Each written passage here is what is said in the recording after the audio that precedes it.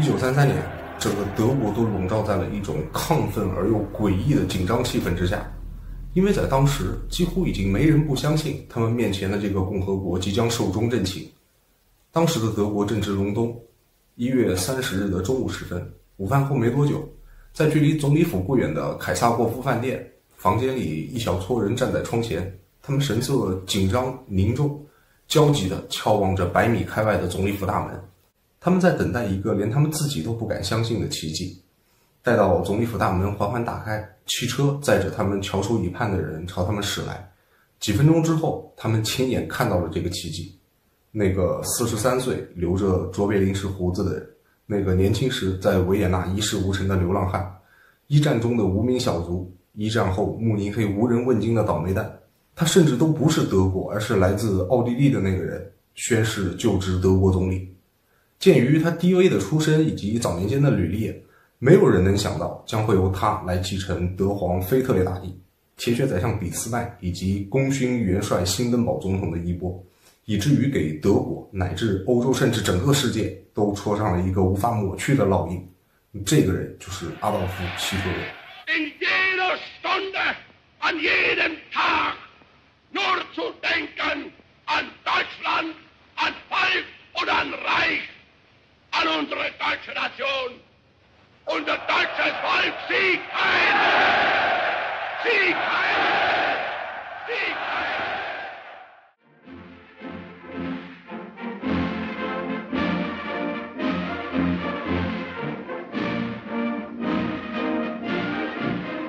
希特勒是一个奥地利农民的后裔。1889年4月20日晚上的6点半，出生在一个小旅馆里。这个小旅馆呢，就位于德国巴伐利亚州边境对面莱茵河畔的一个奥地利的小村庄。他的父亲叫阿洛伊斯·希特勒，是奥地利海关的一个小职员。他是他父亲在第3段婚姻当中的第3个孩子。他的母亲叫克拉拉·波尔兹尔，是他父亲的堂侄女，属于近亲结婚。希特勒6岁的时候，他的父亲从奥地利的海关退休了。往后的4、5年间呢，他父亲就带着他们全家在林茨周边四处搬家，搬来搬去，最终是搬了7个地方，给希特勒换了5所学校。就像孟母三迁那样，这也是为了给希特勒营造一个良好的学习氛围，让他可以接受更好的教育。希特勒11岁的时候，被他的父亲送到了林茨去读中学。林茨呢，是奥地利的第3大城市。让希特勒到林茨去读中学，这对于他父亲来讲，并不是一件轻而易举、手到擒来的事情，因为他毕竟只是一个靠着微薄养老金生活的退休老头嘛。不过这也足以见得他父亲对于希特勒未来的规划是下足了血本。希特勒的父亲一直都希望他长大后可以当一个公务员，但是希特勒自己本人却并不满意，所以后来他自己回忆说，他不得不在年少时就第一次违抗了他父亲的意愿。因为他不想当公务员嘛，希特勒告诉他的父亲，他想当一个艺术家。最开始的时候，他父亲并没有当回事儿，因为以为希特勒是在闹着玩嘛。但后来，当他父亲了解到希特勒并不是在开玩笑过后，就非常严肃地丢下一句话：只要他还活着1天，他就绝不答应。所以，希特勒认为他不得不在10岁刚出头的年纪，就要同他顽强、冷酷而且刚愎自用的父亲做斗争。而且这种斗争呢，是第一次展现出他有一种不屈的意志。很显然，他认为以后他克服了很多看起来无法克服的重重困难，就是得益于年少的时候建立的这种不屈的意志。那希特勒跟他父亲斗争的方式也非常的简单搞笑，就是荒废学业。因为他自己觉得只要我不好好学习，他父亲呢就会认为他不是一块学习的料，从而呢就会放弃让他当公务员的念头，再转而支持他去当艺术家。不过很可惜，他的父亲是一个言出必行的倔老头，就像他父亲自己说的那样，只要他还活着1天，他就绝不答应。1903年，希特勒13岁，他的父亲因为肺出血去世了。当时他母亲42岁，靠着不多的积蓄以及同样微薄的收入，抚养2个遗孤，就是哥哥阿道夫·希特勒以及妹妹宝拉。尽管年轻的母亲非常溺爱年幼的希特勒，但是她同样觉得有义务完成丈夫的愿望，就是让希特勒继续完成学业，长大以后可以当个公务员。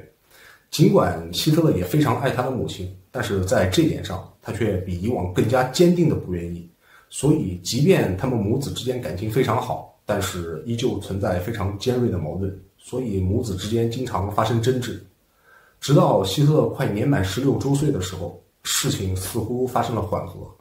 这一年希特勒得了肺病，所以不得不休学至少1年。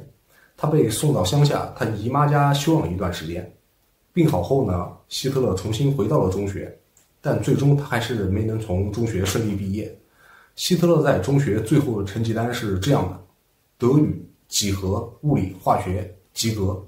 历史、地理良好，自由绘画优秀。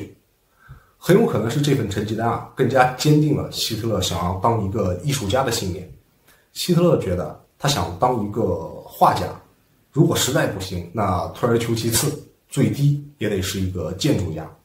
离开学校之后的3-4年，用希特勒自己的话来说，就是从16岁到19岁的这几年，是他一生当中最快活的日子，可以专心致志的当妈妈的心肝宝贝，享受懒洋洋的生活。因为不需要为生计发愁，所以让他有充足的时间去沉思自己的理想，当个艺术家。那尽管林茨是奥地利的第3大城市，但是维也纳才是艺术之都。于是在1906年，17岁的希特勒动身前往维也纳，带着他母亲给他的一些钱。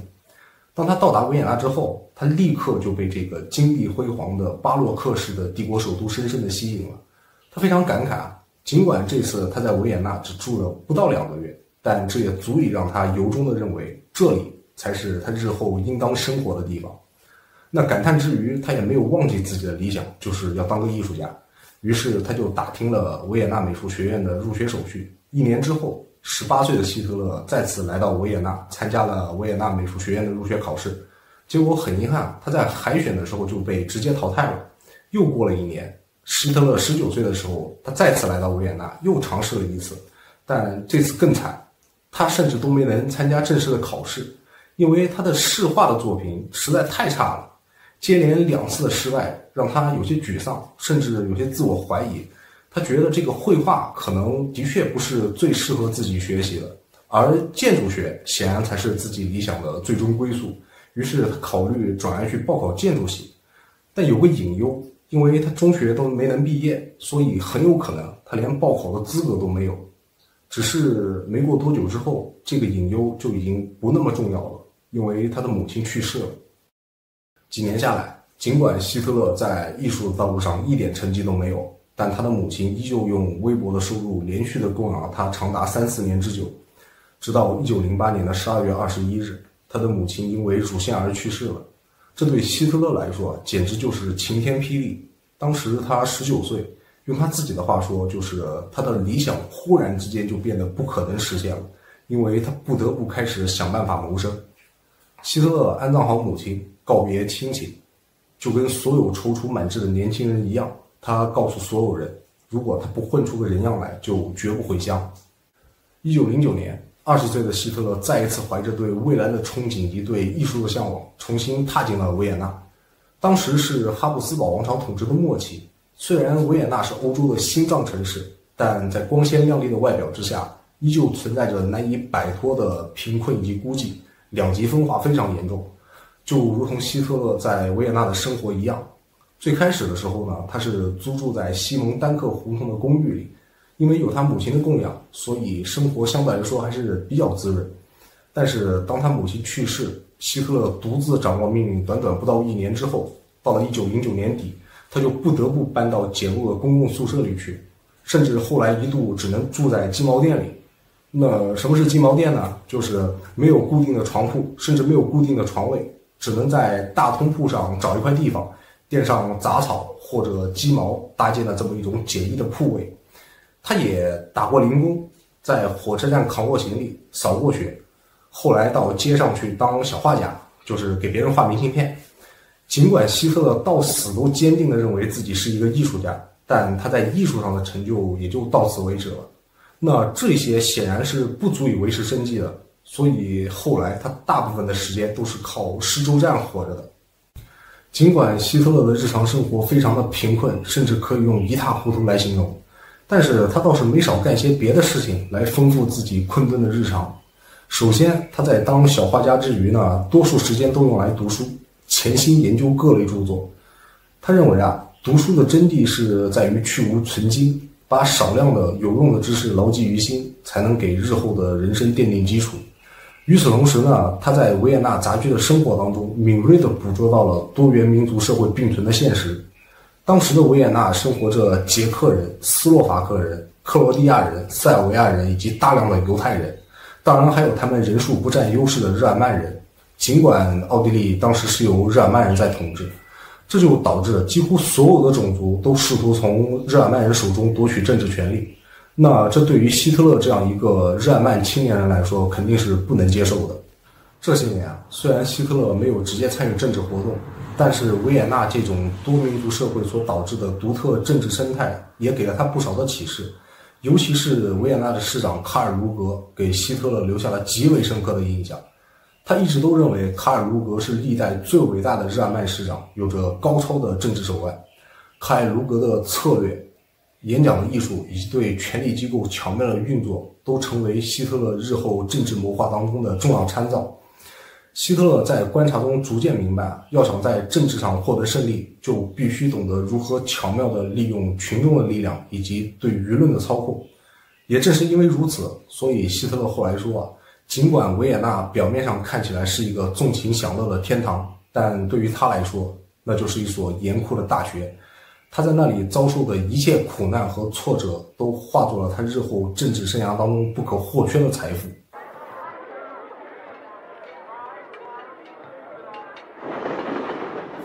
当然，维也纳给希特勒最大的改变，就是让他从一个单纯的日耳曼主义者变成了一个狂热的反犹主义者。因为在他的家乡林茨，基本上看不见犹太人，但是维也纳作为欧洲的心脏城市，有着大量的犹太人。那至于怎么去区分犹太人，希特勒的想法也非常的简单，就是从书本当中去找答案。要知道，在当时欧洲的反犹书籍是极为的畅销，不确定是不是这个原因，但事实情况是，希特勒初到维也纳的时候，还只是一个梦想着当一个画家的少年。等到他离开维也纳的时候，他坚定地认为犹太人心肠冷酷、恬不知耻、自自为利。他认为犹太人是在渣滓堆里进行罪恶交易的背后主使。但是也有人有不同的看法，比如鲁道夫·尔登，他认为希特勒反犹主义的根源是出于性方面的压抑跟嫉妒。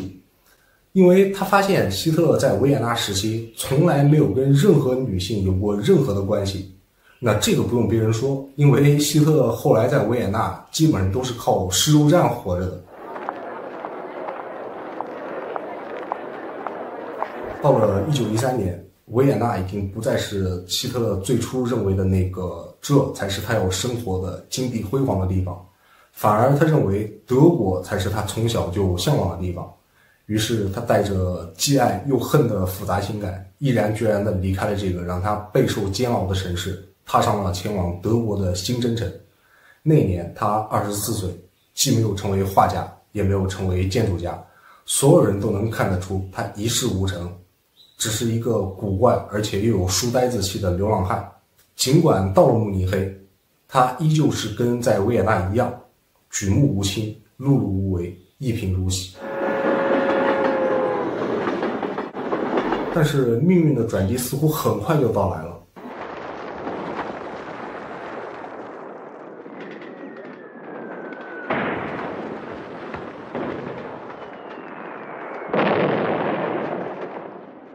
1914年夏天，第一次世界大战爆发。面对国家的危难和全民动员的呼声，希特勒主动上书巴伐利亚国王，申请志愿参加巴伐利亚步兵团。作为一个外国人，他的申请竟然意外获准。现在这个年轻的流浪汉就不再需要考虑一切生活当中的困顿和失意，而且还能为他殷切热爱的第二祖国效犬马之劳。所以他认为这是一个天赐良机，把他从年轻时代开始就压在他身上的困顿和失意当中拯救出来。用他自己的话说，就是过往的一切都成了过眼云烟，他最值得纪念的时期开始了。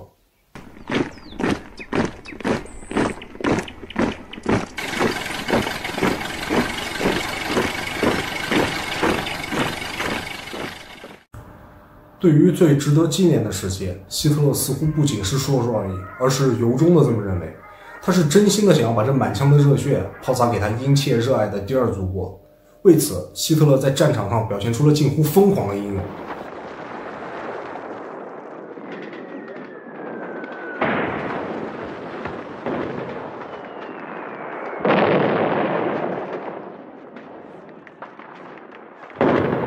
战争是1914年夏天爆发的，到了1914年底，他就获得了一枚2级铁十字勋章。哪怕他在经历了那种4天激战，3500人仅生还600人，4个连队不得不被迫撤销番号这种一场惨烈残酷的战斗之后，仍旧在腿部受伤、完成治疗之后义无反顾地选择重返战场。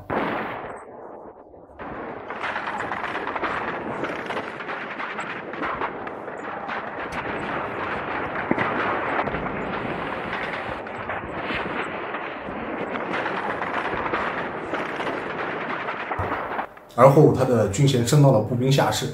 到了1918年8月，作为下士，他获得了几乎不授予普通士兵，只有高级军官才能获得的1级铁十字勋章。据说是因为他孤身一人俘虏了15名英国士兵。很显然，希特勒是非常的引以为豪，因为直到临死前，他都一直佩戴着这枚勋章。就在希特勒获得1级铁十字勋章之后2个月的10月13日晚上，在最后一次伊普莱斯战役中，希特勒中了英国人释放的毒气，双目失明。他这才不得已从前线撤离，到柏林东北的一个军事医院疗养。休养期间，他听到了一个对他来说是惊天噩耗的消息，他称之为本世纪最卑劣的事情，就是德国战败，德皇退位逃去了荷兰，柏林宣布成立共和国。不知道是出于什么原因，希特勒跟很多普通德国人一样，固执地认为德国战败是因为背后中了暗箭，尽管没有任何证据表明德国的战败是源自于国家内部的分裂和政治背叛。而且停战之前，辛登堡元帅在一封信中清楚地写了，鉴于目前军事形势的要求，他们不得不停止战斗。但是真相是什么已经不重要了。接受凡尔赛合约、签订投降书、成立民主政府的人被称之为11月罪人。也正是因为一战德国战败，导致希特勒坚定地认为他终于看清了自己的前途，他决心要投身政治。1918年11月，希特勒回到了慕尼黑。战后的慕尼黑几乎面目全非，先前的巴伐利亚国王早已经退位。经过多次的政变和革命，短短几个月之内，政权几经易手。到了1919年夏天，巴伐利亚的政权最终名义上落在了一个温和的政党社会民主党手中，成立了一个巴伐利亚人民国。但实际上，在混乱中，巴伐利亚真正的权力早就已经悄然地滑入了右派手中。他们当中包括原本巴伐利亚王室成员的保皇派，看不上刚在柏林成立共和国的保守派、退伍军人以及正规的国防军。那结果是不言而喻的。到了1920年3月，国防军推翻了社会民主党政府，成立了一个右翼政权。而到了这个时候，慕尼黑就顺理成章地成为了德国国内所有想要推翻共和国的右翼势力的中心。而早在1919年，希特勒就被国防军政治部吸纳成为了线人，用以探听和调查慕尼黑大大小小的地下政治小团体，特别是左翼的政治团体。那这个时候，希特勒就认为他多多少少都有点开始参与政治了。当年的9月份，希特勒接到国防军政治部下达的一项任务，让他去调查一个自称德国工人党的小团体。他带着命令去参加了一次这个小团体的政治集会。这次集会总共只有25人参加。希特勒认为这个所谓的党跟其他所有新成立的政治组织没有任何区别，多是一些对现实不满的人聚集在一起，表达自己的愤懑不平。当他正在考虑要不要走的时候，忽然听到一个所谓的教授的言论，说巴伐利亚应该脱离德国，跟奥地利合并，组成一个南德意志。希特勒忍不住疯狂地反驳了这个教授，因为他是一个日耳曼主义者，认为所有的日耳曼人要有一个大德意志帝国，而不是分裂。当他反驳完了，正准备转身离开之际，有个人走上前来，递给他一个小册子，就类似于德国工人党的党章。很明显，这个人认为希特勒的言论非常符合他们党的主张。果不其然，第二天，希特勒又收到了一张明信片，邀请他正式加入德国工人党，并且参加他们的委员会会议。希特勒觉得又荒唐又搞笑，因为他是打心眼里瞧不起这个小小的只有几十个人的政治团伙，但他没能抑制住自己的好奇心，决定还是参加一次他们的委员会会议。最终，希特勒成为了德国工人党第57名党员以及该党的第7个委员会委员。因为他思来想去，虽然德国工人党名不见经传，但也正是因为他们无足轻重，才可以让他这样有精力、有思想的有为青年能有机会参与真正的政治活动。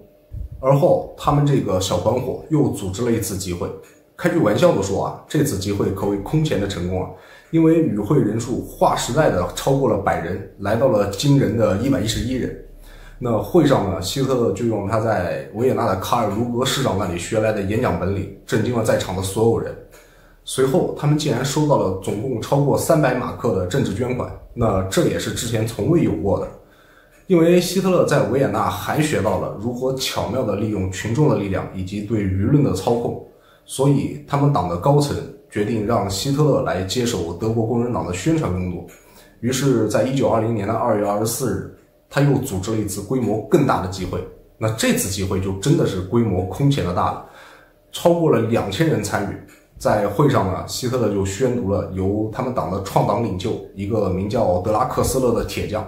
经济学怪人费德尔，还有他本人所草拟的25点纲领，就类似于新的党纲，其中不乏大量的非常极端的言论。就比如，所有日耳曼人生活的地方必须要变成一个统一的德国，放高利贷的人、投机分子必须要处以死刑，以及犹太人不允许担任任何公职、从事新闻行业，甚至不能完全享有公民权利等主张。那这些主张就完全迎合了那些极端的民族主义的人，还有大量底层的愚昧民众，特别是一战战败后，德国陷于一片萧条跟慌张当中，那些看不见未来、对未来没有希望的人。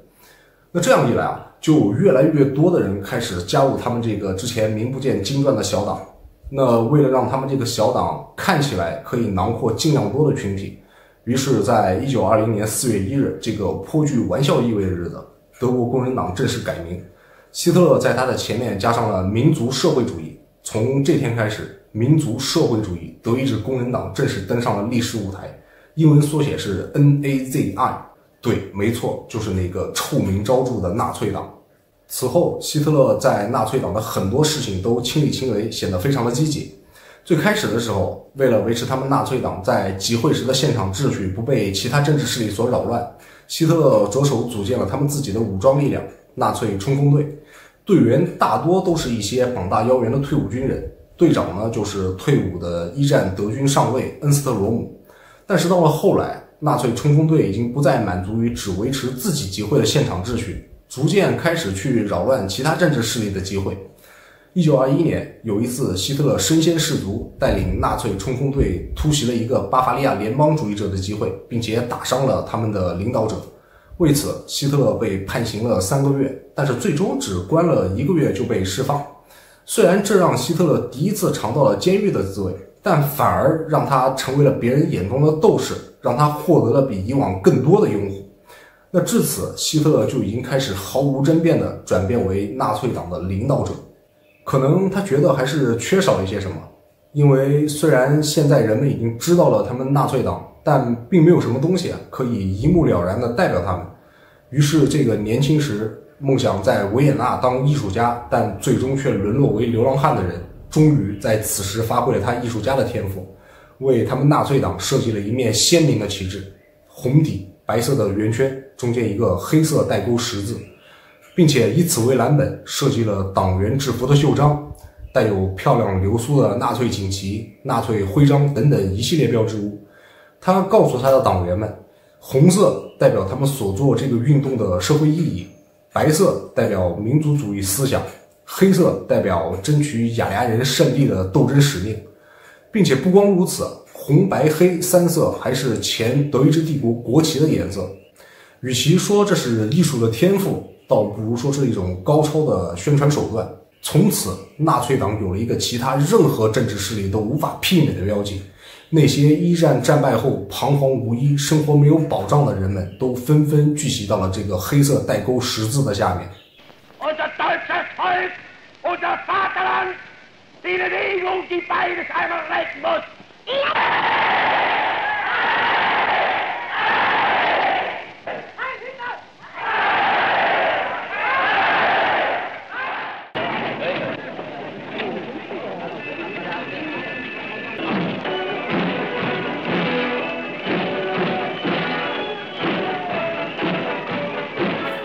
当一个人对一个组织的贡献过多了，别人有求于他的过多了，就难免会有一些志得意满，会变得野蛮专横、刚愎自用。那对于希特勒这样的人来说呢，自然就更不会例外了。他开始在党内独断专权，这就导致党内有很多人开始对他心生不满，其中甚至不乏有些创党的元老。于是，在有一次希特勒北上柏林的时候，党内的很多人开始蠢蠢欲动，背地里串联，想趁他不在的时候，通过跟德国社会党结成联盟的方式，伺机推翻希特勒对纳粹党的领导。当希特勒得知这一消息之后，火冒三丈，马不停蹄地赶回慕尼黑。用他自己的话来说，就是他要赶回去收拾这帮愚蠢的疯子，要粉碎他们的阴谋。希特勒依旧运用了他年轻时在维也纳学到的政治手段，不紧不慢，以退为进。他宣布他可以退出纳粹党。起初呢，这些人还以为是自己赢得了胜利，迫使希特勒让步。但是很快其他成员就发现，这对纳粹党来说简直就是灭顶之灾。因为希特勒不仅是一个优秀的组织者、宣传者，更是拥有几乎没有人能企及的高超的演讲水平。纳粹党几乎所有的政治捐款都来自于希特勒那极具煽动性的演讲。尽管希特勒自己本人并没有从他为纳粹党所谋得的政治捐款当中攫取哪怕1分钱的私利，很快希特勒口中的这些愚蠢的疯子就妥协了。但是这个时候妥协就要付出代价了，希特勒就提出了自己的要求，他趁此机会迫使纳粹党其他高层全面投降，让他来担任纳粹党的唯一领袖，要拥有明确的独裁的权利，取消委员会，禁止纳粹党跟其他一切政治团体勾勾搭搭、眉来眼去。那这些要求，委员会的其他委员自然是难以接受的。于是，在不久之后，党内有了对希特勒的一次强烈的声讨。不过这也是最后一次了。为首的就是纳粹党的前身德国工人党的创党领袖，那个名叫德拉克斯勒的铁匠。最后一次声讨的最终结果，希特勒担任主席，德拉克斯勒明升暗降，担任纳粹党的名誉主席，不久之后就销声匿迹了。而之前希特勒的那些还仅仅是口头的要求，要有明确的独裁的权利，取消委员会等等，则写进了纳粹党的党章，并且确立为领袖原则。从这个时候开始，希特勒在党内就不再需要听从任何人的意见了。那当然这个领袖原则后来也就顺理成章地变成了纳粹德国的国法。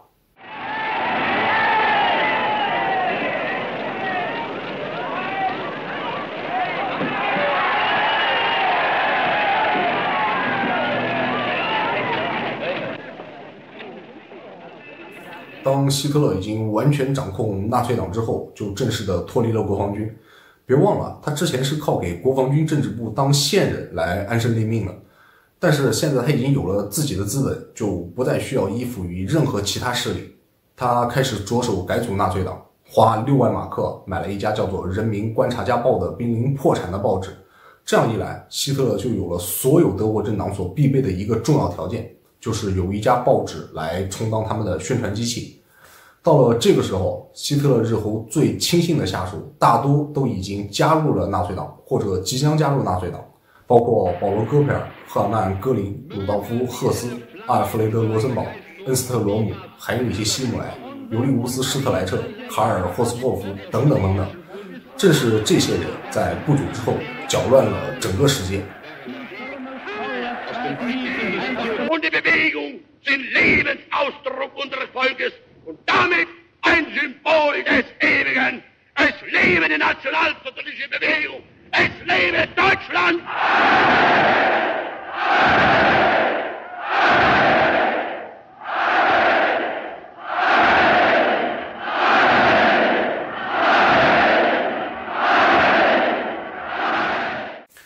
一切都要从一战德国的战败说起。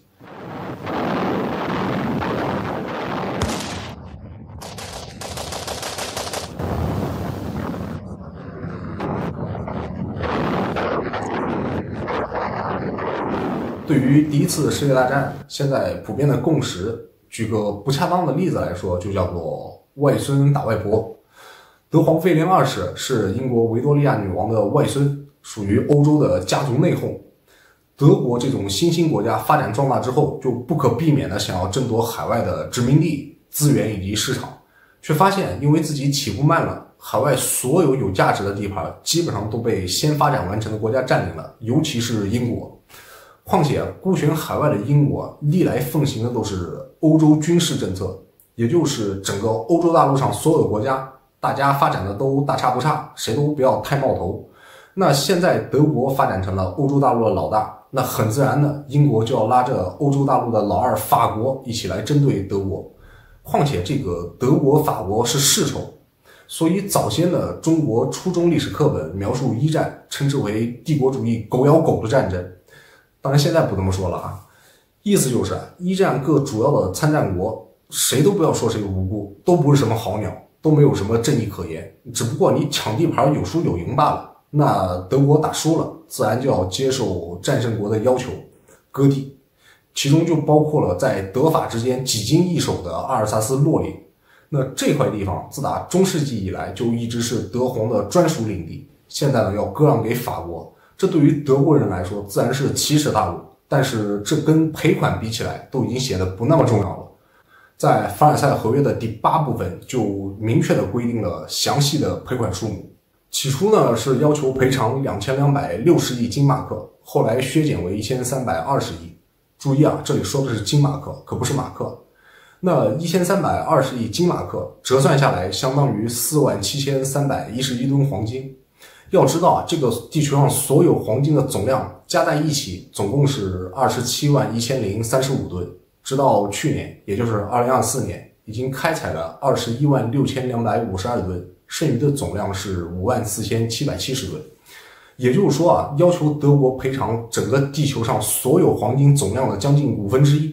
这是基本上不可能完成的合约。在这里顺带说一句，那不得不佩服德国人，因为直到2010年10月3日，德国已经把这笔玩笑一般的天文数字的赔款全部赔付完毕。那对于这样的一纸合约，就连当时已经成立的共和国，就是魏玛德国，连他们的首脑都说这是不可能负担、无法完成的。那更何况普通的德国民众以及本来就不服气的军方。所以后来魏玛共和国的总统，当时还是陆军元帅的冯辛登堡，他就说，军事行动能否成功尚且存疑，但是作为一个军人，与其接受耻辱的和平，不如光荣的战死沙场。这其实在当时就埋下了一个巨大的隐患，以至于后来希特勒得以上台，其实军方在暗地里是支持他的。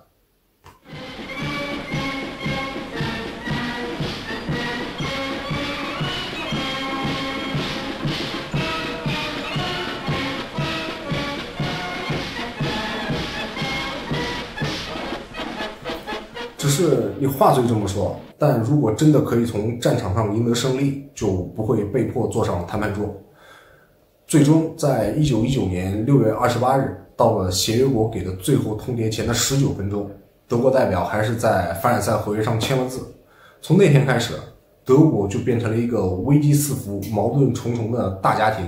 因为有非常非常多的人，他们既不接受凡尔赛合约，也不接受签订凡尔赛合约的魏玛政府，特别是军方，他们甚至从合约一签订开始，就在想方设法地规避凡尔赛合约里要求的种种军事限制。而且更大的危机接踵而至。1921年，德国开始出现了严重的经济危机，马克大幅贬值，对美元汇率从4比1一路跌到了7000比1。那之所以这样还仅仅称之为是大幅贬值，是因为后面还有巨幅贬值。在这种情况下，魏玛政府召会协约国商讨能否暂缓偿还赔款，但是遭到了法国的断然拒绝，并且法国出兵强占了鲁尔。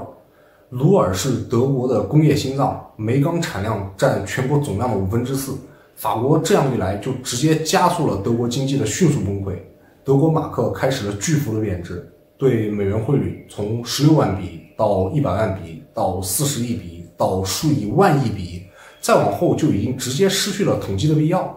所有德国人一夜之间忽然发现，他们手上原本可以买一栋楼的存款，现在连一张纸都买不到了。或者说他们手上的马克本身就已经变成了一堆废纸，而造成这一切的魏玛政府依旧在不停地印刷着这些废纸。一种强烈的恐慌和不满情绪迅速蔓延到了德国的每一个角落。而此时，远在慕尼黑的希特勒敏锐地嗅到了这一变故，所以他敢冒天下之大不韪。当所有人都在痛恨强占鲁尔的法国的时候，只有他反其道而行之，振臂高呼，不是要打倒法国，而是要打倒祖国的叛徒11月罪人。他清楚地知道，如果想爬到更高，走到更远，就必须要走出慕尼黑，走出巴伐利亚。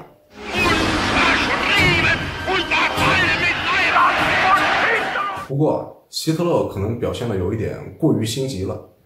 当时的巴伐利亚邦政府可以说是已经相当的激进了，对于魏玛中央政府下达给全国所有地区要求严查右翼势力的命令，巴伐利亚邦政府从来都是敷衍了事，甚至多次直接就明确地拒绝柏林方面的命令，比如拒绝逮捕巴伐利亚个别武装团体的头目。因为巴伐利亚当时的实际控制人有3个，邦长官卡尔、驻巴伐利亚国防军总司令奥托·冯·洛索夫以及警察局长汉斯·冯·塞塞尔，他们3个就都属于众多的德国人之一，就是那些既不接受凡尔赛合约，也不接受签订凡尔赛合约的魏玛中央政府。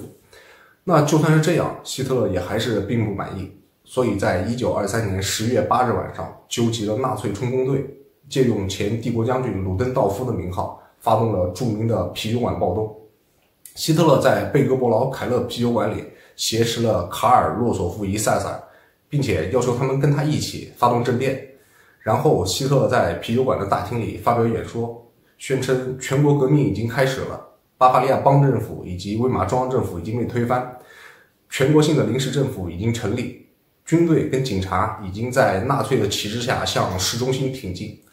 对于希特勒的演说，很多人都是嗤之以鼻，但是也有相当的一部分人非常相信他的说辞。那鲁登道夫毕竟是前德意志帝国的将军，对于事情发展到如此境地，自然就不会再纵容下去，所以就自行释放了卡尔、洛索夫以及塞塞。那么结果就可想而知了，以希特勒为首的一众纳粹党人被捕，一同被捕的还包括被盗用了名号的鲁登道夫。希特勒本人最终因叛国罪被审判，在所有被捕的人当中，鲁登道夫的名声最大，因为他毕竟是前德意志帝国的将军。但是很快希特勒就让全国的目光都聚焦在了他的身上。德国的法律规定，但凡有人试图以武力改变德国的宪法，或者试图以武力改变德国任何一邦的宪法的人，一概处以无期徒刑。但结果是，希特勒仅仅只被判了5年的有期徒刑，而且实际上只关了几个月就被释放。他不仅没有让这次审判断送了他的前程，反而巧妙地利用了这次机会，把这次审判当做了他走出巴伐利亚的跳板。他巧妙地利用了整个社会的不满情绪，把审判席当做了演讲台。跟其他支支吾吾、唯唯诺诺否认罪行的人不同，希特勒高呼：是的，这就是我做的，而且这就是我想要做的，我就是反对现在的政府，因为他们都是国家的叛徒。这件事我一个人负全责，但是我并不认为这是在犯罪。如果我以一个革命者的身份站在这里去反对1918年的卖国贼，这根本就不是叛国。整个审判的过程总共持续了24天，在此期间呢，希特勒借此机会毫无保留的大肆歌颂军队。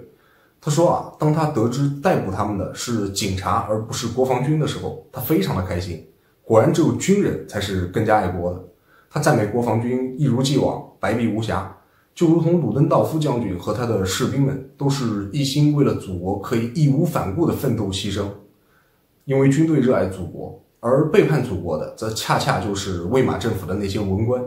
希特勒以他的滔滔雄辩和民族主义热情打动了德国人民。在凡尔赛合约的阴影下，希特勒的此番发言毫无疑问地赢得了绝大多数普通人的赞许，特别是本来就并不服气的军方。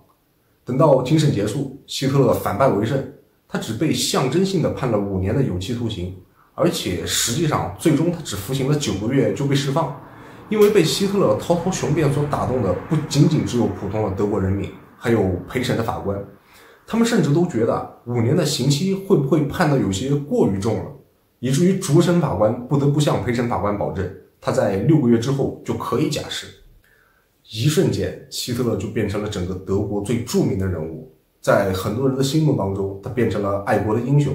以至于让他在莱西河畔的莱德斯堡旧炮台监狱服刑的9个月期间，受到了贵宾的礼遇，住在可以欣赏窗外美丽风景的单人间里，还有源源不断的赠送礼物的访客。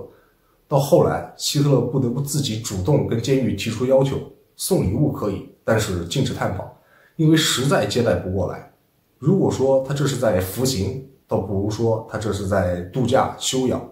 所以也让他有时间让鲁道夫·赫斯代笔，自己口述了一本传记，名为《4年半以来面对谎言、愚蠢和胆怯的斗争》。等到这本书正式出版的时候，名字叫做《我的奋斗》。无论如何，当1924年12月20日希特勒走出监狱的那一刻开始，他就已经不再是慕尼黑那个右翼政治小团体名不见经传的头目。尽管每年的10月8日晚上，哪怕2战已经爆发，他都要回到慕尼黑，回到贝格伯劳凯勒啤酒馆，纪念他们自己宣称的伟大而且传奇的运动。但毫无疑问，希特勒已经不仅仅局限于慕尼黑了，所有人都知道他冲着柏林来了。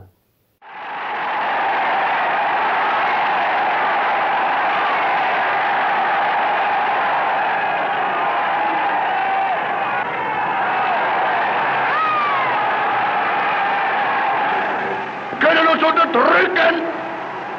Sie können uns meinetwegen töten. Kapitulieren werden wir nicht.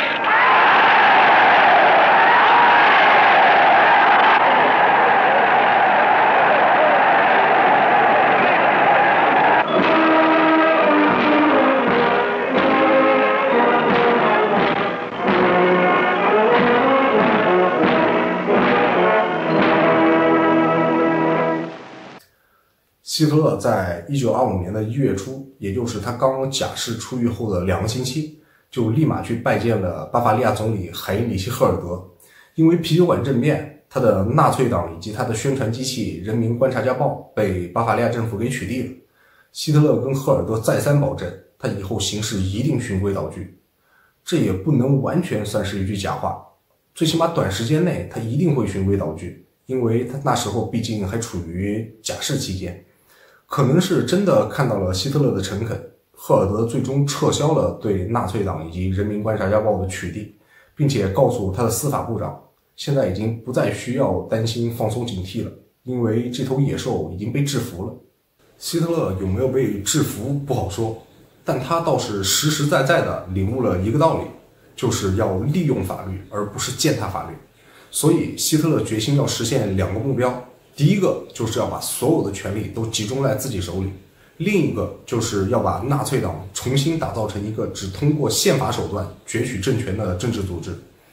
人民观察家报在复刊的第1天，希特勒就发表了长篇社论，标题叫做《新的开端》，并且通知所有人，他们将于第2天再次回到贝格伯劳凯勒啤酒馆举行集会。虽然这次集会当初很多的元老并没有出席，甚至党的名誉主席那个名叫德拉克斯勒的铁匠，他直接说让希特勒见鬼去吧。但尽管如此，也依旧聚集了超过4000名狂热的信徒到场来听希特勒的演说。希特勒告诉信徒，他将再一次肩负起他们这个伟大的事业，并且他会为所发生的所有事情负全部责任。台下的听众掌声雷动，可能在场的信徒热烈情绪让希特勒觉得有点飘飘然。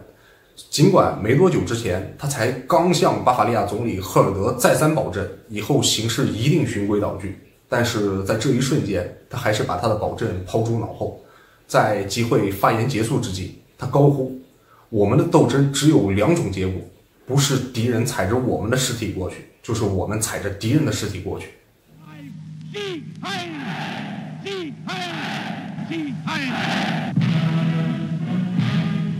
巴伐利亚政府显然是没想到，这头他们认为已经被制服了的野兽，居然还敢公开的以暴力来恫吓国家，于是立马发布禁令，禁止希特勒在任何公开场合发表演说。禁令的时间是2年。那希特勒自然是很愤怒，但是生气归生气，他自己也很清楚，这是他为自己一时的得意忘形所付出的代价。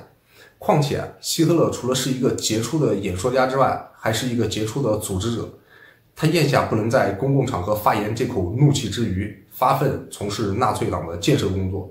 他要把它重新打造成一个之前德国从来没有过的组织，他要把纳粹党建设成一个国中之国。首先就是吸纳党员，是那种可以实打实的缴纳党费的党员。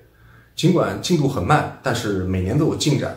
在当年，也就是1925年，党员人数27000人；1926年49000人；1927年72000人；1928年108000人；1929年178000人。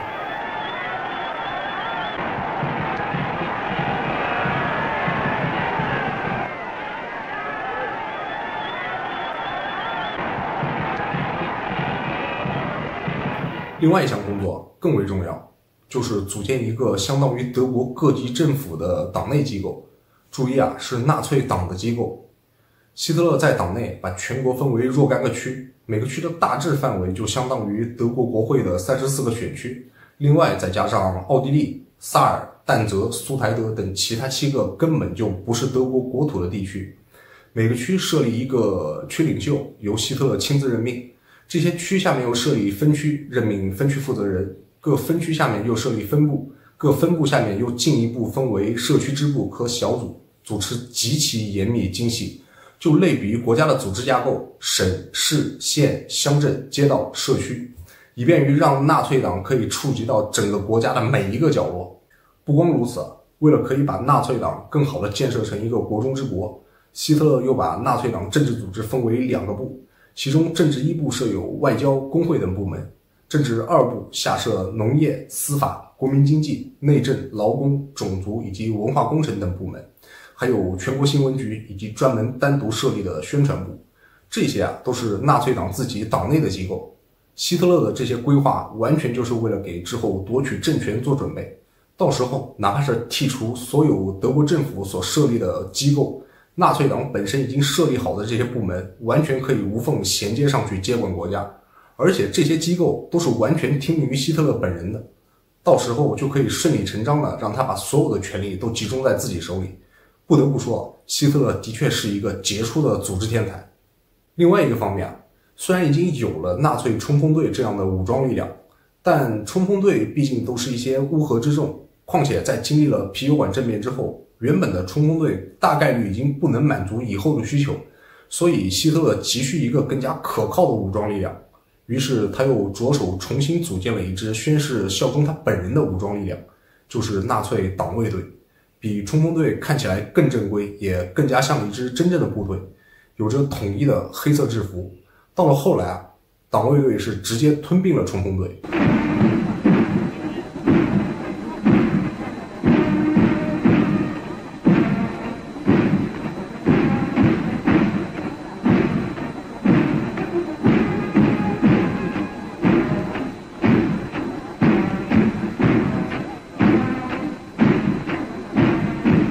最开始纳粹党卫队只能算是希特勒个人的卫兵组织，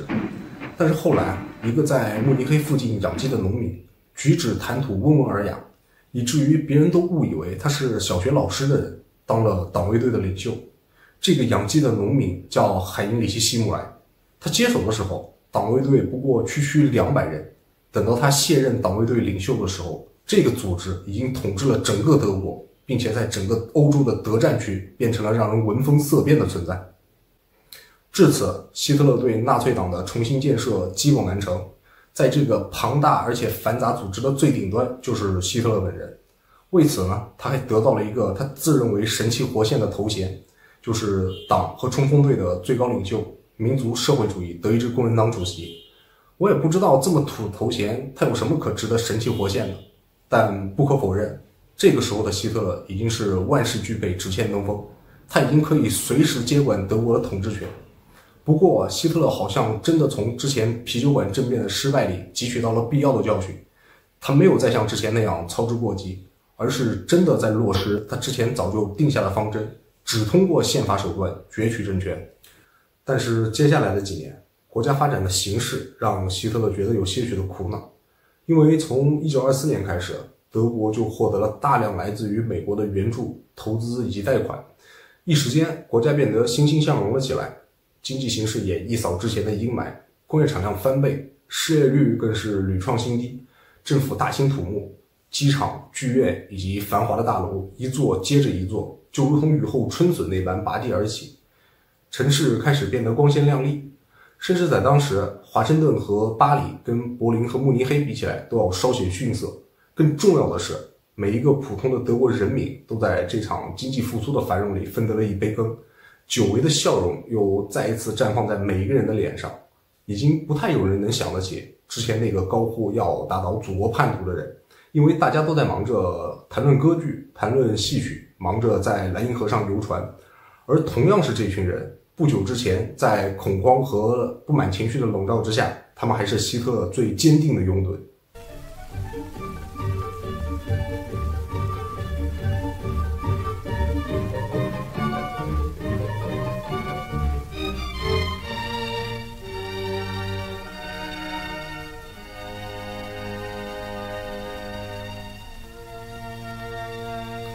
面对这种情况，希特勒也没办法说些什么，因为巴伐利亚政府的禁令在1927年之前，他都不允许在任何公开场合发生。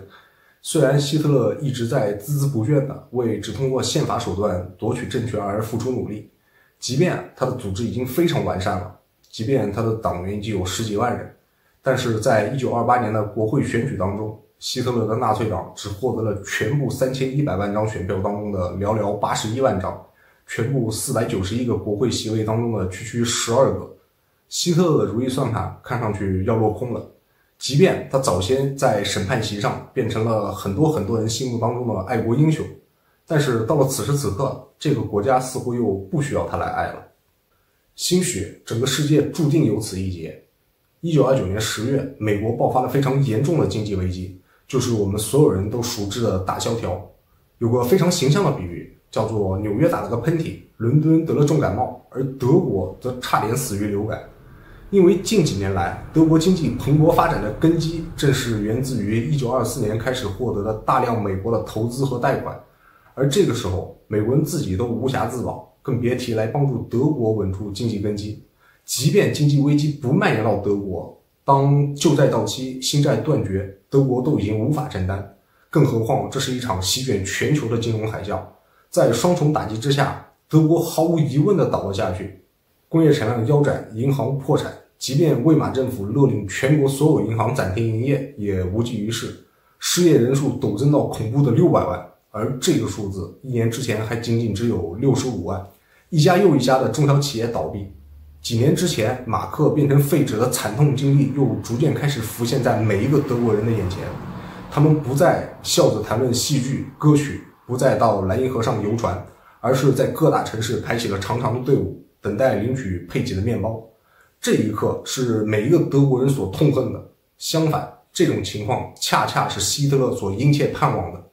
他声称他早就预料到了这次灾难会到来。老实说鬼知道他怎么预料到的，因为他既不是经济学家，也对经济一点兴趣都没有，一门心思的只在研究怎么夺取政权。虽然他曾经说梦想要当个艺术家，但即便是艺术家，也跟经济毫无瓜葛。但是不管怎么说，希特勒等待的机会终于要来了。他在《人民观察家报》上说残酷的现实打开了千百万德国人的双眼，让他们看清了背叛者的谎言和欺骗。他没有流露出哪怕一丝对苦难同胞的同情，反而是想尽一切办法把他们变成坚定支持他的力量。而这次跟之前可不一样，因为巴伐利亚政府的禁令解除了，他可以动用他最擅长的武器，就是那极具煽动性的演说。他在竞选集会当中向千百万身处苦难、心怀不满的人们保证，他要让德国再次伟大，要肃清贪污，要撕毁凡尔赛合约，让每一个亲爱的德国人民都有工作和面包。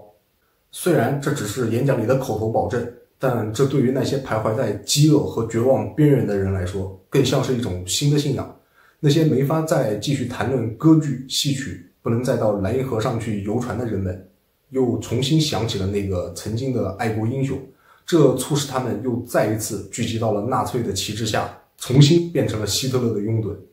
很快啊，希特勒就看到了他们。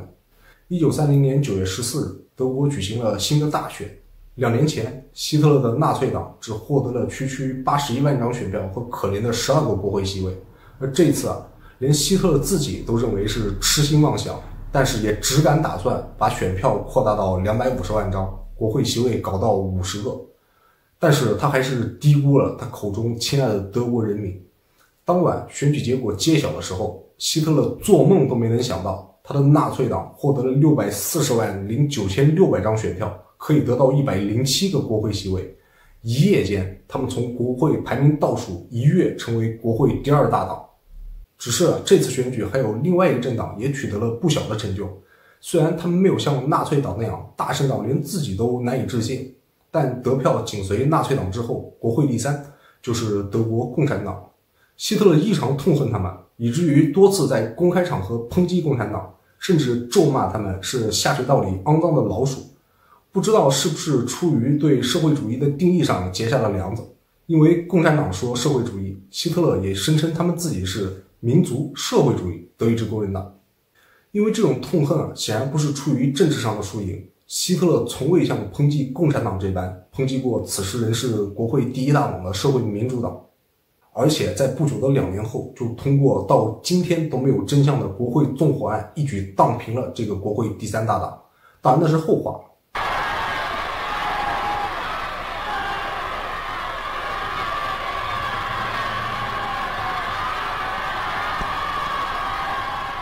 历经了这次选举，对于希特勒来说是一个巨大的胜利，但是对于魏玛共和国来说，丧钟的第1声已经敲响。因为到了此时，虽然社会民主党依然是国会第1大党，但紧随其后的是极右的纳粹党以及极左的共产党，这就使得共和国的构建者们再也无法在国会内组建一个稳固的多数。没有稳固多数的国会，共和国何以为继？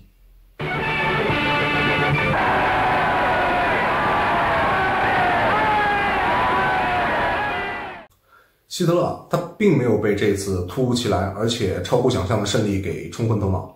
因为他心里很明白，半场开香槟的人往往死得最早也最惨，所以即便在当时他已经博取了非常多普通德国人民的信任，让他距离目标又迈进了一大步，但也知道仍旧有不少的障碍需要跨越，所以他又想起了年轻时在维也纳学到的另外一个非常重要的政治手段，就是要把有权势而且地位已经是确立不移的力量争取到自己的身边来，而这些力量恰巧又是当时国家非常重要的2大支柱，就是军方和大企业家集团。Die einst rieten, uns diesen grauen Rock zu nehmen, die wussten nicht, was sie taten.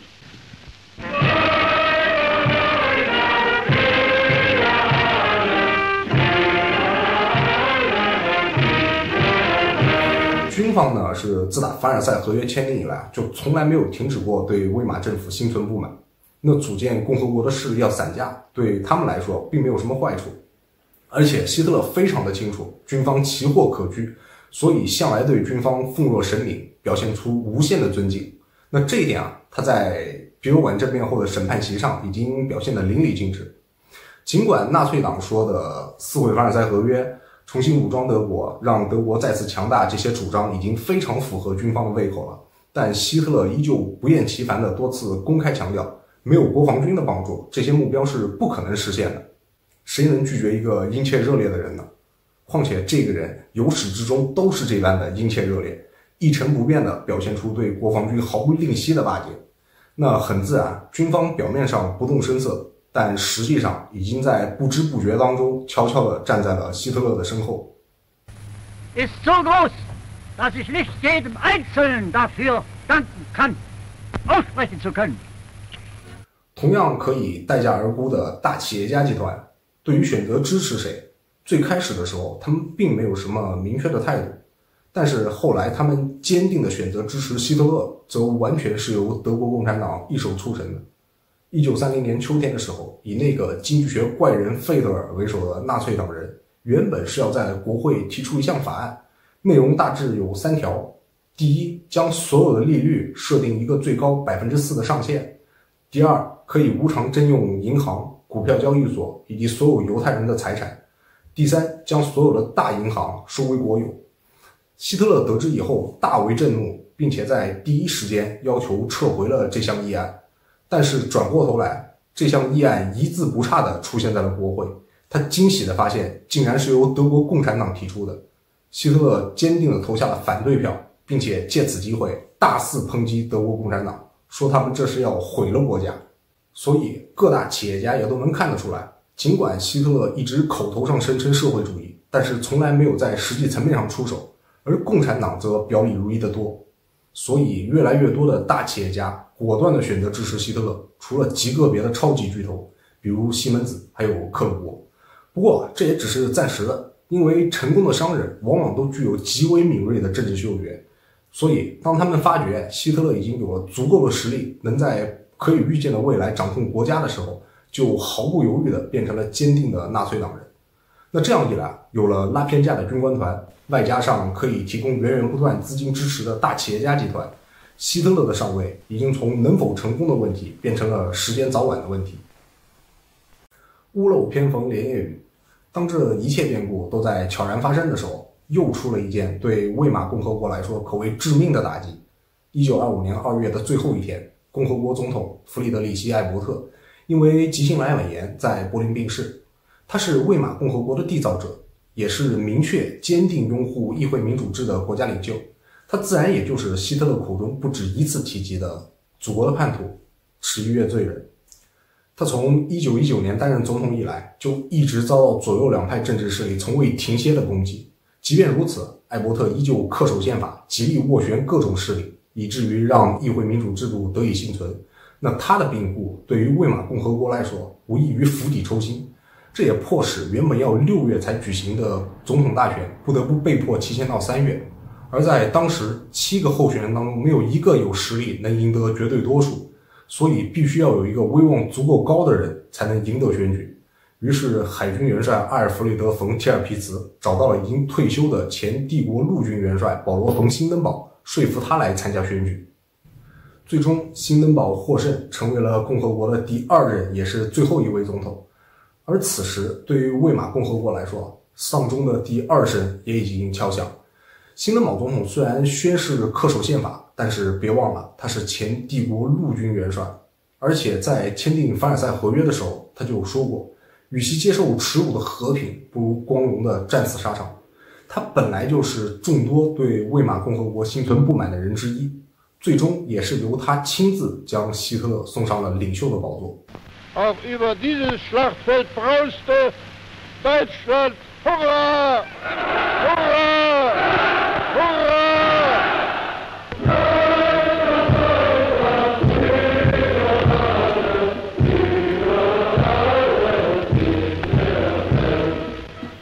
辛登堡自打1925年5月12日就职总统以来，一直倒也言出必行，恪守宪法，直到1930年。1930年3月28日，辛登堡没有经过议会，直接任命海因里希·布吕宁为总理。魏玛共和国是议会制，总理也是经由议会推举出来的，直接向议会负责。辛登堡直接任命布吕宁为总理，按道理来讲是不合法的，只是为了制衡希特勒，国会的其他政党也就选择支持辛登堡，默认了他的做法。但这就造成了一个问题，就是总理不再需要向议会负责，而是直接向总统负责了。另外呢，在国会里，因为不能形成一个稳定的多数，所以布吕宁在很多的时候是没办法行使职权的，就不得已总是要援引魏玛宪法的第48条，就是在紧急情况之下，只需要总统批准，不需要经过议会多数的同意，就可以直接行使职权。1次2次还可以，你这样搞的次数多了，那总统的权力就不再是象征了，国家的制度也又从议会制逐渐开始转变成为总统制。再有呢，这个布吕宁也是一个脑回路跟其他人不一样的人，因为他没办法在国会内拉拢一个稳固的多数来协助自己执政，所以呢，经常要去找老总统。都已经这样了，他竟然还提出一个要延长总统任期的建议。虽然他本意并不是要为自己来谋取什么，因为他有一点跟希特勒是一样的，就是他们都是希望把魏玛共和国推翻的人，只不过布吕宁是保皇派。他的想法呢也很简单，就是先延长辛登堡的任期，再伺机复辟君主制，到时候直接改总统为皇帝。但他没有考虑到的一点，就是他本身都已经需要拿着兴登堡的鸡毛来当令箭了，还会有几个人来支持他的想法？果不其然，他的建议一经提出，纳粹党、共产党这一个极左一个极右都强烈反对，甚至连80多岁的兴登堡本人都嗤之以鼻。而希特勒更借此机会大肆抨击布吕宁，说他贪恋权力，因为自己没办法独立执政，总是要找兴登堡，所以想出了一个延长总统任期的鬼点子。这样一搞，很自然的，布吕宁的总理是当不久了。果不其然，在1932年的5月29日，那天还是星期天，兴登堡召见了布吕宁，毫无征兆地要求他辞职。显然他在政府里已经混不下去了，因为纳粹党最少提前了1个星期就知道布吕宁要下台，而他自己却不知道。当时他还在四处奔走，为自己的内阁寻找新的部长。当他询问施莱希尔是否愿意出任国防部长的时候，施莱希尔明确地告诉他愿意，但不是在你的内阁里。而正是施莱希尔给纳粹党递的消息，因为赫尔曼·戈林在5月19日的日记里清楚明确地记载了，就是从施莱希尔那里得到了明确的消息，布吕宁要下台了。从施莱希尔那里一并得到的消息还包括初步拟定的新内阁的部长名单。这个施莱希尔，他的全名叫做库特·冯·施莱希尔，他不愧后人对他的评价，就是在混乱和动荡的共和国后期出现了一个怪异的共和国掘墓人。他的姓在德语里的意思是偷偷摸摸的人，或者叫做阴谋家。他本身也是军方的人，而且跟兴登堡的总统的关系非常好。虽然最后他是背叛了布吕宁，但最开始的时候也是他说服兴登堡总统任命布吕宁为总理的。那现在布吕宁辞职了，他又推荐了一个人给兴登堡，而且也被任命为了总理，就是弗朗茨·冯·帕彭。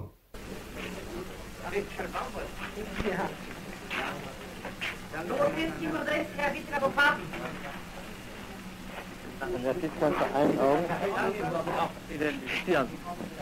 einen Augenblick für die. Diese Wahl wird für Deutschland und auch für die Welt von entscheidender Bedeutung sein. 对于帕彭当上德国总理，就连当时的法国驻德国大使安德烈·弗朗索瓦·庞塞都觉得难以置信，因为无论是敌是友，都没人拿他当回事。人们在形容帕彭的时候，说他是以肤浅愚蠢、虚伪狡猾、爱慕虚荣还有野心勃勃著称。这里面有一个好词吗？而且他在政治上又毫无后台，也不是军方的人。内阁部长的新名单是之前就已经拟定好了的，并且施莱希尔都已经通报给纳粹党了。帕彭从6月1日开始当总理到12月1日，总共就干了2件事儿。7月份解散国会，选举一次；到了11月份再解散国会，再选举一次。2次选举的结果都一样，使得希特勒的纳粹党毫无疑问地成了国会的第一大党，只不过还没能达到绝对的多数。但是对于帕彭，希特勒已经可以完全不用理会他了，就像法国大使说的那样，不拿他当回事。而帕彭的做法跟布吕宁惊人的相似，就是修宪改君主制。只不过布吕宁他是保皇派，并且从始至终都是如此，而帕彭则不同。尽管帕彭跟布吕宁都是需要拿着兴登堡的鸡毛来当令箭，但不一样的是，帕彭是在发现自己总理已经当不下去的时候才来找兴登堡，说要修宪，拥护他当皇帝。而这个时候又是施莱希尔，他当着兴登堡的面对帕彭说，你这是要让老元帅违反他宣誓要效忠的宪法吗？然后又转过头对兴登堡说，如果可以的话，自己就能帮老总统分忧，因为他觉得自己可以团结纳粹党里相当的一部分人，并且中产阶级也喜欢他。另外他还是军方的人，是个中将，意思就是可以任命他来当总理。很明显啊，兴登堡是更加偏爱施莱希尔的，于是顺理成章，1932年的12月2日，施莱希尔出任德国总理。但很遗憾的是，他比布吕宁以及帕彭更惨，最终只当了57天的总理，而且成为了魏玛共和国实际上的最后一位总理。他刚一上任就广播全国，宣布自己既不是资本主义的拥护者，也不是共产主义的支持者。他想亲近工会，借此来拉拢无产阶级。但问题是，无产阶级有共产党，而且他刚广播全国说自己不支持共产主义。但是他亲近工会，拉拢无产阶级的做法，又引起了大企业家集团的恐慌，他们本来就已经非常支持希特勒了。这样一来啊，施莱希尔的最后一根救命稻草就只剩下他自认为的可以团结纳粹党内的相当一部分人。于是他找到希特勒，邀请他来当自己的副总理，毫无悬念地遭到了希特勒的断然拒绝。于是他就又把目光投向了纳粹党的2号人物格雷戈尔·施特拉塞。因为施特拉塞跟希特勒的政治路线不同，他是一个打心眼里坚定认同社会主义的人，所以跟希特勒经常爆发冲突。施莱希尔意图也很明显，就是通过拉拢施特拉塞，从而分裂纳粹党。只不过希特勒的手段更高明，不久之后就迫使施特拉塞主动辞去了纳粹党内的一切职务，所以这位短命的总理，他的最后一个念头也破灭了。走投无路的施莱希尔跑去找辛德堡商量，辛德堡总统告诉施莱希尔，最初对他的承诺依旧有效，如果他能团结各方势力，能在国会内组建一个稳定的多数来协助他执政，他就依旧可以好好的当他的总理。但施莱希尔提出的要求跟布吕宁以及帕蓬毫无差别，就是援引魏玛宪法第48条，需要拿着辛登堡的鸡毛当令箭。到了这个时候，但凡有脑子的人都能看得出，施莱希尔这个让很多人垮台的人随时都要垮台了。而且这一天很快就到来了。当施莱希尔上任总理的第57天，也就是1933年的1月28日，施莱希尔面见辛登堡，并且递交了辞呈。这样一来，放眼望去，所有摆得上台面的人就只剩下希特勒一个了。尽管前总理帕蓬认为自己还没死透，还可以回国再当一次总理，但这个时候施莱希尔不知道是出于反对帕蓬的目的，还是什么其他别的原因，竟然也支持希特勒来担任总理。第二天下午，希特勒跟他的伙伴在凯撒霍夫饭店的房间里喝咖啡吃点心的时候，保罗·戈培尔带来了消息，希特勒将会在第二天被任命为总理。1933年1月30日，临近中午的时候，希特勒坐车前往总理府觐见总统辛登堡。保罗·戈培尔、赫尔曼·戈林、恩斯特罗姆等等一众纳粹党的高层等待在100米开外的凯撒霍夫饭店。希特勒从总理府出来，马不停蹄地坐车来到凯撒霍夫饭店，回到他伙伴的身边。戈培尔在日记里写道，他一言不发，我们也一言不发，但是他的眼中饱含泪水。希特勒被正式任命为德国总理。sich die Voraussetzungen zu schaffen für die Überwindung des Volkes, damit aber die Schwächung des gesamten Volkes, damit die Verelendung dieses Volkes und damit den Verrat gerade an der Klasse auf einer Ebene.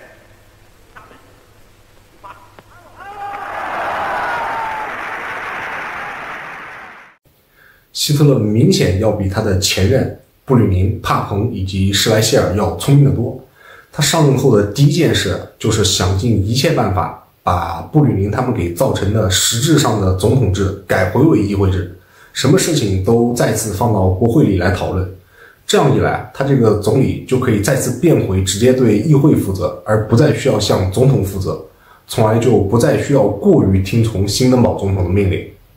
希特勒先是选择在国会里跟其他的党派尝试协调沟通，看看是否有可能组建一个稳定的多数来协助他行使总理权力。他先去找人民党协商，在达成一致后，两党在国会里的总席位总共有247个，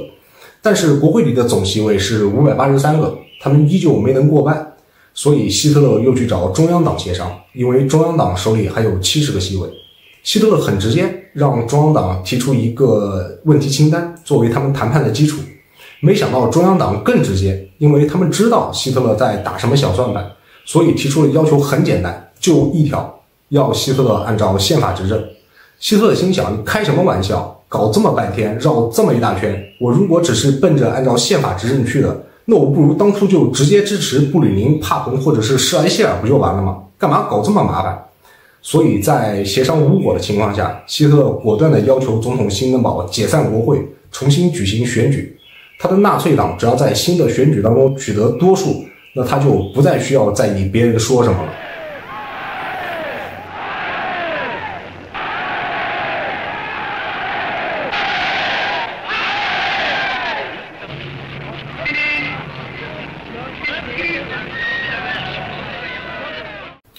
新的选举定在5月3日举行，这是德国在实际层面上的最后一次自由选举。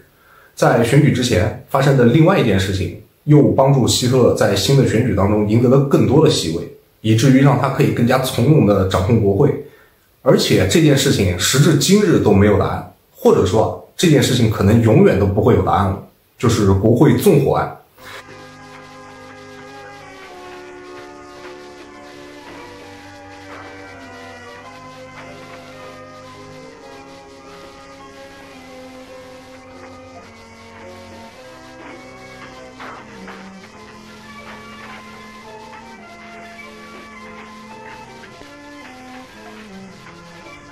尽管已经有足够多的证据表明是纳粹党的冲锋队在2月27日晚上通过地道进入了国会大厦，并且在那里堆放了汽油和其他的易燃物，但这件事情蹊跷就蹊跷在于，并不是由纳粹党人自己点的火。当柏林消防局赶到火灾现场的时候，他们在那里发现了一个鬼鬼祟祟的人，于是直接逮捕了他。在后来的审讯当中，据他自己交代，他是荷兰人，叫马里努斯·范德鲁贝，而且是个共产党员。虽然他不是德国共产党的党员，但的的确确是共产党的人。最开始的时候是荷兰共产党，后来又加入了一个叫做国际共产党的组织。因为反对纳粹党，所以在国会大厦里放火。只不过他也没想到这把火能烧这么大，因为他并不知道纳粹的冲锋队在那里堆放了汽油。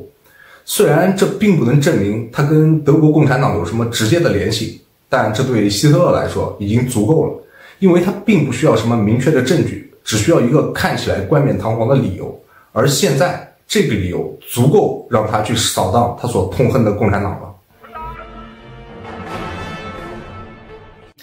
第二天，希特勒就以防止共产党做出有危害国家的暴力行径为理由，让辛德堡总统签署了一项叫做《保护人民和国家的总统法令》。后来呢，人们习惯性的把这项法令称之为国会纵火法令。这项法令主要内容包括限制个人自由、禁止结社集会、审查通信、搜查个人住所、查处个人财产等等。还有更夸张的，就是这项法令还授权政府在必要的情况下可以直接接管全国的所有权利。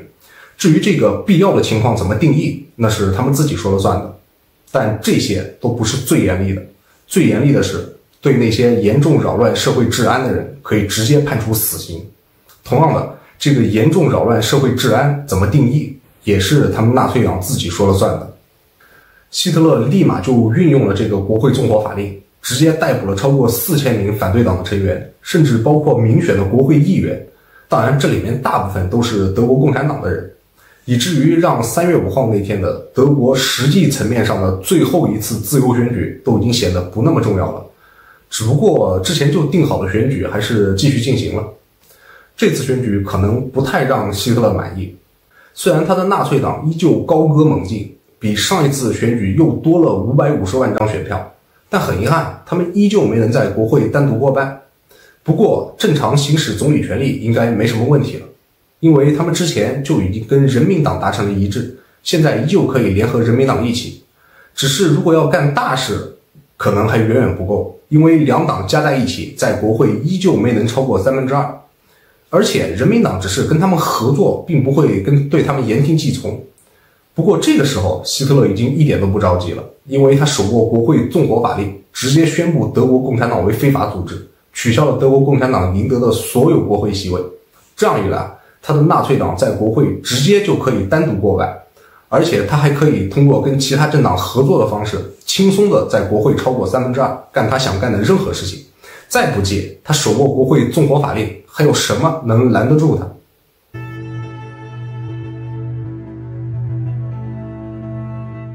但是这个时候的希特勒已经不再是当年慕尼黑啤酒馆里那个名不见经传的小头目了。他非常清楚什么叫做要想获取必先给予，所以他给足了老总统新德堡牌面，特意选在了3月21日这一天作为他新国会隆重开幕的日子，并且邀请新德堡总统莅临讲话。这个日子对于新德堡来说意义非凡，因为这一天刚好就是铁血宰相俾斯麦主持的前德意志帝国第一次议会开幕的日子，而开幕的地点更是无与伦比。希特勒安排在了波茨坦驻军教堂，腓特烈大帝就躺在这里。一同受邀前来观礼的还有德意志第二帝国时代遗留下来的老元帅、老将军们，他们身穿华丽的金光闪闪的制服，在大铁十字勋章获得者、头戴骷髅骠骑兵帽子的冯·马肯森元帅的带领下步入会场。希特勒非常聪明地把主角让给了他们，而这一刻，你似乎恍惚间都能看见，在大厅的正中央，腓特烈大帝和铁血宰相俾斯麦就站在那里，那是几代德国人的荣光。辛德堡总统被感动到老泪纵横，即便如此，希特勒依旧觉得还是不够。他站起身来，毕恭毕敬地对辛德堡总统说：“我们向您致敬，感谢上帝的保佑，我们新一代的青年能有您的领导。”一通眼花缭乱的操作下来，希特勒已经赢得了老总统毫无保留的支持。辛德堡甚至感慨，他总算为祖国选对了人。不仅如此，希特勒还借此机会笼络了保皇派、容克地主、旧贵族。现在没人会反对他了，即便有，也没有人会在意了。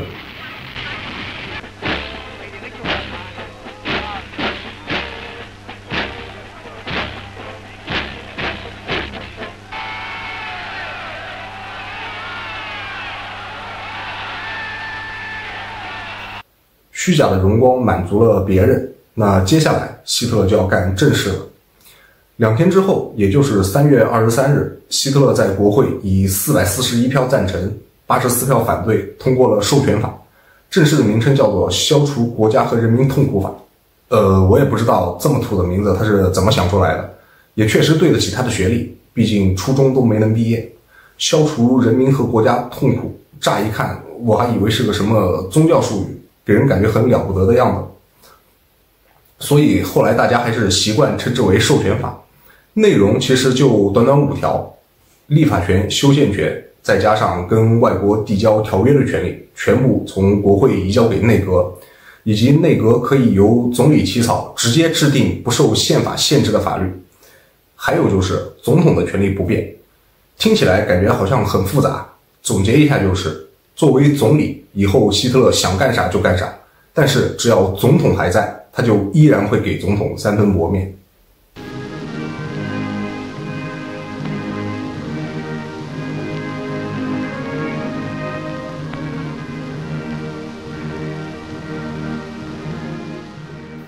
在希特勒被任命为总理之前，魏玛共和国被布吕宁、帕彭以及施莱希尔从议会制搞成了实际上的总统制。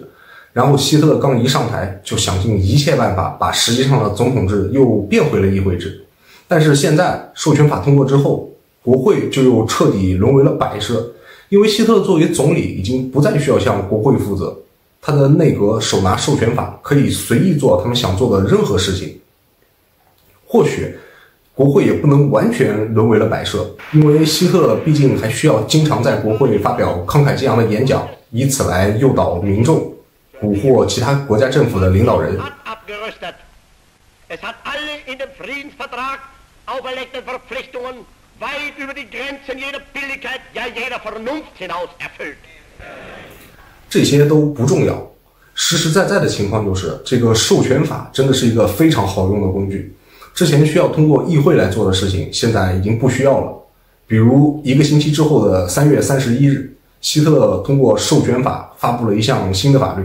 解散了全国各邦的议会，但是不再需要举行新的选举，直接比照国会选举的结果重新组织各邦的议会。就算是这样，他还仍旧不满足。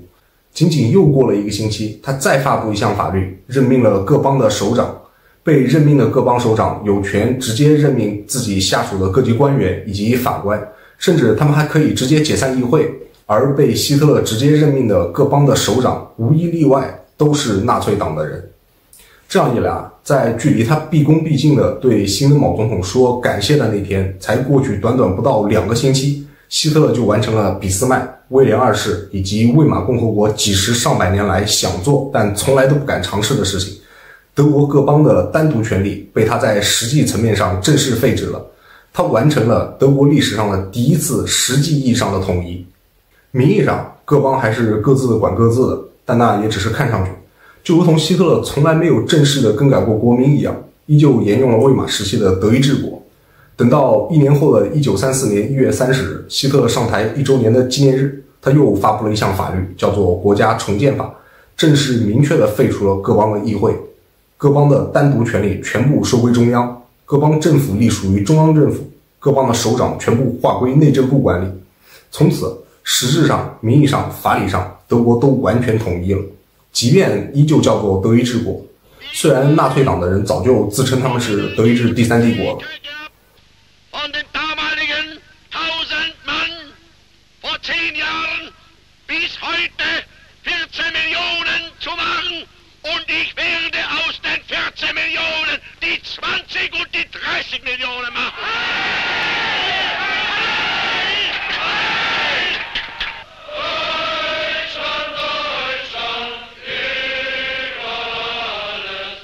而且让人啼笑皆非的是，希特勒所达到的这一切目的，真的用的都是合法的手段。除了扫平德国共产党的国会纵火案有些模棱两可说不清楚，其他的一切真的就如同希特勒自己说的那样，只通过宪法的手段来攫取权力。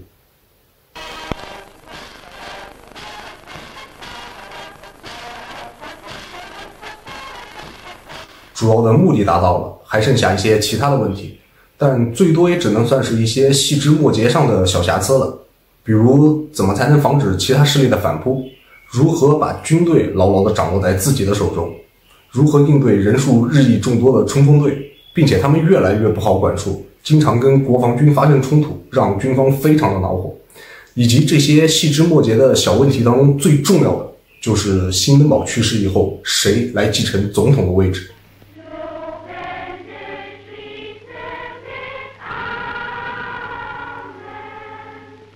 Unser teures deutsches und preußisches Vaterland! Hurra! Hurra! 军队的问题，其实希特勒早就已经开始布局了。他一直以来都对军方毕恭毕敬、极力拉拢，还多次公开强调，他要使国家再次强大，是离不开国防军的帮助。在他当上总理的第二天，就和众多的军方大佬展开会谈。他告诉军方，立马就可以着手开始重新武装德国的工作，并且许诺海军上将埃里希·雷德尔，他希望立即重新组建一支全新的海军。当时也在会谈现场的另外一位陆军将领维尔纳·冯·伯罗姆堡，在1月30日希特勒就任总理的当天就已经被任命为国防部长，并且匆忙上任了。如果说这只是一些看不见摸不着华而不实的口头承诺，那接下来希特勒则是给军官团送去了一些实实在在的利益。不久之后，他又颁布了一项法令，废止了民事法庭对于军人的管辖权，并且取消了士兵的选举代表制。这看起来似乎同样也是一些华而不实的操作，但实际上则是对军队赤裸裸的贿赂。因为让军人自己管自己，就等于彻底恢复了军官团历史悠久的军事特权。那这个时候，军方已经没有任何理由拒绝拥抱这一位独裁的总理了。对于日益壮大的冲锋队，这的确是个需要警惕的问题。只不过现在还不是去处理他们的时候，因为冲锋队的人数是国防军的20倍。在希特勒完全掌握军队之前，对军方来说，冲锋队好歹都是个震慑。至于其他势力的反扑，现在希特勒手握授权法，那要对付他们就已经变得比吃饭还要简单了。再宣布一项法律就是。于是在7月14日，另一项新的法令出台，规定纳粹党是德国唯一的合法政党。另外组建新政党的人，一经发现没有其他罪行的，则一律判处3年徒刑；有其他罪行的，则另外累加。希特勒许诺给军队的重新武装德国，看起来就相对要难办一些。毕竟毫无理由的公然撕毁凡尔赛合约还是有一定风险的。但是转机也很快就出现了。希特勒刚想打瞌睡，就有人给送来了枕头，而且这个人还是美国总统罗斯福。1933年5月16日，罗斯福给44个国家的元首发出了一封倡议信，概述了美国在裁军以及和平方面的计划和希望，呼吁各国大家一起废除一切进攻性的武器。希特勒几乎是第一个响应罗斯福呼吁的人，并且加以充分的利用。第二天，希特勒就在国会发表了和平演说，表示对罗斯福总统的建议，德国人民热烈欢迎，并且十分感谢。德国政府也非常赞成这个克服国际危机的办法。他称赞罗斯福总统的建议是一件值得令人高兴的事情。Deutschland hat abgerüstet. Es hat alle in dem Friedensvertrag auferlegten Verpflichtungen weit über die Grenzen jeder Billigkeit, ja jeder Vernunft hinaus erfüllt. 西方世界的其他国家被希特勒这突如其来对和平的爱好弄得有些不知所措，以至于几乎都异口同声地对希特勒这出乎意料的讲道理表示庆贺以及欢迎。但是没人注意到希特勒绵里藏针的一句警告，在演讲里他也说了，德国要求跟其他所有国家享有平等待遇，特别是在军备方面，如果不能享有平等待遇，德国宁可退出裁军会议以及国际联盟。这也为日后希特勒逐步撕毁凡尔赛合约奠定了一个基础。紧接着，希特勒就不得不着手处理已经越来越庞大而且越来越不听话的冲锋队了，因为他们跟国防军之间的冲突也越来越频繁。坦白讲，冲锋队的队长恩斯特罗姆，如果他有哪怕希特勒1/3的脑子，也不会落得最后被枪决的下场。他如果有日后党卫队队长希姆莱哪怕一半的脑子，最后也不会有希姆莱什么事了，因为他毕竟手握着人数是20几倍于国防军的冲锋队。但很可惜，这个人就是个纯的莽夫。其实自打最开始，罗姆就是希特勒最亲密的战友，甚至可以说没有之一，因为罗姆是跟希特勒一同起家的人，只不过他俩在意识形态上有比较严重的分歧。希特勒口中的社会主义，那就真的只是口中的社会主义，是一种为了夺取政权的口号和工具。那现在既然政权已经夺到了，那这种口号已经无所谓了。况且他也真的需要仰仗企业家、大财团、容克地主以及旧贵族。如果你真的去搞社会主义，去抢夺他们的财产，那他们调转枪头来跟你对着干，也招架不住。但罗姆就不同，他偏执地认为他们的党是真的要搞社会主义的，这一点就跟之前的纳粹党2号人物施特拉塞有一些相似。又或者罗姆也不信仰社会主义，他只是觉得社会主义是一种非常好的噱头，让他可以大肆敛财。作为冲锋队长，罗姆经常纵容冲锋队巧取豪夺资产阶级，以至于希特勒不得不多次下令要约束冲锋队。而且当家的不闹事儿，现在已经拿到政权了，就希望国家稳定。但是这个罗姆偏偏要搞一个所谓的第二次革命，希特勒都气疯了，革命都是针对当权者，现在他已经是总理了，罗姆要搞第二次革命，这是要革谁的命？以至于希特勒不得不在对冲锋队的训话当中多次明确地说，对于任何企图搞第二次革命之类破坏现有秩序的企图，都将予以不留情面的镇压。Bei Diktaten wirken wir nicht mit. Sie mögen ein Diktat als Diktat uns aufoktroyieren.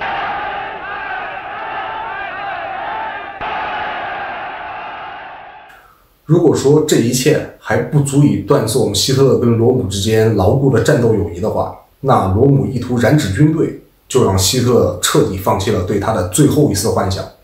罗姆愚蠢地给政府建议，要以冲锋队为基础建立一支新的人民军，然后把国防军、党卫队等一切军事团体都放在一起，由一个单一的国防部来领导。很明显是由他来担任这个国防部的部长。这样一来，军方就跟他彻底撕破了脸，而希特勒也必须要在军官团和罗姆之间做一个选择。那结果是显而易见的。1934年6月30日，血腥的长刀之夜，希特勒不仅选择了军方，还把他最亲密的战友当作递交给军官团的投名状。希特勒派党卫队的西奥多·艾克带着一把波浪形手枪，告诉罗姆，限10分钟之内自裁，或者由他来执行。要不然说这个罗姆是个十足没脑子的人呢，都已经这个时候了，他还觉得自己是功勋卓著的纳粹元老，领袖的亲密战友。他告诉艾克，如果要杀我，让阿道夫自己来。我如果是希特勒，我都恨不得对罗姆说，你要蠢就蠢你自己的，不要把弱智传染给我。希特勒如果不想杀罗姆，他就自己来找罗姆谈了，怎么会派艾克来当监斩官？最终罗姆被枪决，一起被处决的到底有多少人，到目前为止都没有定论。德国的流亡者说，在长刀之夜总共有401人被杀。到了1957年的慕尼黑审判当中，提出的数字是1000多人。但是希特勒在当时，也就是1934年7月13日，国会发言当中宣布，总共有61人被枪决，其中包括众多的冲锋队高级领袖。不管怎么说，希特勒巧妙地利用了长刀之夜，给自己达成了一箭双雕的目的。一方面处理掉很多不听话的人以及知道很多内幕的人，另一方面他借此机会宣布冲锋队无恶不作，引起了极大的社会动荡，所以才不得不干脆利落的处理掉，给自己赢得声望的同时又让军方非常的舒心，以至于老总统辛登堡都对希特勒表示感谢，赞扬他的这次行动是让德国人民免于大灾难的坚决行动。冲锋队的问题虽然解决了，但是希特勒不能没有自己的武装力量。这个时候，当年重新组建的党卫队就及时顶上了。希特勒宣布，在镇压冲锋队的叛乱当中，党卫队的功劳最大，所以脱离冲锋队独立，由海因里希·希姆莱领导，只听命于希特勒一个人。没用多少时间，党卫队在希姆莱的领导下就发展成了希特勒最为放心的一股力量，成了整个德国乃至整个欧洲的德战区最恐怖的存在。他们不仅吞并了之前的冲锋队，后来在党卫队里又新组建了秘密警察，就是那个名号如雷贯耳的盖世太保。在这儿呢，不得不说个题外话，就是秘密警察的中文翻译。秘密警察的全称叫秘密国家警察，德语叫 Geheimnis das Polizei， 缩写为 Gestapo。盖世太保是中文直接音译过来的，但这个翻译实在是精妙绝伦到了不可名状。去查百科的词条，秘密国家警察或者德国秘密警察，中文的词条直接给的就是盖世太保。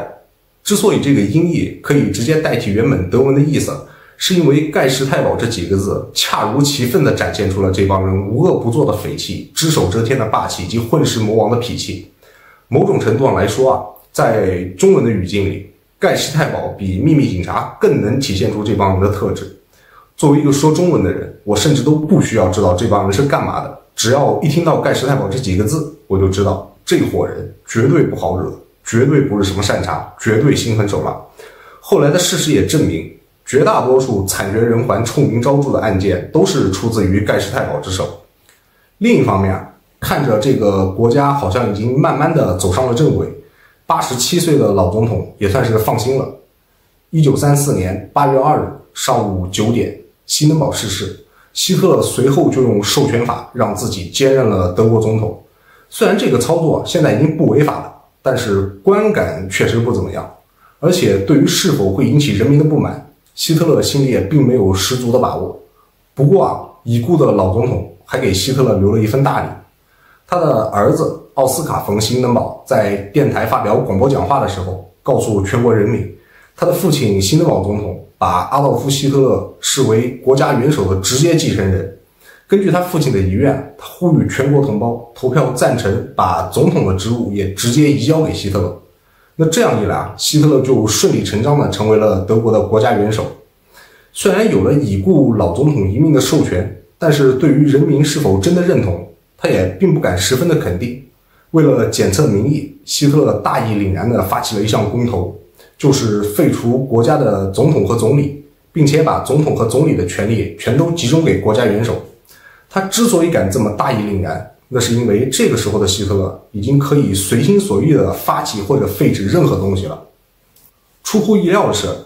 有90%以上的德国人民投了赞成票，所以希特勒在接受外国媒体访问的时候说啊，这真是好极了。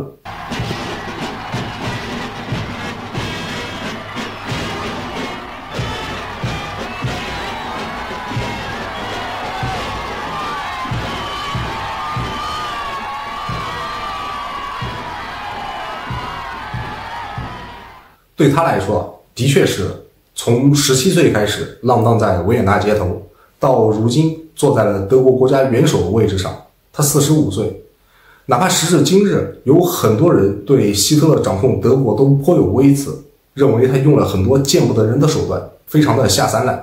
没错啊，他在处理他政敌的时候从来不心慈手软，用了很多阴险残酷的方式，但不可否认的是，他都是通过合法的途径获取的权利。很多人的观点认为根源是在一战，别的不说，光是一战的赔款，德国就一直赔付到了2010年，历代德国人的荣光都被夺走丢弃掉，再碰上了百年不遇的席卷全球的金融海啸，被一同夺走的还有德国人口袋里原本就所剩无几的马克。所以有个不可忽略也必须要反思的事实就是，大部分的德国人民其实是支持希特勒的。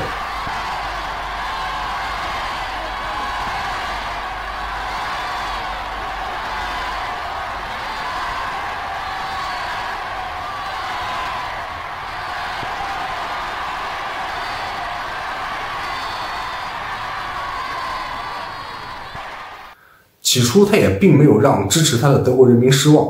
希特勒上台3年，失业人口从之前的600万以上下降到了100万以下， GDP 增加了102%，国民收入增加了1倍。与此同时，希特勒还认为每一个德国家庭都应该拥有一辆自己的小汽车，一辆德国人民自己就可以买得起的小汽车，所以成立了一家汽车公司，直到今天都稳居世界前3，就是 Volkswagen 大众汽车，或者叫福斯汽车，直接翻译过来就是人民的汽车。他们生产的一款车型，时至今日都受到全球的追捧，叫做甲壳虫。而这款车的起源就是希特勒给德国人民的承诺，售价不超过1000马克，以至于当时有一句口号：你想买辆小汽车吗？那就每个星期都存5马克吧。安定好了国内，希特勒就开始把目光投向了整个欧洲。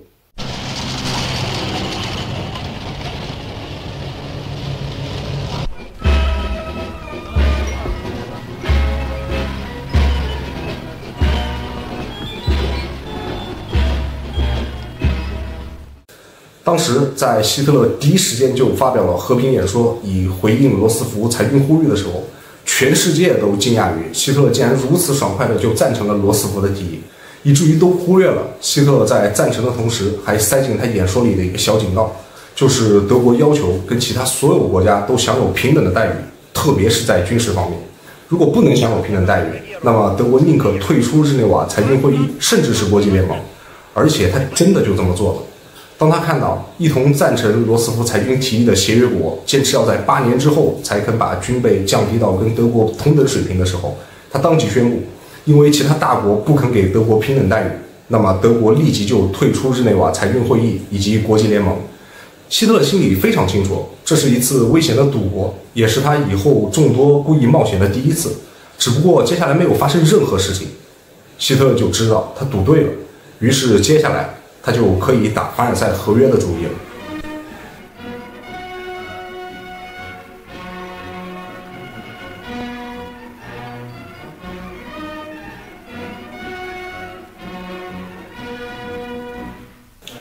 刚开始的时候，希特勒还是比较低调的，都是在偷偷摸摸的做些什么，非常的小心谨慎。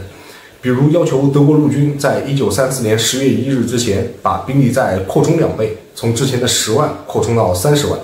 并且重新恢复了凡尔赛合约当中要求解散的总参谋部。只是因为没有十足的把握，所以严格封锁消息，不让总参谋部的任何蛛丝马迹出现在公众视野。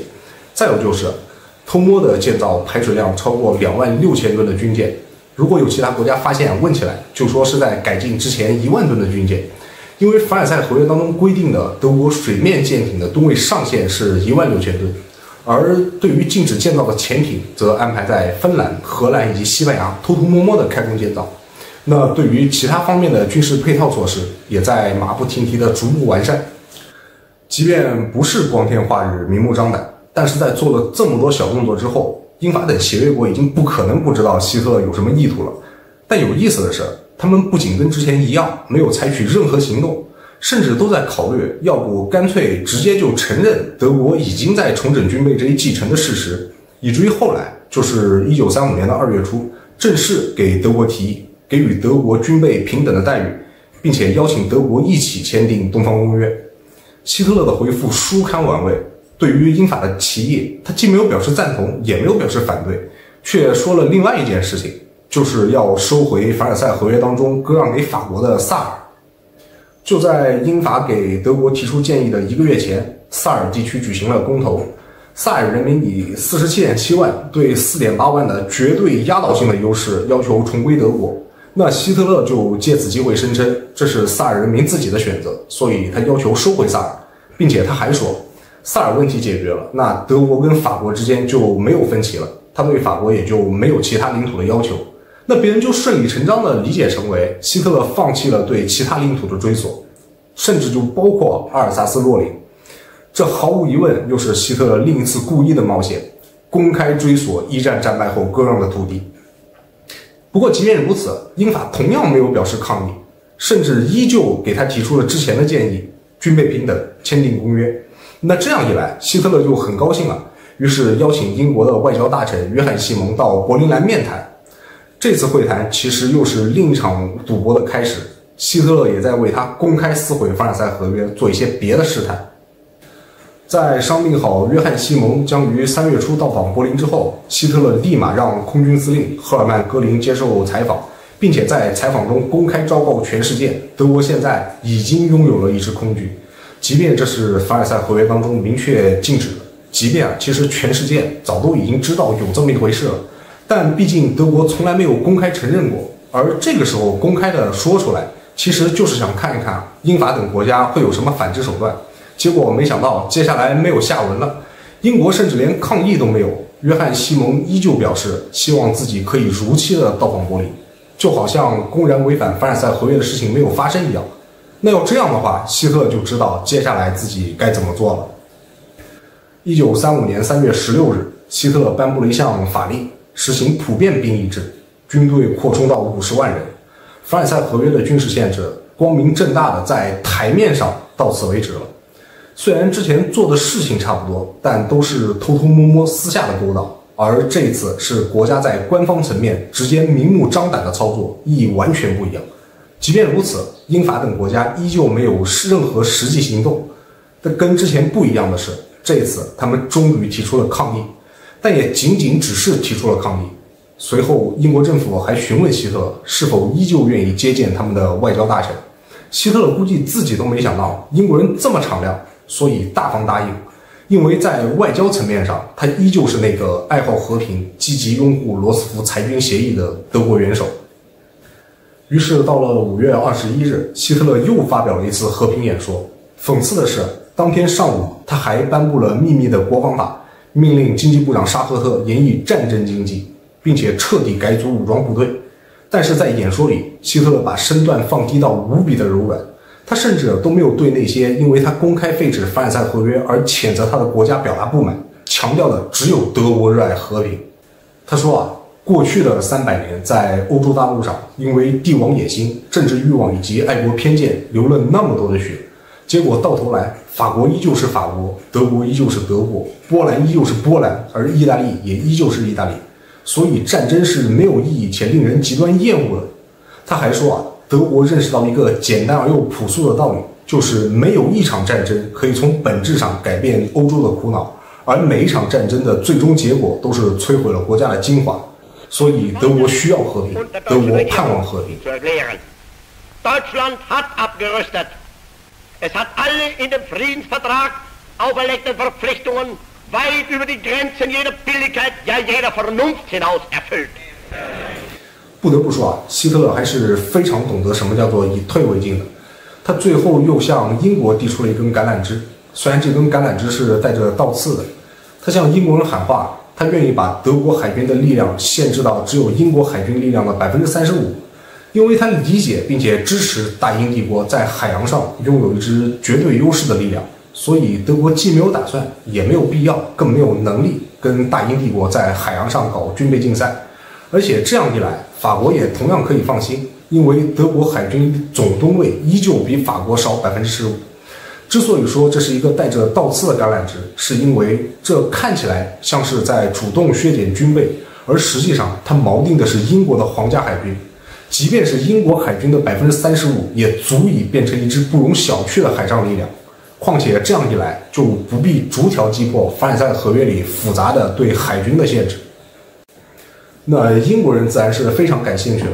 于是就邀请德国到柏林来就此提议进行谈判。尽管希特勒派去了谈判代表，他们的外交部长愣头青一般的里宾特洛甫到伦敦直言不讳地说，希特勒的提议是不容谈判的，要么接受，要么就拉倒。有点出乎希特勒意料之外的是，英国人竟然没有提出任何其他要求，就直接接受了，而这等于单方面赞同希特勒公然废止凡尔赛合约。因为早些时候，英国连同法国以及意大利为了阻止德国日后可能撕毁凡尔赛合约而组成了斯特雷萨阵线，而现在英国跟德国达成协议，并没有提前通知法国跟意大利，甚至拒绝告知法国和意大利他们究竟具体同意了德国建造哪些舰船。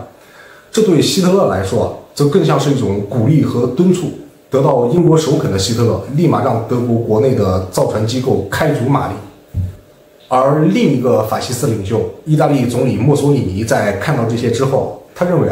既然英国可以默许德国无视国际准则，公然废止国际公约，那作为盟友他也行。于是，在1935年10月3日，墨索里尼入侵了阿比西尼亚，就是今天的埃塞俄比亚，结果却遭到了截然不同的待遇。国际联盟在英国带头、法国的支持下，表决对意大利进行制裁，歪打正着的摧毁了原本是要用来对付纳粹德国的斯特雷萨阵线。当然这对希特勒来说是一个意外的收获。但是接下来，希特勒就要搞一次真正意义上的赌博了。1936年3月2日，纳粹德国国防部长伯勒姆堡下令3个营的德军跨过莱茵河，进军莱茵兰非军事区。这是一次非常危险的尝试。之前的种种操作，多少只能算是私下或者公开的不遵守合约，而进军莱茵兰非军事区，则是实打实的军事挑衅了。所以，当军队进入莱茵兰之后，伯勒姆堡建议希特勒进去一下就可以了。趁法国人发起反击之前，赶紧撤回来。到时候法国人如果兴师问罪，还可以说是不小心的误入。随后，总参谋长费尔多·冯·伯克也建议希特勒，如果不撤回来，至少公开声称一下，不会在莱茵兰非军事区修建军事设施，以缓解这次入侵所带来的紧张气氛。同样遭到了希特勒的果断拒绝。虽然不知道希特勒是从哪里来的底气，但是从最终的结果来看，希特勒无疑又赌对了。即便后来他自己都说进军莱茵兰这次如果稍有差池，他就垮台了，因为以当时德军的实力，完全不足以抵挡法国人的反击。但是拥有100个师的法国没有采取任何的行动。随即，法国的外交部长动身前往伦敦，以寻求英国的帮助。但是英国人告诉他，德国人终究不过是进入了自己的后院而已。而且早在法国外长抵达伦敦之前，英国新上任的外交大臣安东尼·艾登则公开地说虽然德国占领了莱茵兰是对条约的重大打击，但是并没有什么理由让人相信德国的这个行动会有引起敌对的危险。这件事情就这样不了了之了，英法草草收场，希特勒不费吹灰之力占领了莱茵兰。虽然这只是一个非常非常小的军事行动，但是意义非凡。这足够让希特勒知道，他的纳粹德国会在欧洲有更广阔的新机会，因为仅仅3个营的德军，欧洲都没敢怎样。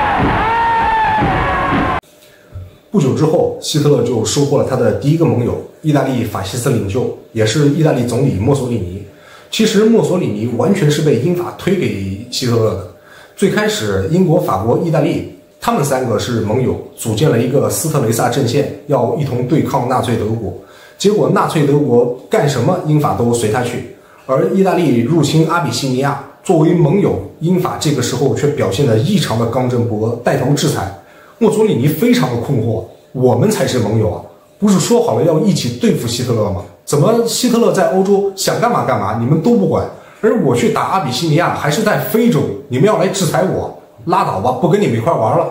于是墨索里尼干脆就倒向了希特勒。1936年10月21日，纳粹德国跟意大利在柏林签订了一个秘密议定书。墨索里尼称这个议定书是一个构成轴心的协议。相比于英法，墨索里尼好像更喜欢纳粹德国，甚至任由希特勒把手伸向了原本是意大利势力范围的奥地利。因为在早些时候，德国跟奥地利签订了一个协议，这个协议表面上看上去像是互相尊重主权、互不干涉内政，但这个协议也有一个秘密条款，就是奥地利的内外政策要由德国监督，政府也必须要有纳粹分子的参与。希特勒对奥地利的企图已经昭然若揭，但即便如此，墨索里尼也就随他去了。既然意大利都没说什么，那很自然的，英法也就没有表达什么意见。一系列的动作都已经做完了，到了这个时候，很自然的再喊出口号，就已经没有什么让人值得惊讶的了。终于在1937年的1月30日，希特勒在国会发表演说，直截了当的宣称德国撤回在凡尔赛合约上的签字。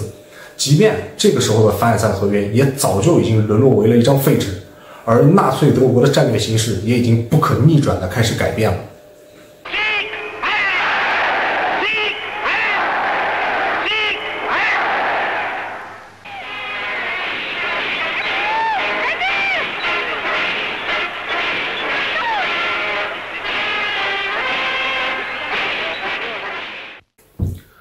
就在希特勒以及墨索里尼一拍即合变成新盟友之后没多久，英国更换了首相。新上台的首相以绥靖主义著称，就是那个著名的内维尔张伯伦。Yes, I do. I feel just that way myself. 不知道如果当初张伯伦没有这么短视，哪怕稍稍的强硬这么一丁点儿，二战是不是就不会爆发？因为在纳粹德国对奥地利下手之前，纳粹的高层在秘密协商的时候，连希特勒自己都说，如果当时英法跟波兰以及立陶宛联合在一起进行干预，那他们在军事上的处境就将毫无希望。对于奥地利的觊觎，其实希特勒早都已经开始布局了，不然一时之间他上哪去找那么多的纳粹分子要来参与奥地利政府？而且这些纳粹分子并不是到了德奥协定之后才登上历史舞台的，很早之前他们就刺杀了奥地利总理陶尔菲斯，因为陶尔菲斯下令要取缔奥地利纳粹党。而后呢，这些纳粹分子就分散到了奥地利各处，煽动示威暴乱，到处搞破坏，扰乱公共秩序，并且散布各种主张德奥合并的言论。特别是希特勒那个强烈的意愿，所有的日耳曼人就必须要生活在同一个日耳曼人的国家。实话实说啊，这种言论在当时的奥地利还是有一定市场的，不然即便这帮人四处宣扬，也不会有什么反响。对于无休止的动乱，奥地利官方不得不出手，对这些纳粹分子展开抓捕。在捣毁的一个纳粹办公室里，发现了一份文件，是由纳粹德国副元首鲁道夫·赫斯署名的。文件表明啊，奥地利的这些纳粹分子将会在1938年的春天发动公开叛乱，以推翻现有的奥地利政府。如果现任的总理许施尼格企图镇压的话，那么德军将直接进驻奥地利，借口就是防止日耳曼人内部流血。不知道这份文件是不是故意让奥地利官方发现的，用来迫使奥地利屈服。因为一同被发现的还有另外一份更加耸人听闻的文件，就是让这些纳粹分子直接刺杀当时德国驻奥地利的大使，也是希特勒之前的魏玛德国总理弗朗茨·冯·帕彭。如果以此为借口的话，则更加方便于德国直接出兵奥地利。但是现在已经不用了，因为这个纳粹老巢被一锅端了，所以帕彭也就顺理成章的被解职了。但这也让奥地利政府意识到了一个问题，希特勒可能真的是在准备做些什么。对于帕彭的无知和愚蠢，早在他当魏玛德国总理的时候，人们就已经领教过了。他的确是一块当狗腿子的好材料，在被规划刺杀未成，随即又被解职的情况下，还能殷切地跑去找希特勒，并且给他出主意。他建议希特勒，既然要处理奥地利问题，为什么不直接找奥地利总理许施尼格来亲自解决一下？希特勒觉得，这是个好提议啊。于是在帕彭的促成下，许施尼格到贝希特斯加登会见希特勒。他以为他来找希特勒是来解决德奥之间的一些小分歧的，但是希特勒找他来是来解决奥地利的。他们的会谈在一个风景非常优美的山庄举行，对面就是白雪皑皑的阿尔卑斯山。许施尼格作为博士出身，彬彬有礼地跟希特勒打招呼寒暄，恭维他的别墅装修精致，地理位置优越，对面的阿尔卑斯山风景迷人。但是遭到了希特勒无情的打断，说他们不是来谈论风景的，随即就开始了持续不断的发泄怒火，说奥地利的整个历史就是一种不断的卖国行为，跟奥地利说什么都没有用，完全就是等于零，每一个民族主义思想都被奥地利给破坏了，所以德国现在要来跟奥地利解决德奥的边界问题。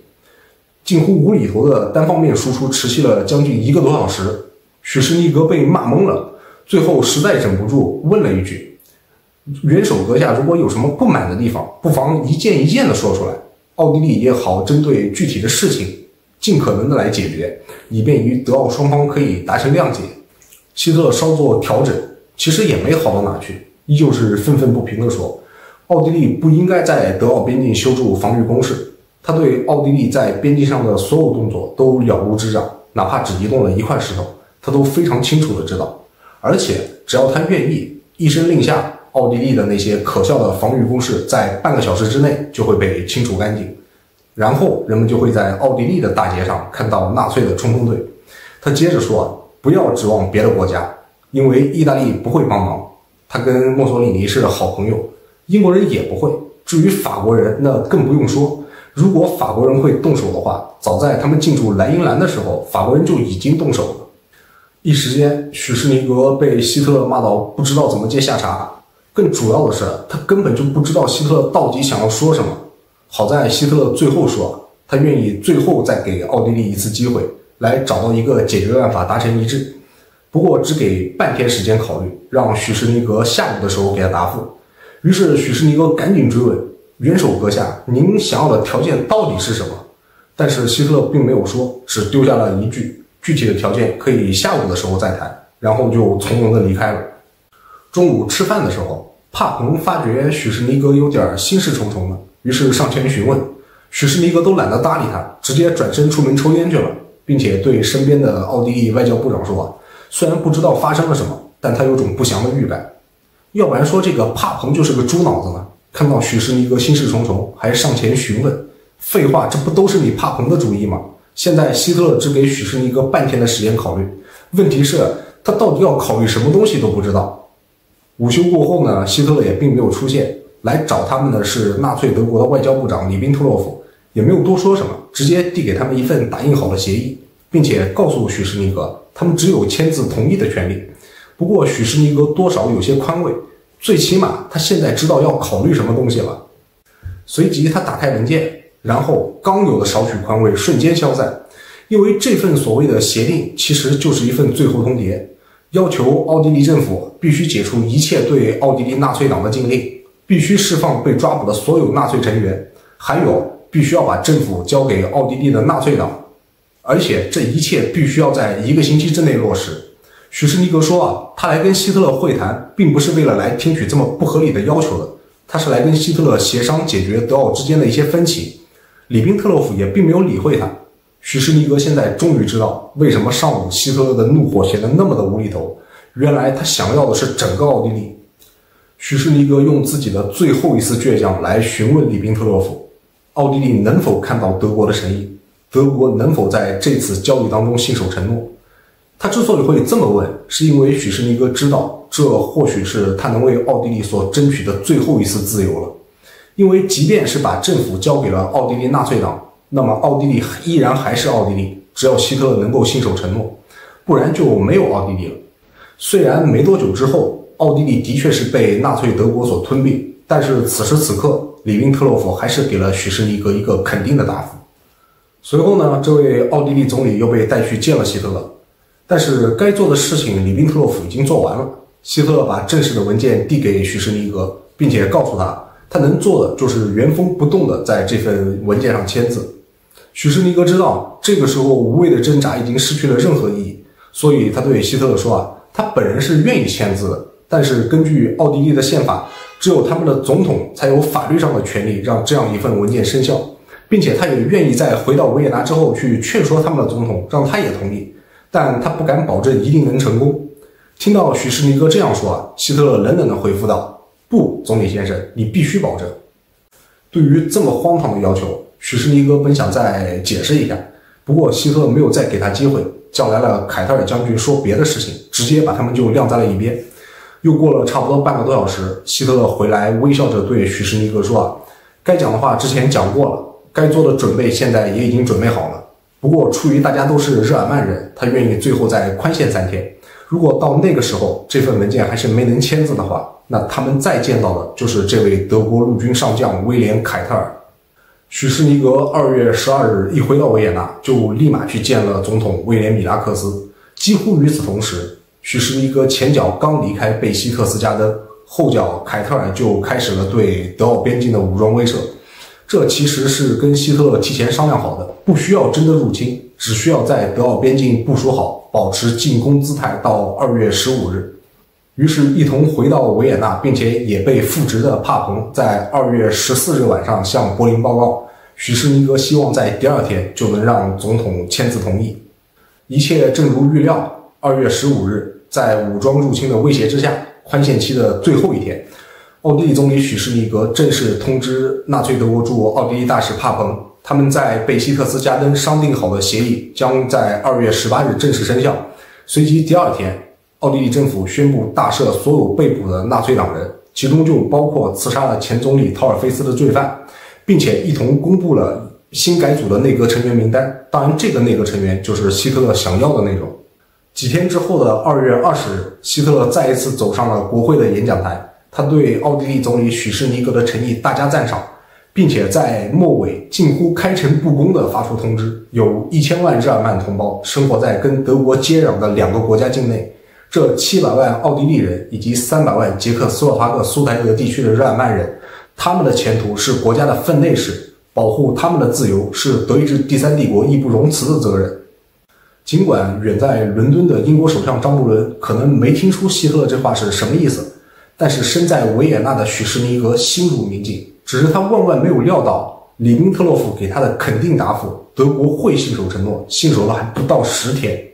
所以2月24日，许士尼格在奥地利国会发表演说，回应了希特勒的演说。Maßgebend muss bleiben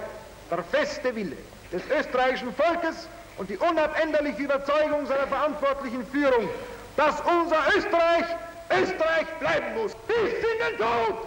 Rot-Weiß! Rot-Weiß! 到此为止，奥地利不能再退了，奥地利誓死效忠红白红。于是3月初，许士尼格准备在奥地利国内发表一项公投，只有2个选项。他要问一问奥地利人民是否赞成一个独立、自由和统一的奥地利，是或者否。为此，许士尼格再次询问了奥地利的保护国意大利，墨索里尼给他的答复是，这是一个错误的举动。而不久之前，他刚从德国回到维也纳的时候，告诉墨索里尼希特勒的企图，墨索里尼还声称意大利对奥地利的态度不变。不过，许士尼格还是做了最后挽救奥地利的努力。3月9日，他公告全国，4天之后举行全民公投。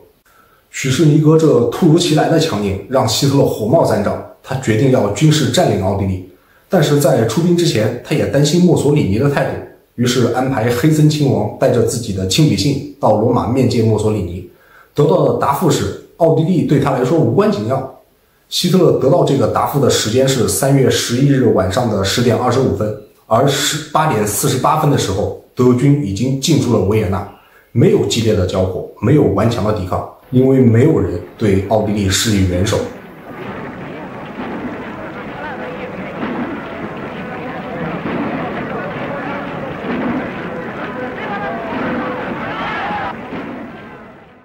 第二天，希特勒一早就发表了一篇声明，冠冕堂皇地把他对奥地利的入侵说成是正当的，并且庄重承诺奥地利的人民将在一次真正的公正的投票当中选择自己的前途。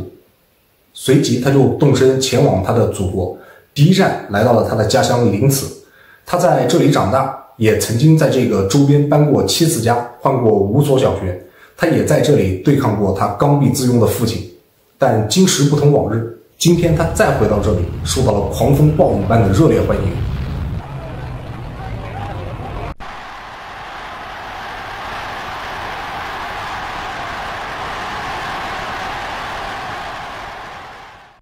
深受感动之余，希特勒第一件事就是给墨索里尼发了一封电报，他表达了对墨索里尼最崇高的敬意以及最诚挚的感谢。随后他就去祭奠了他的父母，在他父母的坟前放下花圈之后，希特勒又发表了一次演说。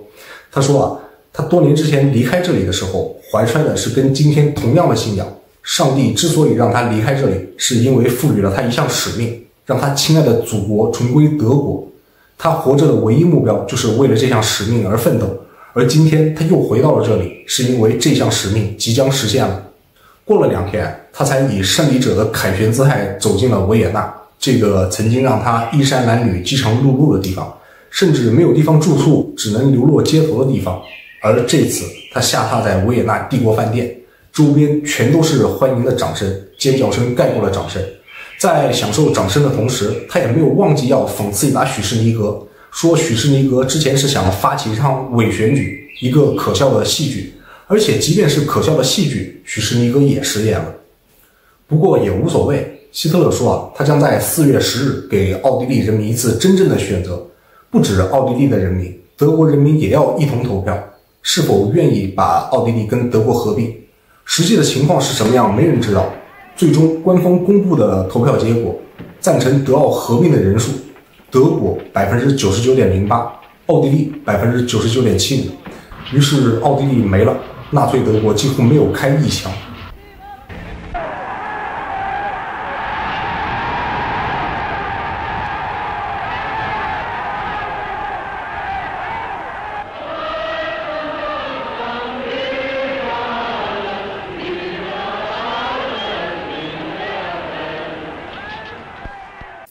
希特勒不费吹灰之力就拿下了奥地利，其他的国家有什么反应呢？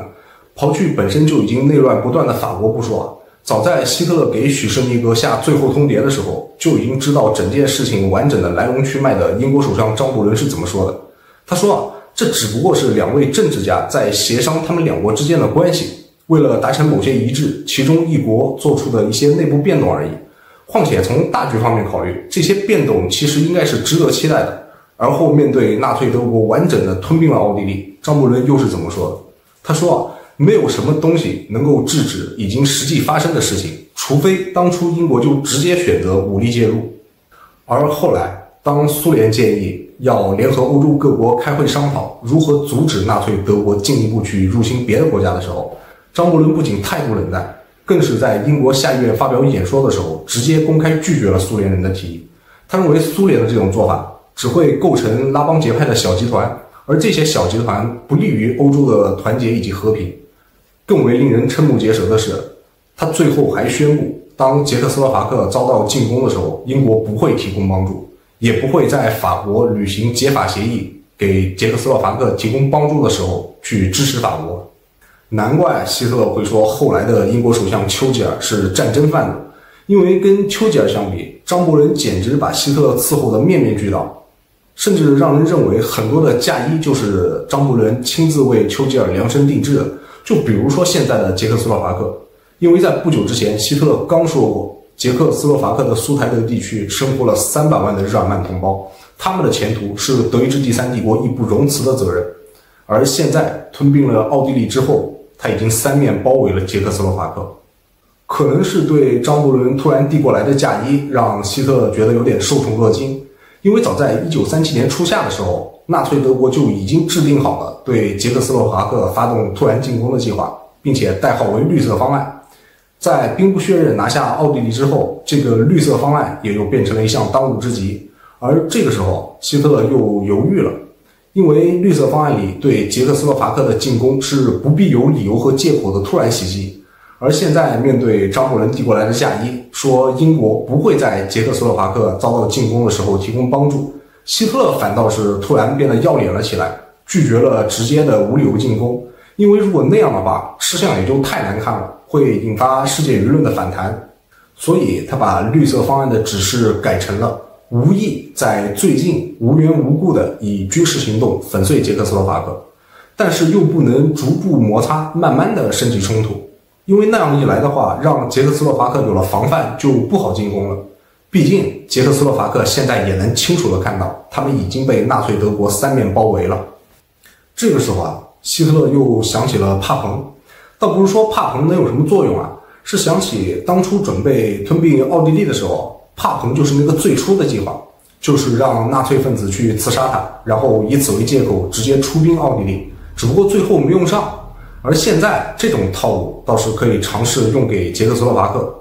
那这个时候英法虽然不知道希特勒具体要做什么，但也都知道了纳粹德国已经把目光盯向了苏台德地区，盯向了捷克斯洛伐克，所以英法也都警觉了起来。只不过他们为此做的防范不是去施压柏林，反倒是去施压布拉格。他们要求布拉格给予苏台德地区的日耳曼人范围极广的让步，并且驻布拉格的英法公使一起敦促捷克斯洛伐克政府尽一切可能满足苏台德地区的日耳曼人的所有要求。这个苏台德地区怎么来的呢？又有那么多的日耳曼人，这也要从一战结束说起。一战的战败国除了一直在讲的德意志帝国之外，还有保加利亚王国、奥斯曼土耳其帝国以及奥匈帝国。奥匈帝国战败之后呢，就解体了，分成了奥地利跟匈牙利。捷克就属于奥地利，斯洛伐克属于匈牙利。解体之后，这哥俩一合计，你看咱俩在语言、文化、风俗习惯等各方面都差不多，要不咱俩凑合一块过得了。所以就合并成了一个新的国家，叫做捷克斯洛伐克。苏台德就属于捷克，而捷克之前又是奥地利的领土，所以自然也就属于奥地利。统治奥地利的哈布斯堡家族本身就是日耳曼人，所以在他们的统治之下，整个奥地利的日耳曼人就越来越多，变成了奥地利的第一大民族。况且这个苏台德地区是跟德国接壤的，所以整个苏台德地区绝大部分都是日耳曼人。虽然是一战战败才有的捷克斯洛伐克，但毕竟还是属于战败的一方。况且作为捷克斯洛伐克里的少数民族，那日耳曼人自然跟德国更能共情一些。所以1933年希特勒掌权之后，苏台德地区的日耳曼人也就变得活跃了起来。况且希特勒还经常说要为他们的前途负责，所以这伙人就成立了一个德意志人党，其实也就是纳粹党，因为它的前身就是纳粹党的捷克分支。他们的领袖康德拉多次到柏林朝拜希特勒。从1935年开始，这伙纳粹分子就受到了德国纳粹党的秘密资助，没用多久就获得了大部分苏台德地区日耳曼人的拥护。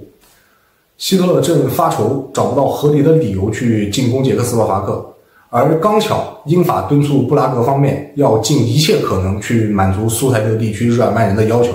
所以希特勒就跟康德拉讲，德意志人党应该不断地向捷克斯洛伐克政府去提出他们无法满足的要求。与此同时呢，纳粹德国也会通过一切必要的手段去恐吓威胁捷克斯洛伐克，再拉拢他们内部的其他少数民族一同对抗中央政府，利用所有的资源打击捷克斯洛伐克的经济，促使它崩溃。那这样一来就可以迫使捷克斯洛伐克屈服，或者从中找到发起进攻的理由。但是到了1938年的5月，态势急转直下，因为当时纳粹德国要进行例行的春季演习，所以部队有所调动，并不是要准备对捷克斯洛伐克发起进攻。只不过当时的气氛已经非常紧张了，所以捷克看到德国调动了部队，以为希特勒要准备动手了，于是在5月20日，捷克斯洛伐克率先在国内发起了部分动员。他们不准备像奥地利那样不战而降，他们要跟纳粹德国拼一下。只不过希特勒是真的没准备这个时候对他们动手，但是捷克斯洛伐克的这一举动还是彻底的惹怒了希特勒。希特勒觉得，对，是没错，我是想动你，但这个时候还真没准备动手。我只不过是因为要举行例行的演习，正常的调动部队，你还想来打一架？那如果是这样的话，行，满足你的要求，尔要战便战，刚好就拿这个事情来当理由了。于是对绿色方案提出了最新的指示，改成了在最近就以军事行动粉碎捷克斯洛伐克。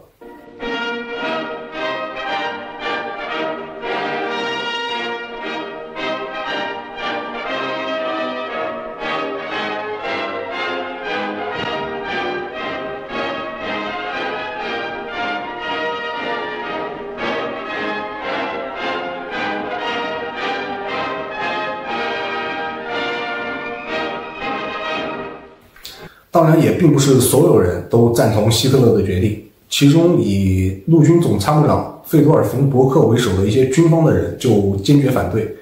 他在多次递交给希特勒的报告当中都明确地指出，从情报分析当中看来，并没有发觉捷克斯洛伐克对德国有任何的威胁，所以不赞成进攻捷克斯洛伐克，而且贸然的发起进攻必定会引起整个欧洲的反弹。但是这个时候反对已经无效了，只不过这帮人还是蛮有气节的，私下串联搞出了之后的9月密谋。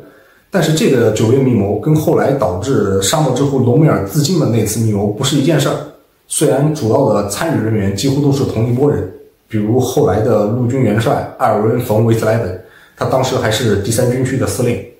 他们秘密地联系了英国方面，告诉英国不要对希特勒有任何的妥协以及纵容，要直接明确地警告希特勒，只要他胆敢对捷克斯洛伐克发动进攻，则英法一定武装干预，并且他们向英国保证，在希特勒下令的那一刻，他们就立即武装逮捕希特勒。只不过张伯伦似乎对这些德国武将的建议跟警告并不认同，他认为只要满足了希特勒的要求，就可以避免把欧洲甚至英国直接拖入战争。毕竟残酷的一战才过去没有多少年，但是也不能什么都不做。于是张伯伦指示英国驻柏林大使干2件事，第一就是向希特勒提出严肃的警告，第二告诉希特勒他希望跟希特勒来一次私人的接触。与此同时也不断的施压布拉格方面，他提醒捷克斯洛伐克总统贝奈斯切记不要让局势变得更加紧张。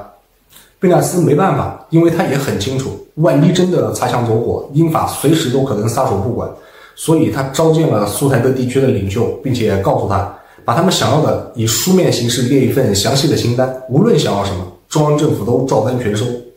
那些纳粹分子很明显是没想到捷克斯洛伐克中央政府突然来了这么大一个让步，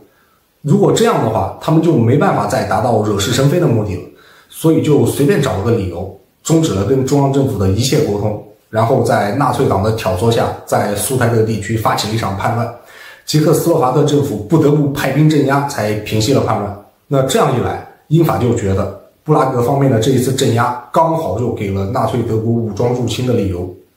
于是在9月13日这一天，法国内部紧急召开会议，商讨是否要履行解法协议支援捷克斯洛伐克。没想到的是，开了一天的会，法国内部竟然没能达成一致，而英国首相张伯伦则紧急给希特勒发了一封电报，说鉴于目前日益紧张的局势，为了寻求和平解决的办法，他准备第2天就动身前往德国，并且以看起来近乎是乞求的语气询问希特勒最早什么时候可以见他，会面地点在哪里，希望希特勒尽快回复。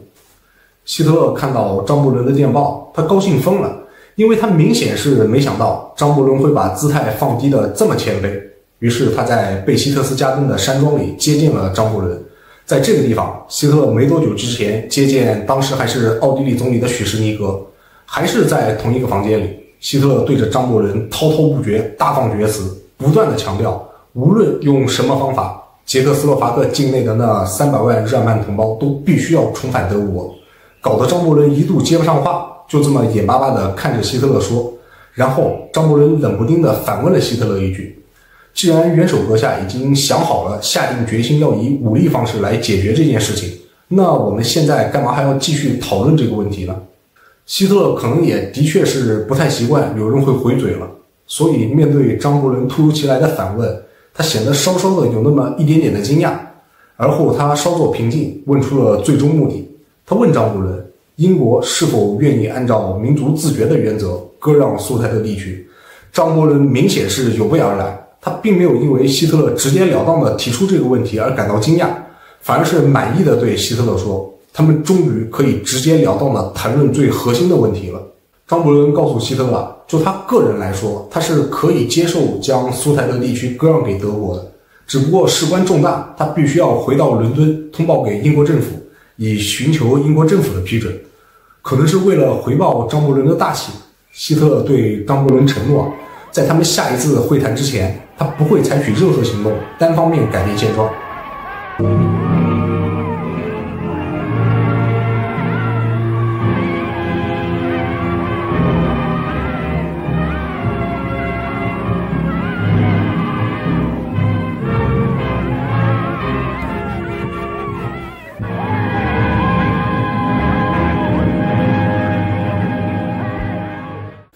虽然在口头上给予了张伯伦保证，但实际上希特勒可一刻都没有停止在军事上的部署。他先是调集了总共36个师，开赴了苏台德边境，做好了随时武装入侵捷克斯洛伐克的准备。然后另一边，希特勒又去给波兰和匈牙利抛诱饵，他怂恿波兰跟匈牙利说，既然大家都跟这个捷克斯洛伐克有领土问题，那不如干脆就一起跟捷克斯洛伐克去解决一下。那波兰跟匈牙利这俩蠢货一想呢，这个提议好像不错啊，特别是波兰。于是在希特勒的鼓动下，波兰就向捷克斯洛伐克政府提出了要求，就是要在有大量波兰人居住的切身地区举行公投。那这个切身地区也是一个一战遗留问题，位于捷克境内，所以最开始的时候也是属于奥地利，一战过后就完全割让给了波兰。后来又在国际联盟的调解之下，整个切身以奥尔扎河为界，一分为二，河东岸的呢就继续割让给波兰，河西岸的就还给了捷克。那波兰现在要求捷克境内的切身举行公投，意图就非常明显了，波兰就是想完全吞并整个切身地区。那匈牙利就更直接了，因为这个斯洛伐克原本就是匈牙利的领土，只不过一战战败过后，奥匈帝国解体，斯洛伐克就趁机独立，跟捷克组成了一个新的国家，就是捷克斯洛伐克。那现在趁着希特勒在抢苏台德地区的时候，匈牙利也想趁机完全收回斯洛伐克，所以一瞬间，那整个捷克斯洛伐克就变得岌岌可危。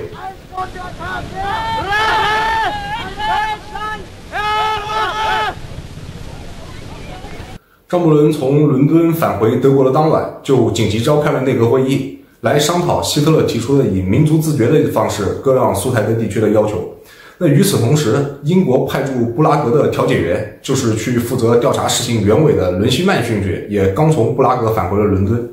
让人意想不到的是，这个伦西曼竟然比张伯伦还要大气，甚至可能连希特勒都会觉得自愧不如。他主张应该立即把苏台德地区直接移交给纳粹德国，根本就不用费事去搞什么公民投票。明明是希特勒在觊觎捷克斯洛伐克的领土，而伦西曼反而认为是捷克斯洛伐克有侵略纳粹德国的危险。虽然这个伦西曼的主张非常的荒唐，但很无奈的是，他的主张给英国的内阁造成了极为深刻的影响，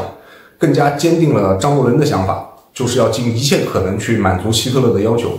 那天是9月16日，2天过后，也就是9月18日，法国总理达拉蒂造访伦敦，他来找张伯伦商讨捷克的事情。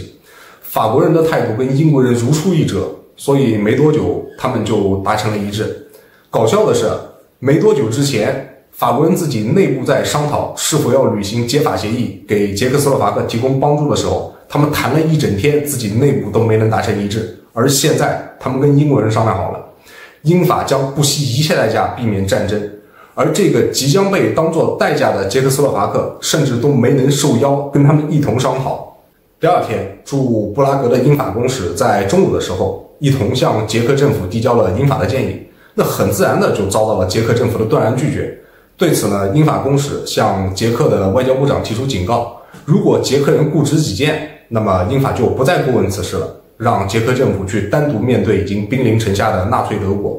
随后在得到布拉格方面的拒绝态度之后，英国首相张伯伦、法国总理达拉蒂开了一晚上的电话会议。那不出意外的，他们又达成了一致。他们一起强调，如果捷克人一意孤行，那捷克政府就不要再指望从英法这里得到任何的帮助了。看到英法如此决绝的态度，这个时候的捷克政府又试图去寻求苏联的帮助，因为捷克斯洛伐克跟苏联在1935年的时候签订了一项苏捷互助条约，只不过苏联人怎么可能靠得住？他们向来都是专门利己，毫不利人。苏联的外交部长大义凛然地说，苏联必将信守条约，只不过条约里清楚明白地写了，苏联只有在法国出兵支援的情况下才会出兵帮助捷克斯洛伐克。最终别无选择的捷克屈服了。9月21日，捷克政府宣布接受英法的计划，并且愤愤不平地说，捷克别无选择，因为捷克被抛弃了。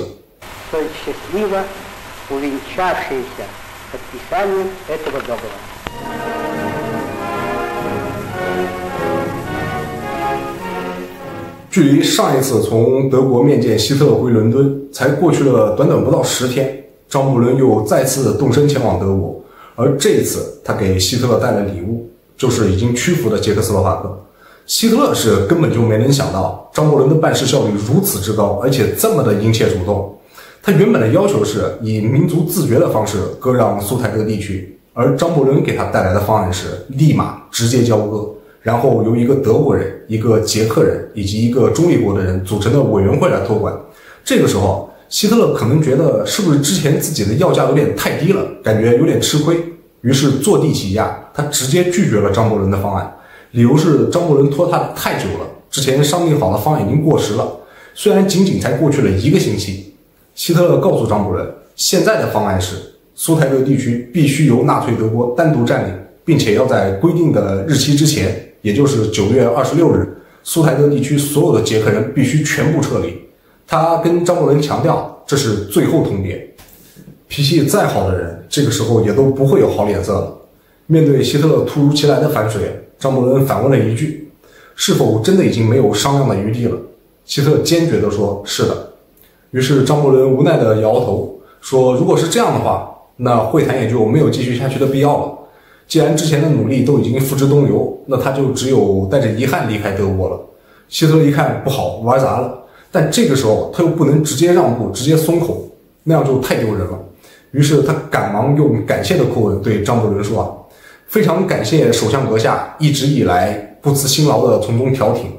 为了让首相的努力不白费，可以稍作让步，把最后的期限往后延几天，从9月26日延期到10月1日。张伯伦还是很吃这一套的，也有可能是他一直以来跟希特勒打交道，看到的都是咄咄逼人的态度，而现在希特勒突然一下放低了姿态，虽然也没有放低多少，但也能让张伯伦感到那么一丝丝的感动，认为希特勒还是可以沟通、可以让步的。于是他表示会把这些最新变更的内容转达给捷克斯洛伐克方面。到了会谈结束临走的这时候，张伯伦似乎突然想起了什么，他转过头来问希特勒：“尊敬的元首阁下，您确定苏台德地区是您最后一块想要的领土了吗？”希特勒想都没想就答复了他：“是的。”虽然在接下来的几天里又发生了一些小插曲，但是到了这个时候，任谁都没有办法去改变最终的结局了。张伯伦后来也邀请了意大利总理墨索里尼一同来参与调停，希特勒也刚好利用了这次机会，给了墨索里尼一个顺水人情。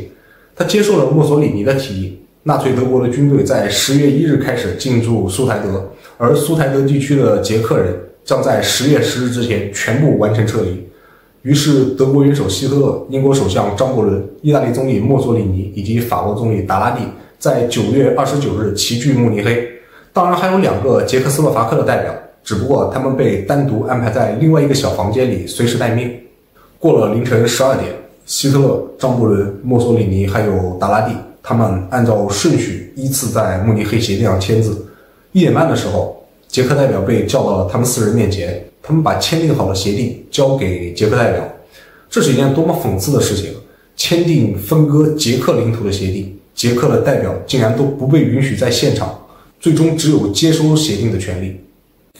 10月3日，张伯伦回到了伦敦，他摇晃着手中的慕尼黑协定，并且对人们说：“知道这是什么吗？这是整个欧洲一个时代的合同。”张伯伦为此得到了热烈的掌声和欢呼。Some of you perhaps have already heard what it contains, and I would just like to read it to you. We are resolved that the method of consultation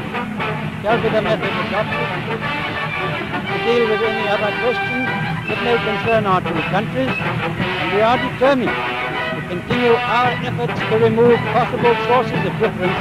and thus to contribute to assure the peace of Europe.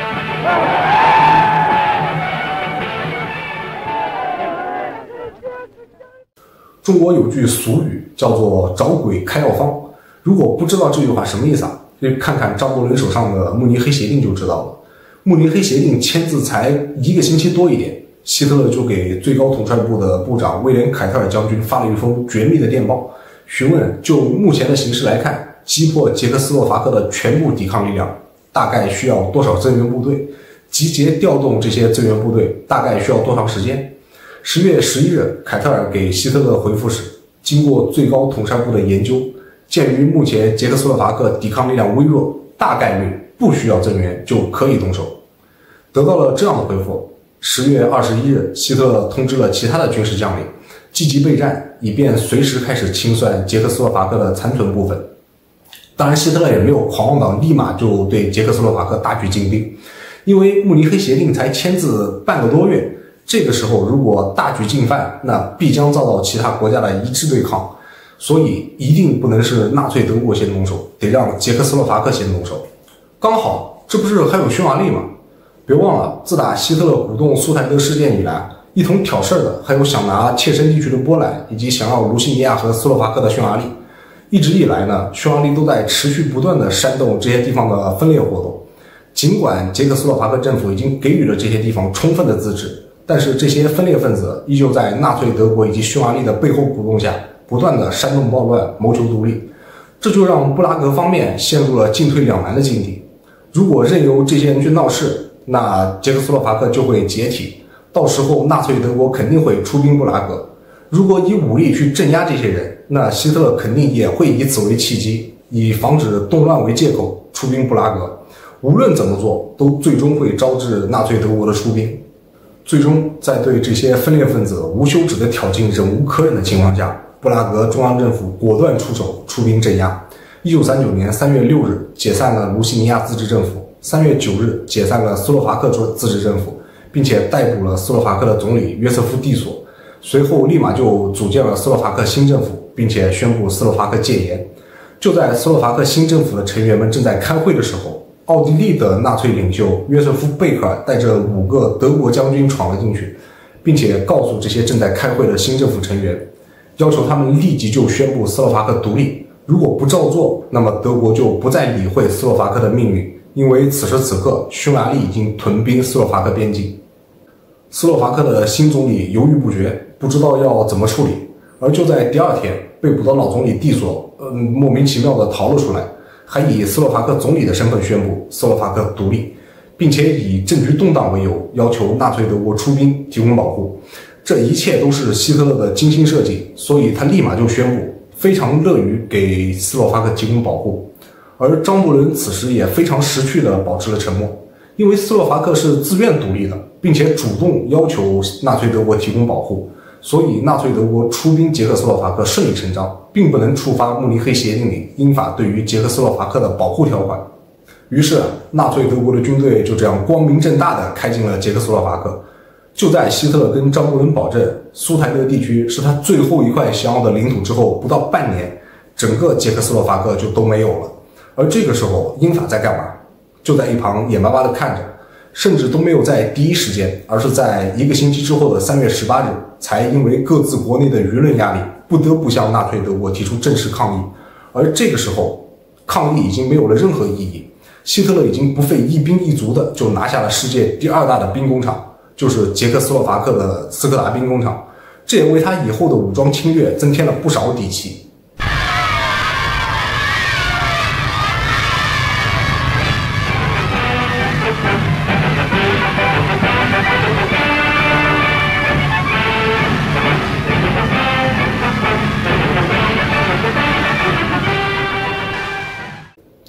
希特勒几次单方面的改变现状，不管是废止条约还是对外扩张，英法都是纵容者，而波兰则是实打实的帮凶。不清楚波兰人是否有考虑过，虽然他们并不是希特勒口中所说的那1000万的日耳曼同胞，但是波兰跟德国是有领土问题的。凡尔赛合约当中把但泽割让给了波兰，而现在希特勒在接二连三的拿下奥地利以及捷克斯洛伐克之后，不知道波兰人有没有想过，下一个就有可能会轮到他们自己。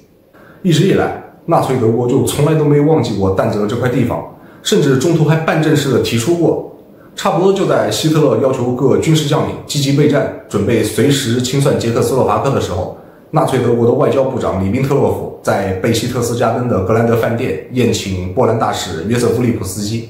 可能是在庆祝些什么，因为在纳粹德国拿到苏台德地区的同时，波兰也得到了自己心心念念的切身地区，所以餐桌上的气氛非常的友好。就在他们吃饭聊天的时候，里宾特洛甫毫不避讳地说，现在波兰跟德国之间已经可以开始达成全面和解了，所以就不得不说一下但泽。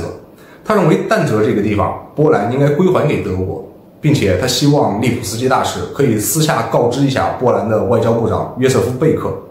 因为当时宴会的气氛还是非常友好，毕竟是在一起庆祝，各自都获得了自己想要的东西，所以利普斯基也就直言不讳地告诉里宾特洛甫，他不认为但泽有重新归还德国的可能，不过他也一定会对贝克外长转达里宾特洛甫的提议。果不其然，贝克让利普斯基转达给里宾特洛甫的回复是，任何想把但泽并入德国的企图都不可避免地会引发军事冲突。不光如此，他还特意强调了一下，但泽问题是判断纳粹德国对波兰是否有企图的最直接也是最可靠的标准。这个答复里宾特洛甫肯定是不满意的。在转告给希特勒之后，希特勒更是大为恼火，随即就给军方下达了一条命令，在准备好随时清算捷克斯洛伐克之外，还要做好相应的准备，以便于可以出其不意地占领但泽。不过仅仅是但泽就可以了，而且是准革命式的占领，并不是要对波兰发动战争。希特勒之所以敢这样说，是因为这个时候波兰几乎跟纳粹德国沆瀣一气，而且但泽实际上是掌控在当地纳粹党的手里，所以就可以像奥地利以及苏台德地区一样，随时拿下但泽。只不过事情有轻重缓急，那现在的当务之急是彻底清算掉捷克斯洛伐克。所以希特勒在1935年1月份接见波兰的外交部长贝克的时候，还是非常的亲切和蔼的，甚至在刚碰面握手的时候对贝克说，他已经随时做好了准备，为尊敬的贝克部长效劳。到了正式会谈的时候，希特勒对贝克说：“但泽是德国的，永远都是，而且迟早有一天会再次成为德国的一部分。”不过，他也向贝克部长保证，绝对不会在但泽出现什么继承事实之类的情况。随后，两国还签署了一份德波互不侵犯条约。这样看起来，这两个目前关系还不错的国家，似乎又更亲近了一些。只不过希特勒的对外承诺多了去了，好像没有一个承诺是最终做到了的。再加上作为所谓的朋友，希特勒跟里宾特洛甫不止一次的跟贝克强调过，但泽属于德国。所以实际上，贝克已经不是非常放心他的这些朋友们了。于是他就把这个情况通报给了英国。而这个时候，英法对希特勒也有点开始丧失信心了。所以张伯伦就去找法国提议，英法再加上波兰以及苏联一起发表一项正式的四国声明，制止在欧洲进行任何进一步的侵略行为。张伯伦的这建议在3月21日传达到了波兰首都华沙，并且递交给了贝克，但是受到了极为冷淡的回应。如果仅仅是英法加上波兰，哪怕是拉上意大利，甚至是纳粹德国，估计波兰都会第一时间响应，唯独苏联，波兰人不能赞同。因为波兰跟俄国是世仇，波兰历史上的几次亡国都跟俄国人有关。即便是到了今天，全世界最反俄的国家，波兰自称第二，没人敢说自己是第一。所以要跟苏联合作，不如去跟希特勒谈一谈，在但泽走廊修建连接德国本土和东普鲁士的铁路以及公路。不过就在这几天发生的另一件事儿，让波兰不得不开始考虑转变自己的亲德态度。就在这几天，英法在试图串联四国声明的同时，纳粹德国又在立陶宛手中不费吹灰之力收回了凡尔赛合约当中割让给立陶宛的莫莫尔。可能是莫莫尔的确有点太小了，都没能在欧洲的舆论上激起哪怕一丁点的浪花。不过这也足以让波兰人开始普遍担心，接下来就可能会轮到他们的但泽地区了。于是波兰内部开始了小规模的动员，而且贝克还召见了纳粹德国驻波兰大使汉斯·阿道夫·冯劳奇，明确地告诉他，任何由纳粹德国或者但泽地区纳粹党所挑起的改变但泽现状的行为，都将被波兰视作开战的理由。另一方面，波兰也积极联系英法，寻求外交斡旋。而这个时候的张伯伦也已经彻底清醒过来了，他主动要求跟波兰签订条约，不仅仅是外交协商，而是在遭受进攻的时候相互提供支援，并且还联合了法国一起。3月31日，张伯伦在英国下议院发表演说，明确地宣布，如果波兰遭受进攻并且发起抵抗的话，英国和法国将给予波兰全力的支持。做个不恰当的类比啊，中国有一句古话叫做由俭入奢易，由奢入俭难。从莱茵兰开始，到奥地利，再到苏台德，再到整个捷克斯洛伐克，希特勒从来都是不费吹灰之力就达到了自己的目的。而现在面对波兰，他也意识到可能会遭遇到不小的麻烦。而当一个人习惯了错的事情，那么对的事情反而会变成错的。所以当听到张伯伦宣称将会义无反顾地支援波兰的时候，希特勒暴跳如雷，他对身边的幕僚大放厥词，要给张伯伦这个老叛徒一点颜色瞧瞧，要让英国人吃点苦头。忽然之间，张伯伦就从那个尊敬的首相阁下变成了英国的老叛徒。生气归生气，这个时候的希特勒理性还是有的，他很清楚当下还不是跟英法公然撕破脸的好时机，所以表面的工作还是要维护好。于是4月1日，希特勒在切尔皮茨战列舰的下水典礼上发表演说，依旧是老调重弹的呼吁和平，并且强调纳粹党为了和平而付出的努力，比如把接下来的党代会命名为和平的党代表大会。动听的话从来都是用嘴巴说出来的，而私下里则立马给军方下达了白色方案，主要的目的就是做好可以随时歼灭波兰一切武装力量的准备，以便于永远地消除来自于这个方向的威胁。欧洲越发紧张的气氛，就连远在大洋彼岸的美国总统罗斯福都也不能装作没看见了，以至于罗斯福不得不发电报给希特勒，提醒他不要忘了自己曾经的声明：德国需要和平，德国热爱和平。罗斯福呼吁希特勒能否做出保证，绝对不会入侵其他国家，包括波兰、法国、荷兰、比利时等等，总共列举了31个国家。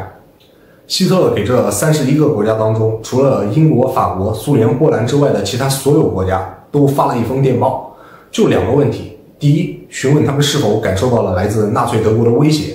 第二，询问他们是否有授权美国总统罗斯福代表他们做出呼吁。结果出乎意料，几乎所有的国家给出的回复都是否定的。他们既没有觉得纳粹德国是威胁，也没有授权美国总统罗斯福代表他们呼吁，让德国做出不入侵的保证。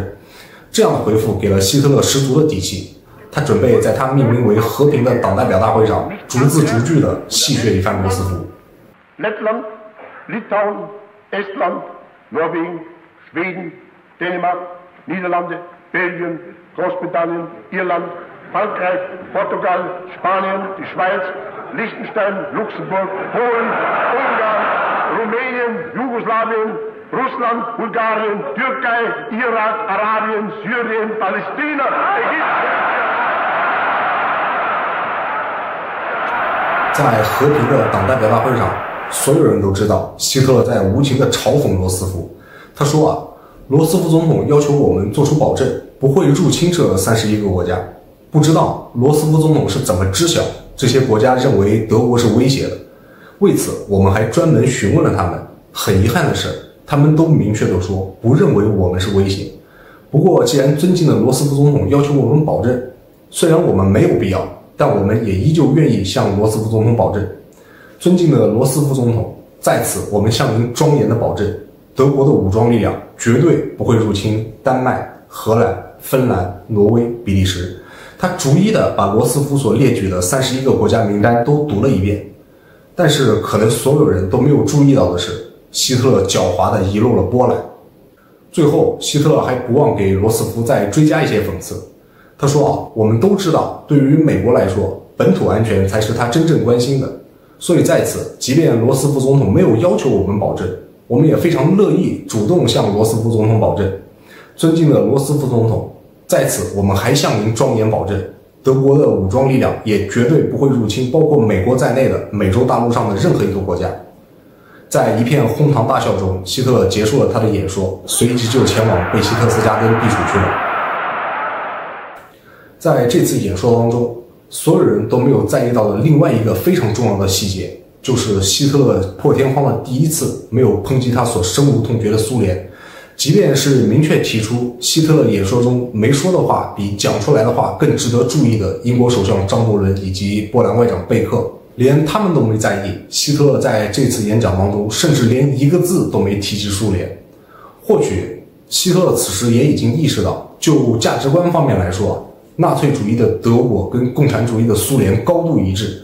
或许柏林跟莫斯科早就已经开始酝酿一些其他的新念头了，而不久之后发生的事情证明果然如此。1935年5月3日，苏联的报纸刊登了一则不太起眼的消息，很短。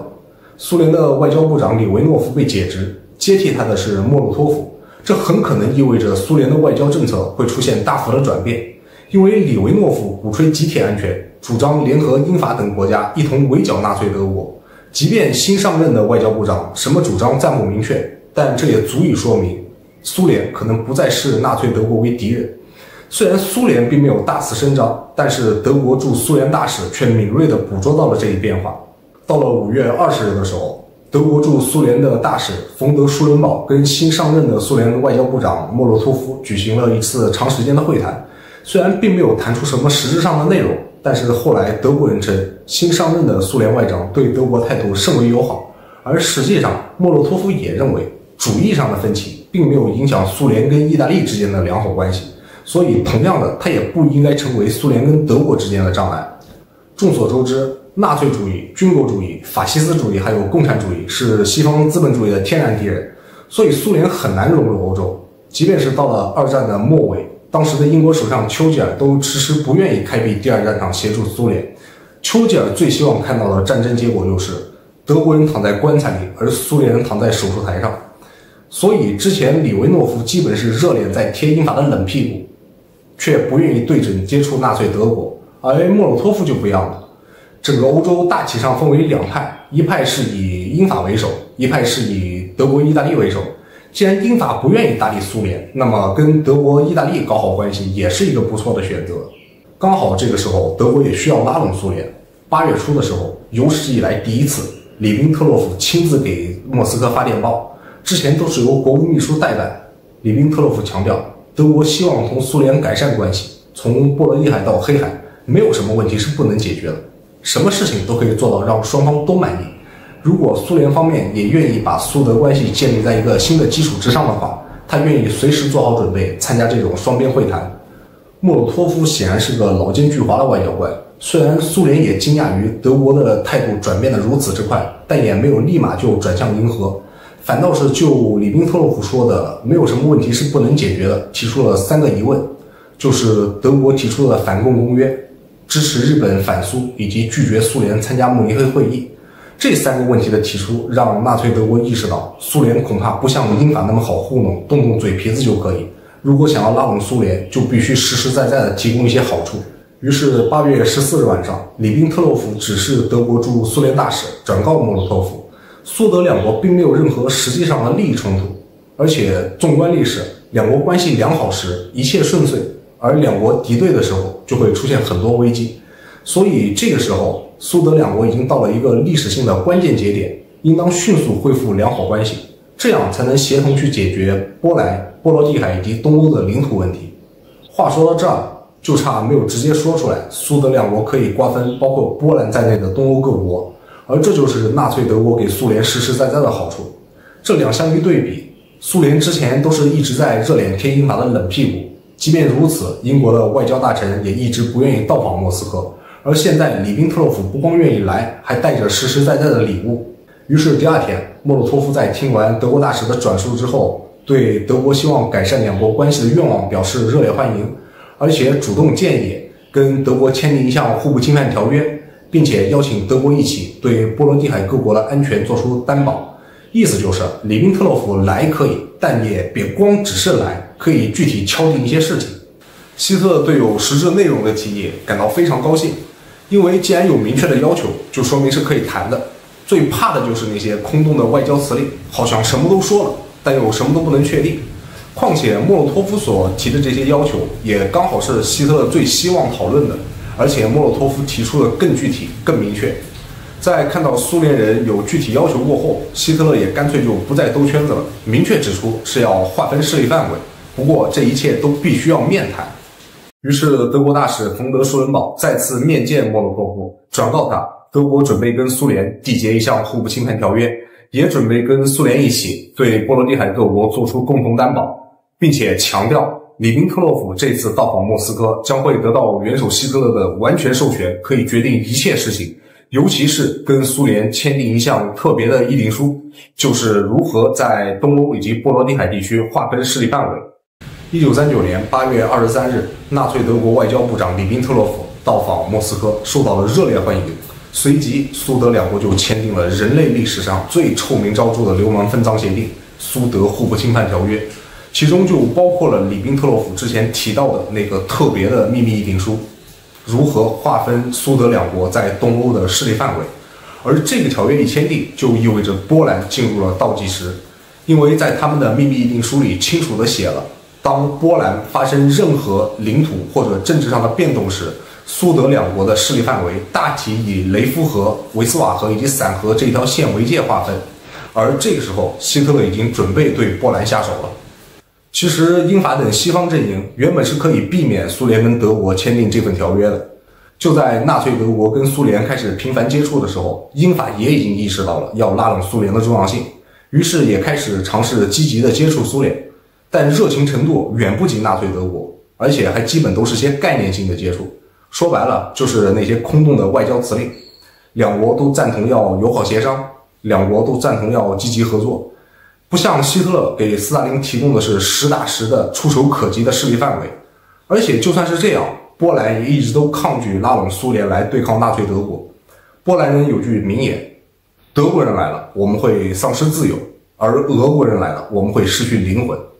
不过事已至此，再谈什么都没必要了。苏德互不侵犯条约签订过后，莫洛托夫就直截了当地告诉英法大使，苏联跟德国之间已经达成了友好的共识，所以跟英法之间的各类谈判已经都没有再进行下去的必要了。到了这个时候，战争也已经不可避免的要到来了。只是目前所有人都还没能想到，战争会发展到后来波及到全世界的程度。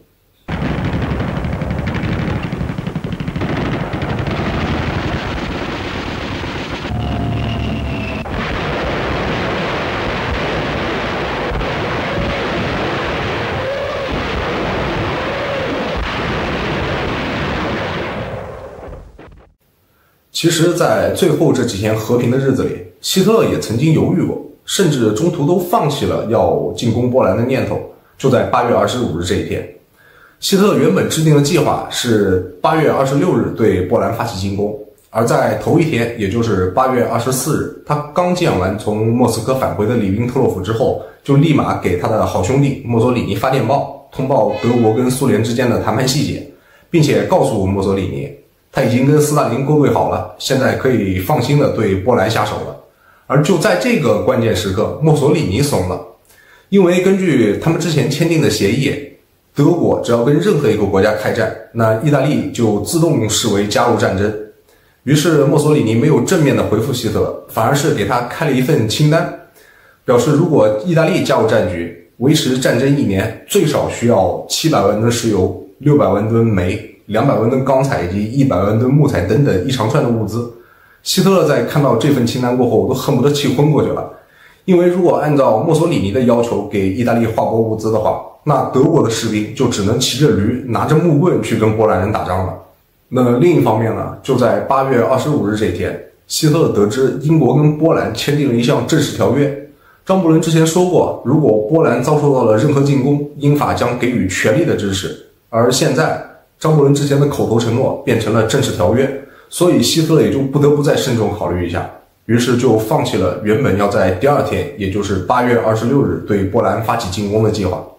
但是希特勒没考虑多久就想明白了，连他自己都会怂，那更何况墨索里尼。所以墨索里尼之前提供的那份看起来不可能完成的清单，其实就是一种不好意思明说的变相的拒绝。在想清楚这个问题之后，希特勒又再次给墨索里尼发电报，表示愿意给他提供要求的一切物资，而且顺带告诉墨索里尼，就算英法全力支援波兰，但是德国在西线的防御固若金汤，英法一时半会之间也不可能取得什么关键性的进展。而正是因为有了苏德互不侵犯条约，在德国跟苏联一起击垮波兰之后，东线的部队就可以立马调转到西线去抵抗英法。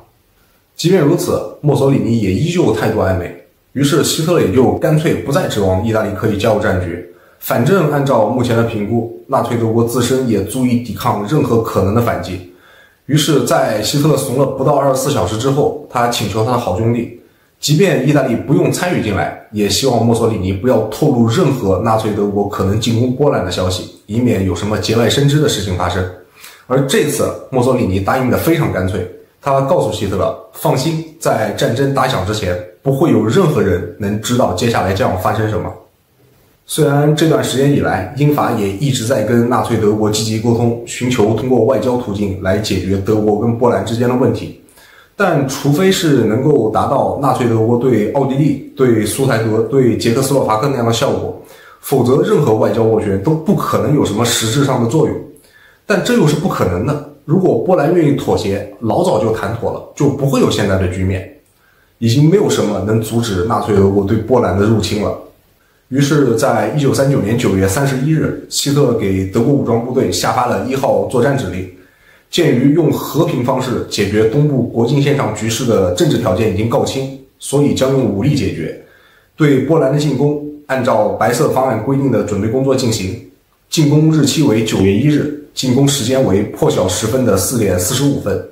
直到开战前的1分钟，墨索里尼都还在试图劝说希特勒，他愿意出面调停，通过外交手段来解决德国跟波兰之间的冲突。而希特勒则友好地回复了墨索里尼，对于他在外交以及政治上给予德国的支持表达最诚挚的谢意，并且告诉墨索里尼，鉴于当前局势的分析，德国预计不需要意大利提供军事帮助。至于为了调停所做出的一切努力，在表达感谢之余，他也还跟墨索里尼强调，这种努力意义不大，因为就目前波兰政府顽固的态度来看，这种努力不出意外的会徒劳无功。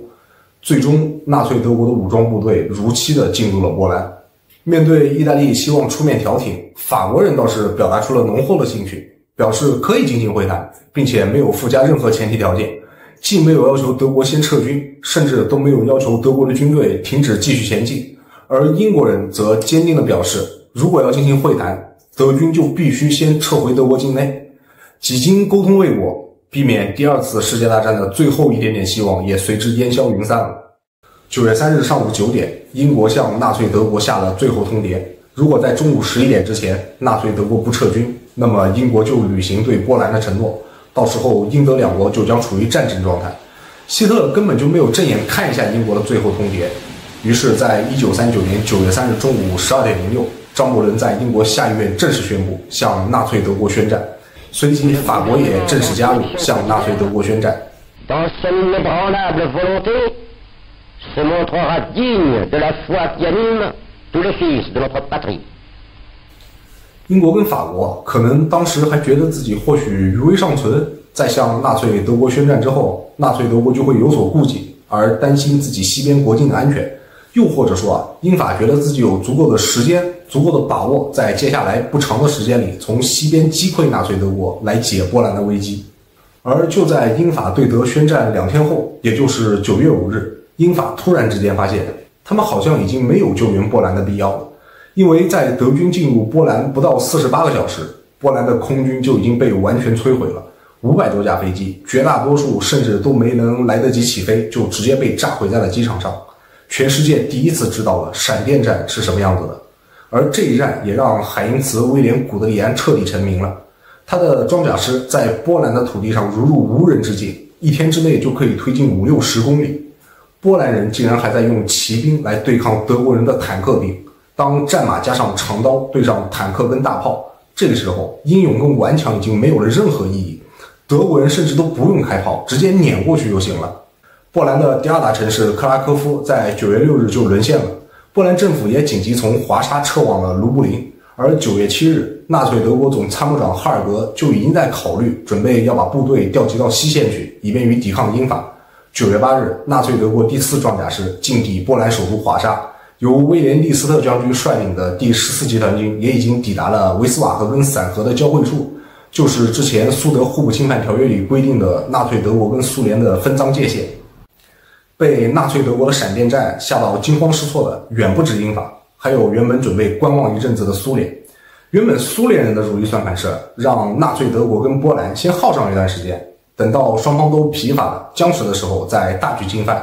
所以9月5日之前，在答复德国人要苏联人从东边进攻波兰的请求的时候，莫洛托夫一直都是装模作样的说时机未到，不能操之过急，不然会有损苏联的事业。而当看到威廉利斯特率领的第14集团军已经抵达了维斯瓦河跟散河交汇处的时候，苏联人大惊失色，要求德军即便已经这么快就抵达了，也必须要停止进攻，要严守苏德互不侵犯条约里签订的瓜分线。意思就是你们搞得也太快了，没有你们这么玩的。不过不管怎样，你们已经答应我们了，所以不准再往前了。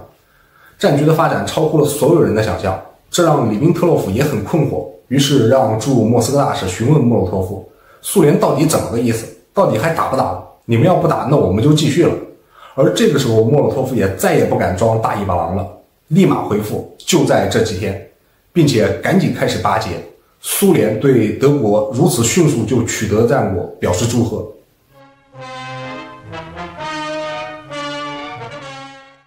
苏联之所以没有立马出兵，另一个方面是因为苏联还想要一个合理的理由。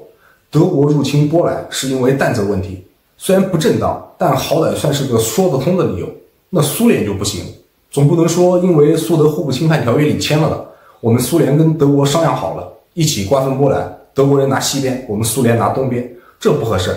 况且苏联跟波兰还签了苏波互不侵犯条约，只不过现在德国人动作太快了，以至于让苏联人根本都来不及反应。在左右权衡了几天过后，苏联提出了一个非常无耻、非常恶心、非常下流的理由。苏联人说鉴于波兰目前归于瓦解，所以跟波兰之前签订的一切条约都随之失效。为了保护波兰境内的乌克兰族和白俄罗斯族同胞免于战火，苏联有义务出兵波兰，让这些同胞在苏联的保护下，在和平的环境当中安居乐业。这个理由是不是很熟悉？时至今日，俄国人都在用，所以波兰人恨俄国人是有原因的。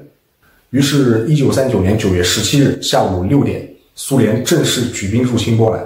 第二天，苏德两国的军队就在布列斯特列夫托斯克，也就是今天的布列斯特会师。而从9月19日开始，苏德两国就一直在商讨实际上的边界划分以及波兰的存亡问题。希特勒为了安抚好斯大林，因为他毕竟马上就要调转枪头去西线对付英法，所以对斯大林提出的要求几乎都是照单全收。而这里面最值得让人注意的一个问题就是波兰的存亡。希特勒主张让波兰人自己治理波兰，就像拿破仑那样组建一个华沙大公国的傀儡政权就可以了。而斯大林则坚持要求不能接受一个残存的波兰，要按照苏德分界线直接瓜分。虽然希特勒对这样的结果也是乐见的，但实际上要求完全瓜分波兰，不允许波兰人作为一个独立民族存在的，则是俄国人。所以这样也就好理解了，为什么波兰一直都抗拒要联合苏联一起来对抗纳粹德国。于是在9月29日，莫洛托夫跟里宾特洛夫在苏德友好边境划定条约上签字，短短28天，波兰也是世界第2陆军强国，也就从地图上消失了。那这个时候西边的英法在干嘛呢？他俩8月底的时候纷纷宣布要在波兰遭受进攻的时候给予全力的支持，也确实早在9月3日英法相继对纳粹德国宣战。那这个时候这哥俩在干嘛？法国在跟德国对峙，当时的法国是世界最强陆军，而跟他对峙的德国满打满算安排了26个师。法国人躲在钢筋水泥的战壕里安静地坐着，静观其变，看着一个英勇的盟友倒下。英国呢，没在干什么，可能在隔海相望吧。直到10月11日，波兰已经被瓜分完毕的3个星期之后，才派了4个师到法国境内，与法国一起跟那26个德国师对峙。后来根据德军将领自己说，如果当时在西线，法国人不仅仅只是对峙，那么很大概率二战就不会打下去，或者说可能不会打得那么广，那么惨烈。虽然陆地上一直都在对峙，但是海上还是有一些战斗的。当然这些战斗也主要都是以德国人挑衅为主。整个9月被德国潜艇所击沉的英国舰船就有26艘，总吨位135552吨。即便如此，法国也表现出了军事上的克制，英国则举棋不定，以至于希特勒后来自己下令海军先缓一缓，不允许进攻一切商船，并且不允许进攻任何法国船只。空军更是，法国要求英国不能轰炸德国境内的目标，因为怕德国报复。面对这种情况，希特勒又出来大摇大摆地呼吁和平。他说纳粹德国无意与英法作战，他同情那些在前线的法国士兵，他们甚至都不知道自己为何爱战。而纳粹德国对西方也没有野心，所以他不明白为何英法现在要打仗，毫无道理。然后他又假惺惺地祈求上帝，让别国的人民想想和平的幸福。希特勒10月6日在国会的又一次和平演说当中向法国喊话，希望跟法国的关系摆脱一切恶意的痕迹。德国对法国已经不再有任何要求，他们甚至都已经不再提及阿尔萨斯洛林。而对英国说，做了很多努力，一直在积极寻求英德之间的友谊，没有做过任何有违反英国利益的事情，因为德国相信只有跟英国保持友谊，欧洲才能拥有真正的和平。当然他最后也没忘记提醒一下英法，波兰已经不可能再站起来了，这已经是既成的事实。不过他也准备保证欧洲其他部分的现状。后来人们才知道，希特勒抛出的所谓和平建议，不过是试图为自己的侵略行为找一个正当的理由罢了。第二天，也就是10月7日，法国总理达拉蒂答复希特勒，在得到真正的和平以及普遍安全的确切保证之前，法国绝对不会放下武器。10月12日，英国首相张伯伦也正式答复希特勒，如果有和平的意愿，那就来点实际的，不要光停留在口头，而且还说得含糊其辞。我估计希特勒在得到英法明确回复的时候应该是很高兴的，因为他就可以直接为他接下来要继续发动的武装入侵找到一个合适的理由。所以他10月13日发表了一项正式声明，宣布英法相继拒绝了德国的和平建议，是他们执意要选择战争的。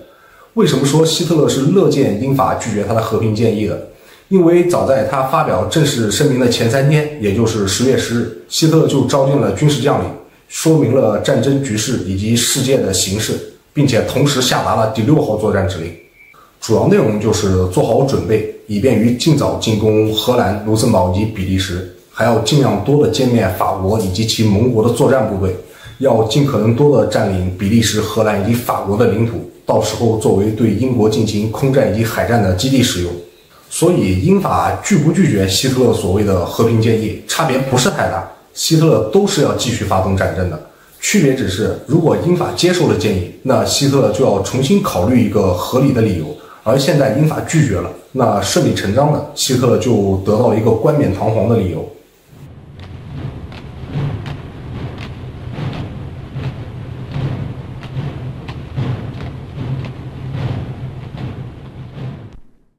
接下来的几个月，在军事上相对来说比较平静。一方面是因为刚瓜分了波兰，需要消化一下；另一方面是对荷兰以及比利时的进攻计划不断延期。1940年1月10日，希特勒下令将于7天后对荷兰跟比利时发起进攻。而就在这个时候，一架德国军机因为天气原因，不得不被迫降落在了比利时境内。恰恰在这架飞机上携带了对比利时的作战计划，就是黄色方案的第2版。尽管随行的军官放火焚烧了这些文件，但是仍旧有少量的残片落入了比利时手中，所以希特勒不得不被迫暂停了对比利时的入侵。这还不是最主要的，最主要的是可以入侵挪威及丹麦的时机逐渐成熟。拿下挪威跟丹麦，相比于西线的法国、荷兰、比利时来讲更为重要，因为由于地理原因，德国没有直接的入海口，而这是一个非常要命的弱点。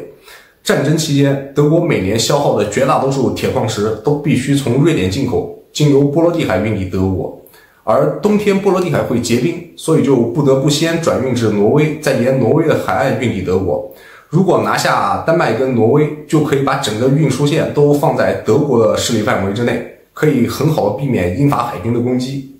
于是希特勒搞了一次叫做威慑演习的军事行动，其实就是武力入侵，只不过不是那种光明正大的武力入侵，只是借用了演习的名义。虽然之前挪威跟丹麦也已经有所警觉，并且也在外交上进行了一些较量，也向英法求援，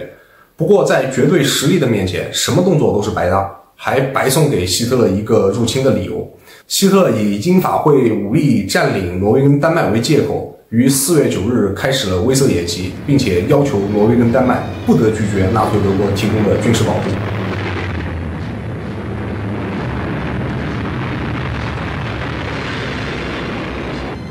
结果呢，丹麦抵抗了4个小时就投降了。挪威其实也差不多，只不过挪威的情况有点特殊。虽然挪威政府声称绝不屈服，但是战争一打响，德军登陆，挪威政府就被打跑了。基本上2天时间，到了4月11日，挪威就已经被击溃了。只不过挪威有英法的支援，所以在北部一直组织小规模的抵抗，但也基本都无济于事。到了5月份，纳粹德国在西线对法国、荷兰、比利时发起进攻之后，英法就撤走了挪威的援军，挪威就彻底沦陷了，跑到伦敦组建了流亡政府。而这样一来，反而让挪威变成了形式上抵抗纳粹德国时间第2长的国家，第一是苏联。搞定了丹麦跟挪威，希特勒又把目光收回到之前就计划好的荷兰跟比利时身上，并且给出的理由跟丹麦以及挪威如出一辙，就是防止英法武装占领荷兰跟比利时，所以德军必须进驻，以确保荷兰跟比利时的永久中立，并且要求荷兰跟比利时不得拒绝，不得抵抗，否则就会遭到武装击溃，而且这个责任得由荷兰跟比利时的政府来负。而这个时候，荷兰政府还在试图跟希特勒讲道理，强调纳粹德国曾经多次公开宣称要保证荷兰跟比利时的领土完整以及中立不可侵犯。不知道荷兰有没有考虑过，希特勒也曾经跟张伯伦保证过，苏台德地区是他最后一块想要的领土。而现在呢，丹麦跟挪威都已经变成他的囊中之物了，更何况早就已经计划好的荷兰跟比利时，甚至是法国，谁能幸免于难？ His name upon it as well as mine.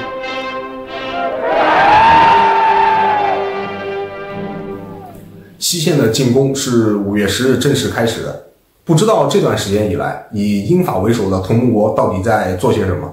如果说之前比利时缴获的纳粹德国的进攻计划是火烧之后的残片，不足以判断希特勒具体意图的话，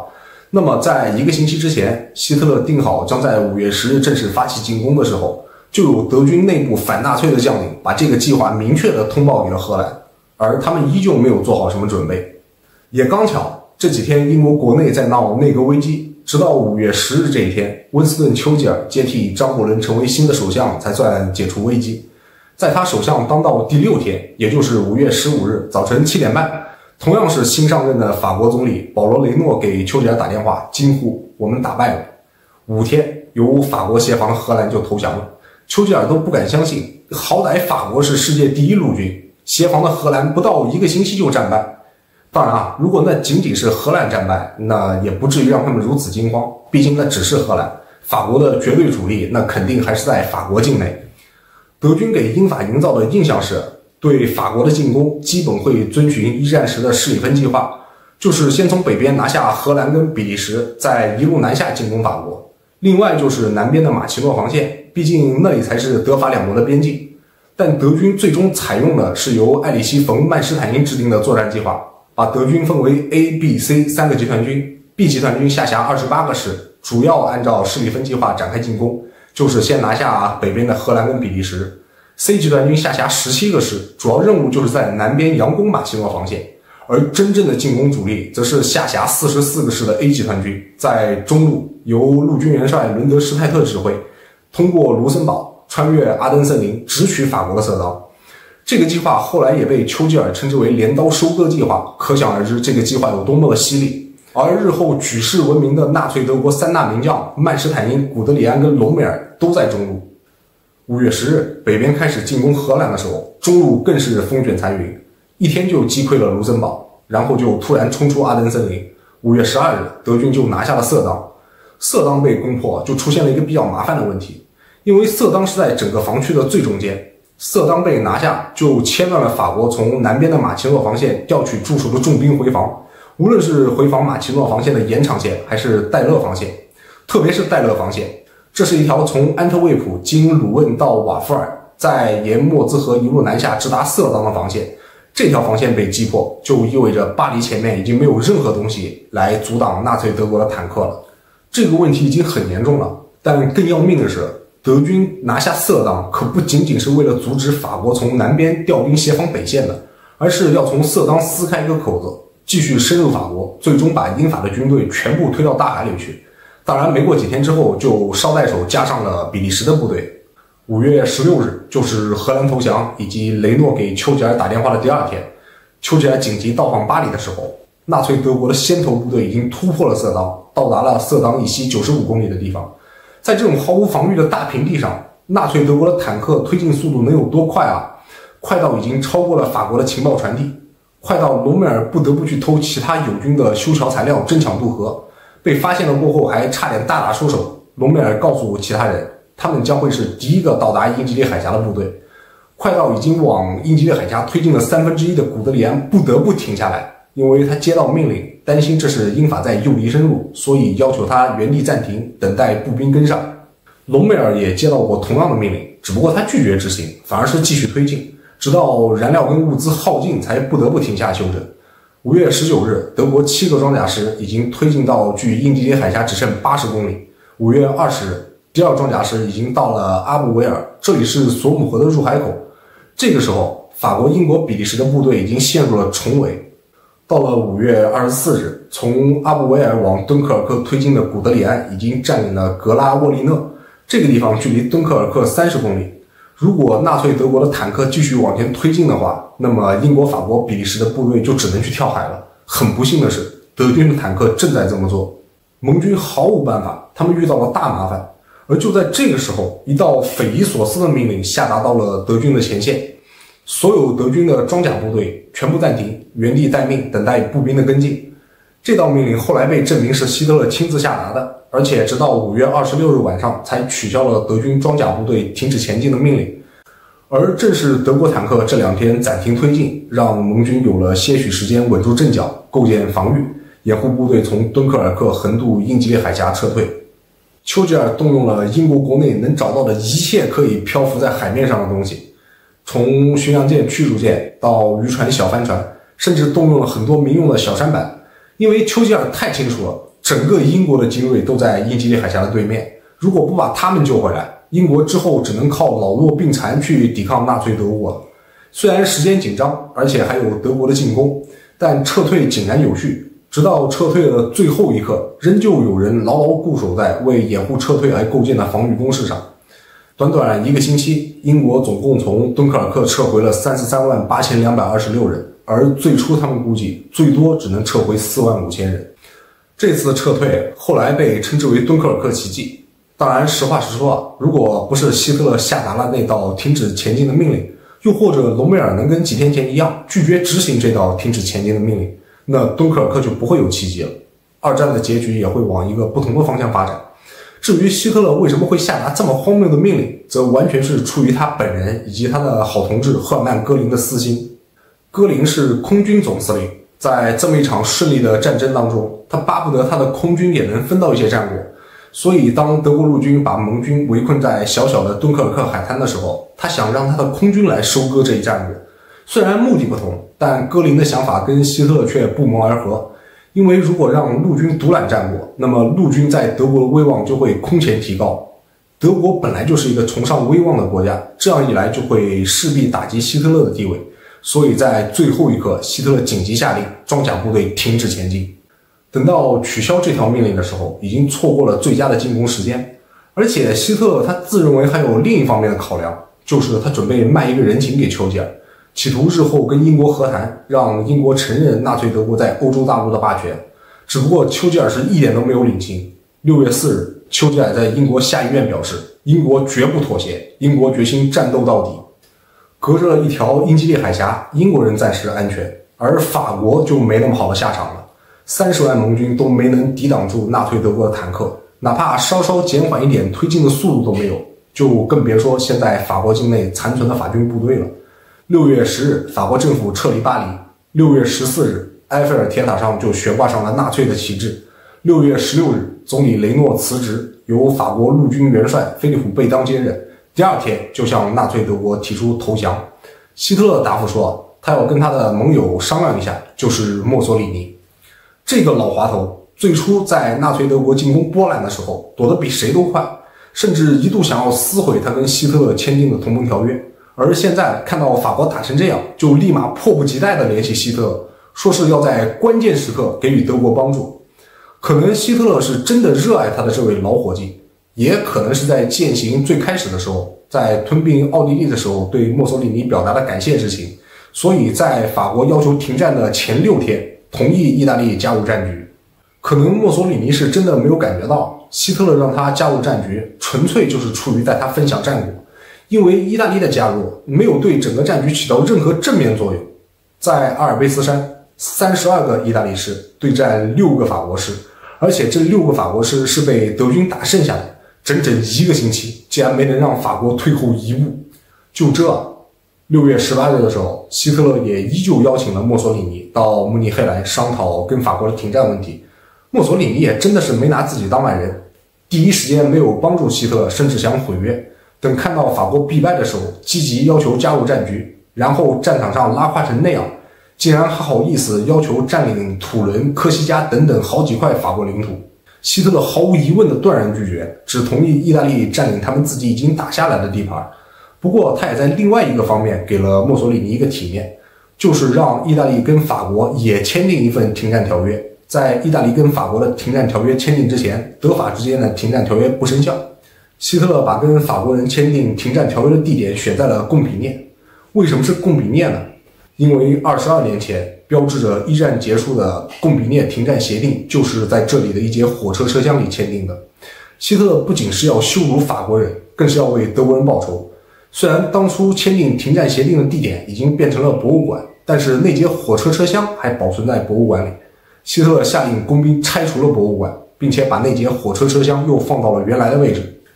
6月21日，希特勒带着随从走进了那节火车车厢，坐在了22年前法国代表裴迪南·福煦坐的那把椅子上，跟法国代表谈判。说的好听叫谈判，其实就是受降，而且他也没什么心思跟法国人啰嗦。所以，当总参谋长威廉·凯特尔向法国代表查理·亨茨格宣读完停战条约的序言过后，他就带着随从离开了。在签订这个条约的时候，中间还有一个非常有意思的小插曲。当凯特尔宣读完条约内容过后，法国代表亨茨格当即愤怒地表示，这个条约也太过于无情了，特别是法国还需要向阿尔卑斯山那边的那个国家签订一份一样的协定，那个国家根本就没有打败法国，如果他们也提出同样的要求，那么法国绝对不会投降，法国一定战斗到底，因此他不能在条约上签字。亨茨格对意大利的不屑溢于言表，甚至都不愿意提及意大利的名字，而且他讲的这番话还引起了在场的纳粹德国作战部长约德尔的同情。约德尔跟亨茨格讲，他对亨茨格讲的关于意大利的事情深表同情，只不过条约是元首定下的，他们只能做一些解释，也改变不了什么。法国只有2个选择，要么全部接受，要么全部不接受。几经拉扯，最终在1940年6月22日下午6点50分，法国代表还是在停战协定上签字了。2天后，法国跟意大利也签订了停战条约。这样一来，法国境内的炮声就全面停止了。希特勒声称法国仍旧由法国人自治，所以扶植了一个傀儡政权，让他们定都在维希，就是维希法国。强大的拥有世界第1陆军的法国，在开战后6个星期就宣布沦陷。纳粹德国已经占领了整个欧洲大陆大部分的地方。希特勒这个早年间的奥地利流浪汉到达了人生的巅峰，一夜之间他成为了整个德国最伟大的人。而现在挡在他建立欧洲霸权前面的只剩下一个人，就是英国首相温斯顿·丘吉尔。 will be born again the glory of mankind. 最开始的时候，希特勒对英国人的态度并没有那么的想要赶尽杀绝，所以当德军的坦克把盟军挤压到敦刻尔克海滩的时候，他下令停止进攻，也就是想卖一个人情给丘吉尔。一方面看看英国人是否领情，另一方面呢，也可以让英国人看到纳粹德国的强大，让他们之后在选择是否要跟纳粹德国为敌的时候可以慎重考虑。毕竟英国孤悬海外，如果英国人可以迫于压力妥协也好，或者是领情于德军没有在敦刻尔克第一时间赶尽杀绝也罢，如果英国可以承认纳粹德国在欧洲大陆继承事实的霸权就可以了。这样一来，他就可以抽身去对付东边的他的好盟友苏联。而另一个他需要提防以及安抚的就是大洋彼岸的美国。虽然纳粹德国在欧洲大陆上已经是无可争辩的老大，但面对强大的美国，这点自知之明希特勒还是有的。况且欧洲跟美国之间隔了一个大西洋，他不会去主动招惹美国，只要美国人不参与到欧洲的争端里来就行。好在呢，当时的美国社会孤立主义盛行，你想来也是，美国的西边是太平洋，东边是大西洋，无论亚洲或者欧洲打成什么样，战火都很难燃烧到美国本土，而且当时又没有洲际导弹，所以纳粹德国驻美国的大使馆每天都在不遗余力地拉拢孤立主义者，提高孤立主义的声量。Despite the propaganda and confusion of recent months, it is now obvious that England is losing war. 而且希特勒本人也多次公开向美国人呼吁，德国热爱和平，对法国的战争也是迫不得已。他们甚至在敦刻尔克停止进攻，让盟军可以从容撤退，并且在此之后多次喊话丘吉尔。他对大英帝国十分钦佩，也十分认同大英帝国的重要性，所以他才没有在敦刻尔克对大英帝国下死手。他也从来没有要挑战大英帝国地位的企图，只是希望大英帝国可以让他们在欧洲大陆畅行无阻。6月到7月间，希特勒都在不厌其烦地呼吁和平，以至于瑞典国王跟梵蒂冈教皇都表示愿意出面调停。美国国内很多有分量的政治人物也纷纷站出来表态，希望英国跟德国能达成一致。而丘吉尔则看透了希特勒的小把戏，坚定地说，如果要让英国同意德国的提议，那希特勒得用实际行动来证明，而不仅仅是口头保证。纳粹德国必须恢复捷克斯洛伐克、波兰、挪威、芬兰、荷兰、比利时以及法国的独立还有自由。那这样一来，英国的态度就十分的明显了。于是在7月16日，希特勒下达了对英国作战的第16号指令，大致内容就是，鉴于目前英国毫无妥协的意愿，所以准备在英国登陆作战，主要的目的就是消除英国作为可能的对德国作战的基地，在必要的时候予以占领。入侵英国的计划代号海狮。有个值得强调一下的问题，那就是最初的时候，希特勒似乎是真的没有打算对英国发动战争，可能是出于觉得不屑，因为法国一战6个星期已经足以向盟军展现出纳粹德国的强大，所以觉得英国不会愚蠢到继续与纳粹德国为敌。又有可能是觉得没必要，因为德国只需要维持在欧洲大陆的自由行动就可以了。毕竟英伦三岛在英吉利海峡对面，英国人不会也不能在欧洲大陆上阻挠德国。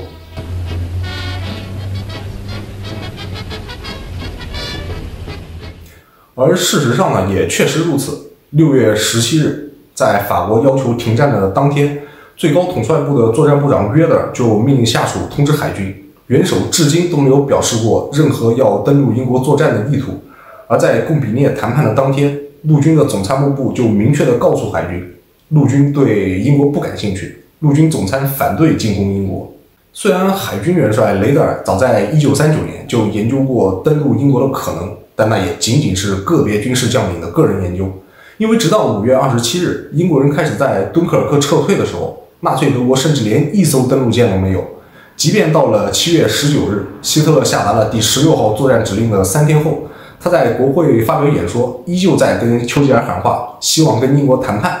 他说看不出有任何继续打下去的理由。但最终希特勒还是下定决心要对英国动手，可能是出于对丘吉尔的恼羞成怒。因为在希特勒看来，他多次向丘吉尔递橄榄枝都遭到了对方无情的拒绝。作为一个目前志得意满的独裁者，他自认为跟丘吉尔喊话要和谈是在给丘吉尔台阶下，而对方既然胆敢多次拒绝自己的恩赐，那么就让英国人尝一尝纳粹铁蹄的厉害。于是在匆忙之间拿出了入侵英国的海狮计划。要知道，实际上德国海军根本就没有准备好。早在几个月之前，在准备吞并丹麦跟挪威之前，海军元帅雷德尔就曾经给过希特勒建议，如果再等几年，等到德国海军全面发展起来，到那个时候再想进攻任何国家都会变得轻而易举。只不过希特勒并没有这个耐心了，他制定好的计划是最迟将在9月15日对英国发动进攻。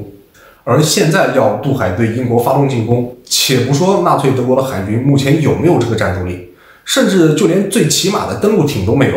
所以7月29日，海军的总参谋部起草了一份备忘录，里面就明确地指出，目前不应该对英国发动进攻，建议延迟到第2年，也就是1941年的5月份再做考虑。但是希特勒偏偏要在当下来考虑这个问题。7月31日，他召集各军事将领开会，会上海军元帅雷德尔就目前的状况做出了分析。因为没有专业的登陆舰船，所以要运送部队渡海，就必须要有好的天气和海况，不然普通的驳船遇到稍大的风浪就会翻覆沉没。而且就目前的天气状况来说，即便有短暂的好天气可以运送第一批部队渡海，也很难保证可以继续运送第2批和第3批以及登陆部队所需要的物资。所以综合一系列因素考虑，最终给出的建议依旧是最有利的进攻时间是1941年的5月。但是希特勒没有耐心等那么长时间，现在他可能已经开始懊悔，就在短短1个月之前，他在敦刻尔克海滩放了英国人一马，让英国人可以顺利撤回。因为他说虽然现在各方面条件看起来不利于德军登陆，但这个时候是英国人最脆弱、最丧气的时候，如果再过8个月，英国人大概率会重新振作起来。可能还是那个急于凸显自己重要地位的帝国空军司令给了希特勒一些建议。他对希特勒说目前海军没有准备好，而陆军无法渡海，但我们空军随时待命所以可以先用空军对英国进行作战，特别是对英吉利海峡对面英国南部地区进行密集的轰炸。等取得制空权过后，将由帝国空军掩护渡海，在英国南部抢占一块海滩，到时候陆军登陆就可以畅行无阻了。于是希特勒就告诉总参谋长哈尔德以及海军元帅雷德尔，先让空军上看看空袭效果。如果空袭效果好，英国的机场、码头、海军空军遭受到重创，帝国空军取得了制空权，那么海狮计划就按照原定的9月份进行。如果空袭效果不尽如意，那么海狮计划就推迟到1941年的5月。戈林把空袭英国的作战计划代号为鹰。当希特勒跟最高统帅部敲定了具体进攻步骤之后，戈林下令8月13日正式开始鹰计划。而在前一天，他们就已经开始轰炸了英国的雷达站。只不过戈林可能当时没有意识到雷达对于空战的作用到底有多大，所以对英国的雷达轰炸只持续了8月12日1天。虽然是完全炸毁了1座，损坏了5座，但这对于大面积的空袭来说是远远不够的。之后，他们就转而去轰炸了英国的机场以及飞机制造厂，虽然也取得了一定的战果，但是纳粹空军的损失相对来说更大。因为英国皇家空军在雷达的协助下，可以明确的知道来犯的纳粹空军飞机的具体数量，甚至可以推算出他们的飞行航线以及明确的攻击目标。这就让英国皇家空军的飞机是带有明确目标的拦截，效率非常高。所以开战的头10天，戈林非常郁闷，因为纳粹空军的损失每天都是2倍甚至3倍于英国皇家空军。但是后来纳粹空军发现了这个问题，因为他们经常可以听到英国的地面雷达站跟飞机上的驾驶员通过无线电通话，指挥他们精确进攻。于是8月24日的时候，他们又开始打击雷达。纳粹空军的这一改变对英国皇家空军来说是致命的打击。戈林下令从8月24日开始，纳粹空军每天派出1000多架飞机对英国进行几乎不间断的轰炸，而这个时候纳粹空军的数量优势就凸显出来了。纳粹空军的飞机总数是将近3000架，而英国皇家空军保卫英国本土的飞机总共700多架。再厉害的空军你也经不住车轮战，英国皇家空军的飞行员几乎是得不到休息的。更严重的是，7个关键的雷达站有6个遭到了猛烈的轰炸，5个机场几乎被完全摧毁。到了9月6日的时候，英国皇家空军的损失已经比纳粹空军多出将近50%，而最要命的是飞行员伤亡1/4。连丘吉尔自己都说，如果这种情况再持续1-2个星期，那么英国皇家空军就会完全崩溃，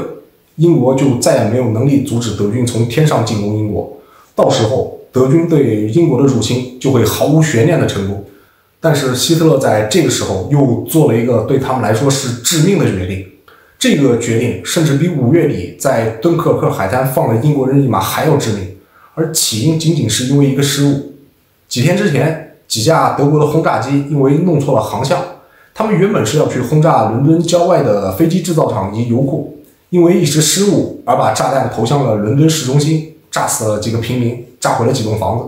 英国人认为德国人这次对伦敦市区的轰炸是故意的，所以他们第2天就对德国展开了报复，派了81架轰炸机去轰炸柏林。英国这次报复性的对柏林的轰炸本身并没有什么了不起，因为天气不好，导航有误，绝大部分的英国飞机都没能找到目标，而真正投下的炸弹也没有造成多大的损失，甚至都没听说有人员伤亡。而这次轰炸对希特勒来说是伤害性不大，侮辱性极强，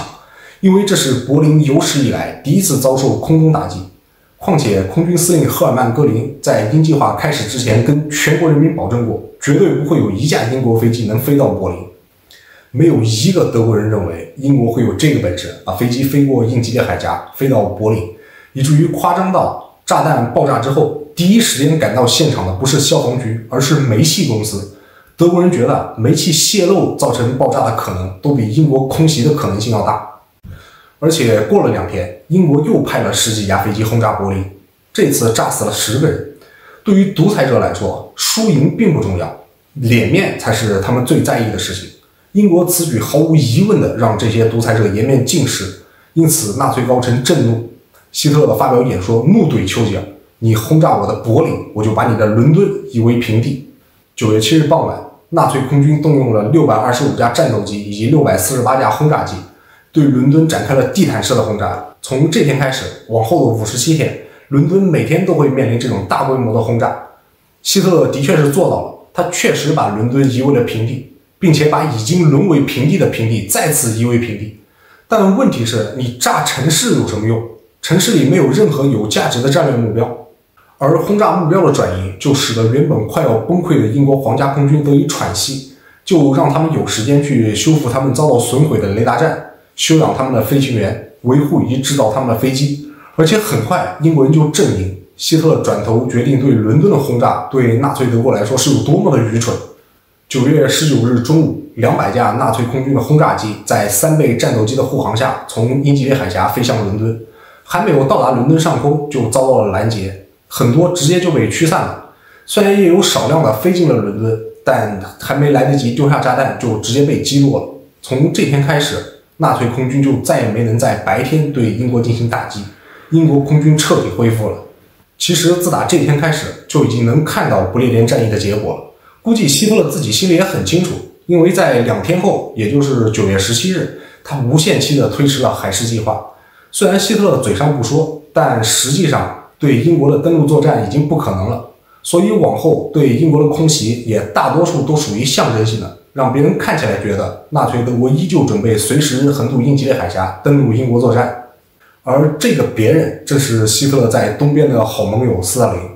之所以让斯大林认为他们依旧会继续随时登陆英国，是因为实际上他真正要进攻的是苏联。希特勒对苏联、对共产党好像一直都是赤裸裸的仇恨，除了在进攻波兰之前有过短暂的逼不得已的热情，其余时间好像从来都没有过好脸色。从他上台之前就开始一直不遗余力地诋毁咒骂共产党，而且自打苏德互不侵犯条约签订以来，希特勒因为要在西线发动战争，为了避免东西两线同时作战，几次都让苏联占尽了大便宜而没有声张。那现在既然登陆英国国，反正英国暂时也遭受到了重创，而且还有英吉利海峡的隔挡，那干脆就转向东边，跟斯大林那个老酒鬼好好的清算一下新仇旧恨。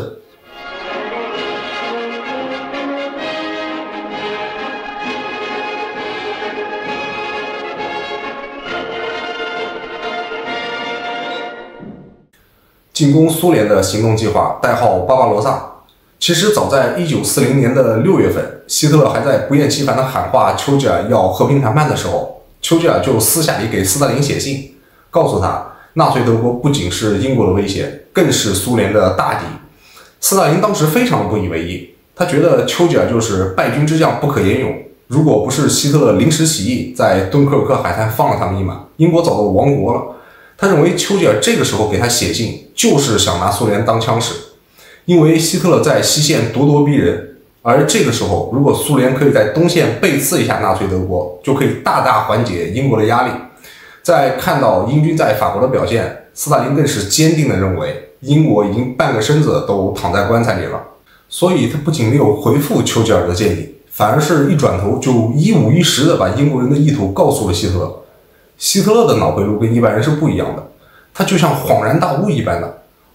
原来丘吉尔到目前为止还在拼命抵抗，原来是背后在仰仗苏联，如果苏联人一出手，英国自然就可以起死回生。没人知道希特勒是怎么得出这个逻辑的。比希特勒脑回路还要清奇的，当属他的好盟友斯大林。苏联有个王牌间谍叫佐尔格，他在德国拿到的情报可以精确到希特勒知道什么，他就能让斯大林也知道什么。他把纳粹德国要进攻苏联的计划呈递给斯大林，有精确的进攻时间、进攻方向、兵力部署。斯大林甚至连看都没有正眼看，因为他个人坚定地认为纳粹德国不会在还没有搞定英国的情况下就转头去进攻苏联，所以他跟手下人说：“你看，这就是丘吉尔的离间计。现在丘吉尔已经被希特勒炸到抬不起头了，所以希望苏联赶紧在背后捅德国一刀。我们苏联才不上这个当，我们才不去给英国当这个冤大头。我们苏联绝对不会背叛自己的德国盟友。”斯大林一味的单相思，而希特勒可不是这么认为的。早前跟苏联表示亲近友好，那是因为纳粹德国要在西线去进攻英法，而现在西线该打的已经打完了，就剩英国了。一时半会之间既拿不下英国，英国也不会反攻回来，所以刚好有空来对付苏联。而另一场战争的结果也促使希特勒觉得，与其现在跟英国一味的僵持下去，不如先抽出手来把苏联这个好啃的骨头先啃下来。为啥突然之间希特勒觉得苏联现在变成了好啃的骨头呢？就是因为苏芬战争。芬兰相比于苏联，那是弹丸小国的弹丸小国，全国人口总共300万，所有兵力加在一起不到30万，苏联大举进兵120万，气势汹汹地杀向芬兰。如果这个仗是由纳粹德国来打，估计最多1个星期也就结束了。苏联前后总共打了快半年，当然芬兰最终是输了，但不是武装吞并，而是谈判投降。芬兰总共失去了1/10的领土。后来有个不愿意透露姓名的苏联将军，当然他可能也不好意思透露他说苏联只得到了足以埋葬阵亡士兵的土地，可想而知苏芬战争苏联胜得有多惨。后来一对比，整个苏芬战争当中，苏联的伤亡总数是375491人，其中阵亡了71214人，芬兰的伤亡总数有好几个说法，但是其中阵亡人数最多的说法也少于26000。苏联的阵亡人数是芬兰的3倍。希特勒看到苏芬战争的结果，觉得自己的智商受到了极大的侮辱。我拿你当个可以跃龙门的鲤鱼，谁能想得到你是一个翻不了身的咸鱼？一个小小的芬兰你打成这样，要不是我们德意志帝国阻止了芬兰接受英法的援助，那最终芬兰是不是会投降都还不好说呀。早知道这样，我还跟你签什么苏德互不侵犯条约呢？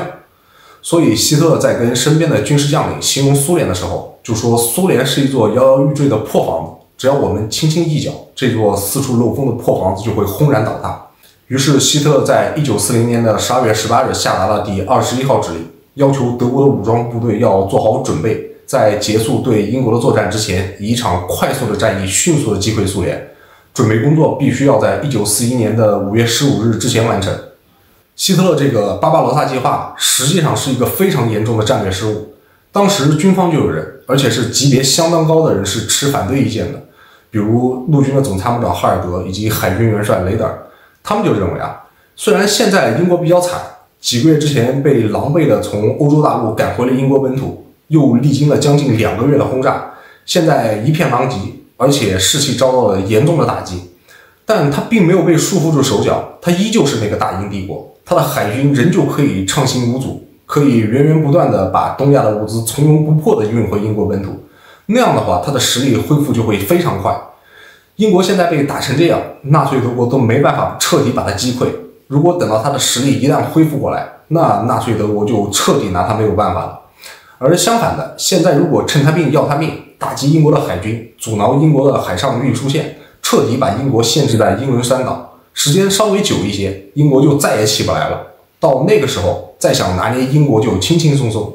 而反观苏联，怂成这样，一个小小的芬兰都能打半年，伤亡还是芬兰的3倍。要不是我们德意志帝国从中阻挠了一下，最终的输赢都还不好说。所以进攻苏联不必急于一时，当务之急是彻底束缚住英国。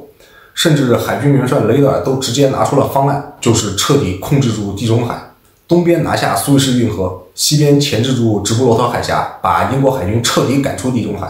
那这样的话，英国要想往回运物资，就要绕到非洲最南端的好望角，航程增加1倍，而且航线上都是开阔的印度洋跟大西洋。这样的话，德国潜艇就可以非常方便的西咬。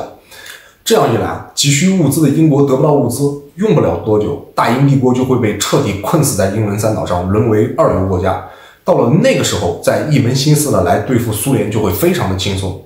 但无奈的是，希特勒根本就听不进去，因为他太痛恨斯拉夫人了。别忘了，从年轻的时候开始，希特勒就是一个极端的种族主义者，他对斯拉夫人的厌恶不亚于犹太人，而且他也太痛恨共产党了。那么由一个斯拉夫人建立的共产党国家，他怎么可能容忍得下？何以见得1941年3月初的时候，希特勒召集3军将领开会，下达了一条指令，而这条指令他从来没在其他任何战役之前下达过，以前没有，以后也没有。希特勒对各个军事将领说对俄国人的战争不能以狭义的方式来进行，要以空前的、残酷无情的严厉方式来进行，因为这是意识形态和种族差别上的斗争。而且俄国人没有参加海牙公约，所以他们不用享受这个公约里规定的权利。海牙公约主要是3大类，第一大类就是和平解决国际争端类，第二大类就是战争的发起以及中立国的权利和义务类，而第3大类就是希特勒所强调的俄国人不用享受的战争法规类。其中约定的很重要的部分就是战斗人员、战俘以及伤病员的待遇，还有对平民的保护以及人道主义方面的要求。希特勒要求他的军事将领们不用给予俄国人海牙公约的权利，意思很明确，就是碰到俄国人不用讲什么道义，直接弄死就完了。就在希特勒紧锣密鼓地做击溃苏联的准备的时候，他的好兄弟意大利法西斯头目墨索里尼也想闹出一点动静来。早先在占领法国之后，希特勒只分给他一些不太有价值的法国领土，所以墨索里尼很不高兴，于是决定自己也去抢占一些回来。即便希特勒跟他千叮咛万嘱咐，暂时不要惹是生非，因为经过法国一战，希特勒太清楚墨索里尼几斤几两了。但墨索里尼偏偏不信邪，偏要去入侵希腊，而且自信满满的说，意大利对希腊那都不能叫入侵，充其量只能叫做去雅典武装游行。结果从1940年10月开始，打了半年，愣是没打下来。到了1941年的4月，被希腊反攻了回来。眼看意大利本土有失守的危险，墨索里尼赶忙去找希特勒求救。希特勒都气疯了，老早就跟你说过，让你不要惹是生非，你偏不听，自己几斤几两，心里没点数吗？不过希特勒这一点倒还是蛮仗义的，不像墨索里尼。于是1941年的4月初，希特勒让威廉·李斯特率领第12集团军的15个师进攻希腊。结果到了4月23日，希腊投降。墨索里尼打了半年都没能拿下的希腊，被希特勒半个月拿下了。不止在希腊，墨索里尼丢脸都丢到非洲去了。意大利的部队在利比亚也被歼灭，希特勒不得已又派了一支装甲师到非洲去帮助意大利，并且把隆美尔也派了过去。隆美尔一到非洲就迅速地稳住了阵脚，从利比亚一路往东推进了1600公里，到了埃及。只要保障充足，眼看着就可以轻松地夺下苏伊士运河。而这个时候，海军元帅雷德尔又再次建议希特勒应该一举夺下苏伊士运河，先束缚住英国，再往后就可以通过土耳其北上协助进攻苏联。这个建议也得到了当时身在非洲的隆美尔的赞同。而最担心他们会这么干的，恰恰就是英国首相丘吉尔。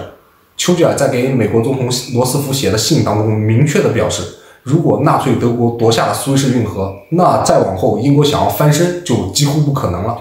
但是希特勒的眼界停留在了陆地上，而且他对苏联的执念没有人可以撼动。希特勒觉得为了救援意大利，原本5月份就要进行的巴巴罗萨计划已经被推迟了，现在无论如何都不能再拖延了。至于苏伊士运河的问题，可以等到巴巴罗萨计划结束了之后再来考虑。于是进攻苏联的巴巴罗萨计划最终被定在了1941年的6月22日进行。值得一提的是，苏联的王牌间谍佐尔格在希特勒发动进攻的头一天，把详细的进攻计划递交给斯大林。纳粹德国总共调集了3个集团军群，每个集团军群下辖2个步兵集团军和1个装甲集团军，总共9个集团军，共计190个师，将从北、中、南3个方向向苏联发动进攻。北方集团军群进攻列宁格勒，中央集团军群进攻莫斯科，南方集团军群进攻基辅。斯大林还是不信。不止佐尔格，英国大使在给苏联的情报预言当中也说明是6月22日战争爆发。佐尔格说的斯大林都不信，英国人说的他就更不会相信。战备等级没做任何调整，以至于纳粹德国的坦克打进来，苏联的边境指挥部给中央发电报，问遭受到进攻要怎么办。中央给的回复非常有意思，竟然问他们为什么不用加密通讯。苏联的边境指挥部哭笑不得，苏联遭受到入侵，这是战争，不是演习。1941年6月22日凌晨3点半，希特勒选择了一个最死寂的时间点对苏联发动入侵。因为再喜欢熬夜的人，这个时间点也已经睡了；需要早起劳作的人，这个时间点也还没有起来。整个苏联都在一片安详的睡梦当中。纳粹德国北、中、南3个集团军群在绵延1000公里的战线上，按照既定的方案全面的向东推进。某种程度上来说，希特勒形容的的确没错，苏联就是一座摇摇欲坠的破房子。因为在开战的当天，苏联就损失了1800架飞机，其中绝大部分都是被直接炸毁在了机场上。北、中、南3路大军平均往东推进了60公里，也就是说，在开战的当天，纳粹德国就占领了苏联6万平方公里的土地，相当于2个比利时。开战3个星期，北方集团军群已经很顺利地朝列宁格勒推进，南方集团军群的先头部队已经兵临基辅，而最迅猛的中央集团军群已经拿下了斯摩棱斯克，距离莫斯科200公里。毫不夸张地说，整个苏联都在全线溃败。尽管有些高级将领也表示，他们遭遇到了前所未有的抵抗。不过我估计他们所谓的这个前所未有，应该是跟1年之前的法国相比。因为如果是真的遭遇到了前所未有的抵抗，怎么可能开战才1个月，苏联的前3大城市莫斯科、基辅、列宁格勒就通通告急，以至于志得意满的希特勒在7月份发布了一项指令，再往后需要大幅的裁撤陆军，把主要的精力都用在海军和空军的建设上。后来的事实证明他不只是嘴上说说而已，因为到了9月份，希特勒指示最高统帅部准备裁减掉40个步兵师，而被裁掉的这些人可以投入到工业生产方面去。因为在希特勒看来苏联的崩溃已经近在眼前了，所以到了9月底的时候，他给各军事将领的命令里明确表示，如果莫斯科跟列宁格勒提出投降，将不予考虑。特别是列宁格勒，他看不出这个城市有任何存在在地球上的必要，任何要求接管列宁格勒的请求将不予考虑，因为那里居民的生存不应该由我们德意志帝国来解决。如果你不知道什么叫做小人得志的话，看看当时的希特勒就知道了。10月3日的时候，希特勒向全国人民发表讲话，宣布苏联已经崩溃了，德国得到了比他当初上台的时候还要大2倍的土地。但是这个时候情况已经不像他形容的这么乐观了。虽然半个月之前他们才刚拿下了基辅，基辅战役是人类有史以来最大的核围战，在基辅核围当中，光苏联的战俘就抓了66万。到了10月2日，德军发动了台风行动，正式对莫斯科发动进攻。也正是从这个时候开始，战局对于纳粹德国来说开始急转直下，一路高歌猛进的德军再也没能延续之前不败的神话，因为他们面临的是苏联的冬天。而上一个面对俄国冬天的人是1812年的法兰西皇帝拿破仑。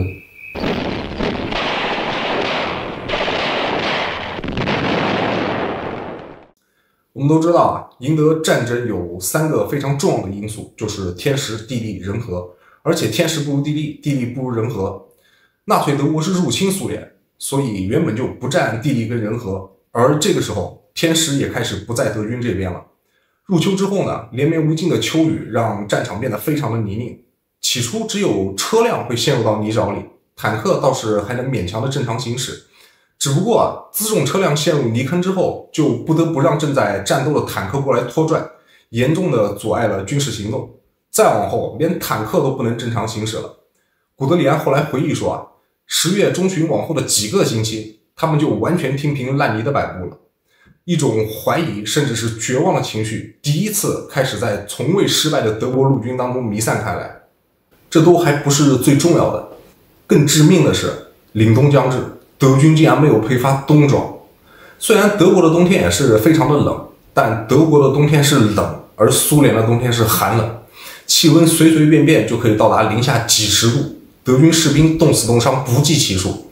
根据后来的统计，攻打莫斯科，纳粹德国总共损失士兵100万人，其中冻死冻伤的就高达11万。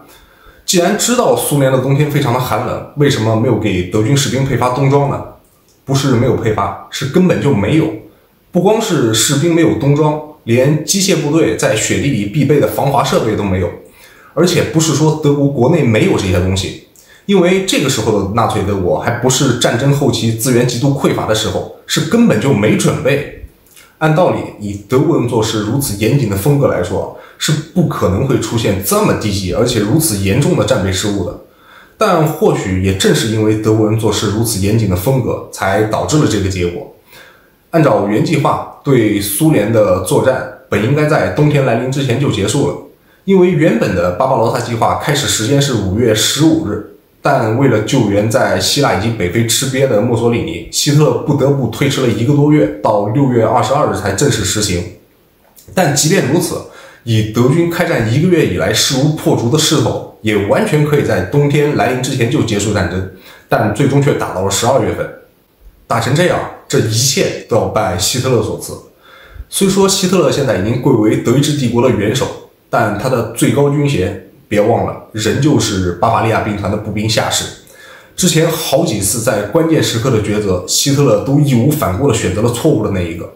从敦刻尔克海滩到空军轰炸伦敦，再到放弃消耗英国，以及拒绝了雷德尔跟隆美尔的建议拿下苏伊士运河，偏偏要选择进攻苏联。而这次又是他，一个步兵下士，偏偏要亲自指挥国家级别的军事战略。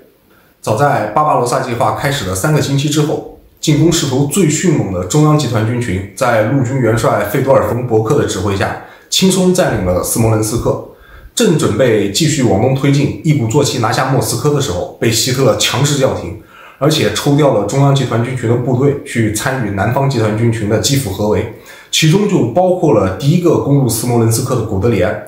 而且正是古德里安在7月11日建议要强渡第聂伯河，迅速往东推进，才使得中央集团军群在7月16日就占领了斯摩棱斯克，兵锋直指莫斯科。希特勒把他步兵下士的最高军衔体现得淋漓尽致。因为基辅有粮食，乌克兰有资源，希特勒强制叫停了中央集团军群攻占莫斯科的命令，遭到了几乎所有人的强烈反对，其中就包括被抽调往南线的古德里安，甚至为此古德里安还跟他起了争执。但跟前几次一样，没有人能阻止得了希特勒对乌克兰粮食以及资源的垂涎。他就是一个合格的强盗，就跟动物园里的猴子一样，看到了香蕉走不动路。但最终他还是成功了，拿下了基辅。只不过如果苏联没有被击溃，即便这个时候拿下了基辅，占领了乌克兰，之后也会被苏联人再打回来的。后来的事实证明也的确如此。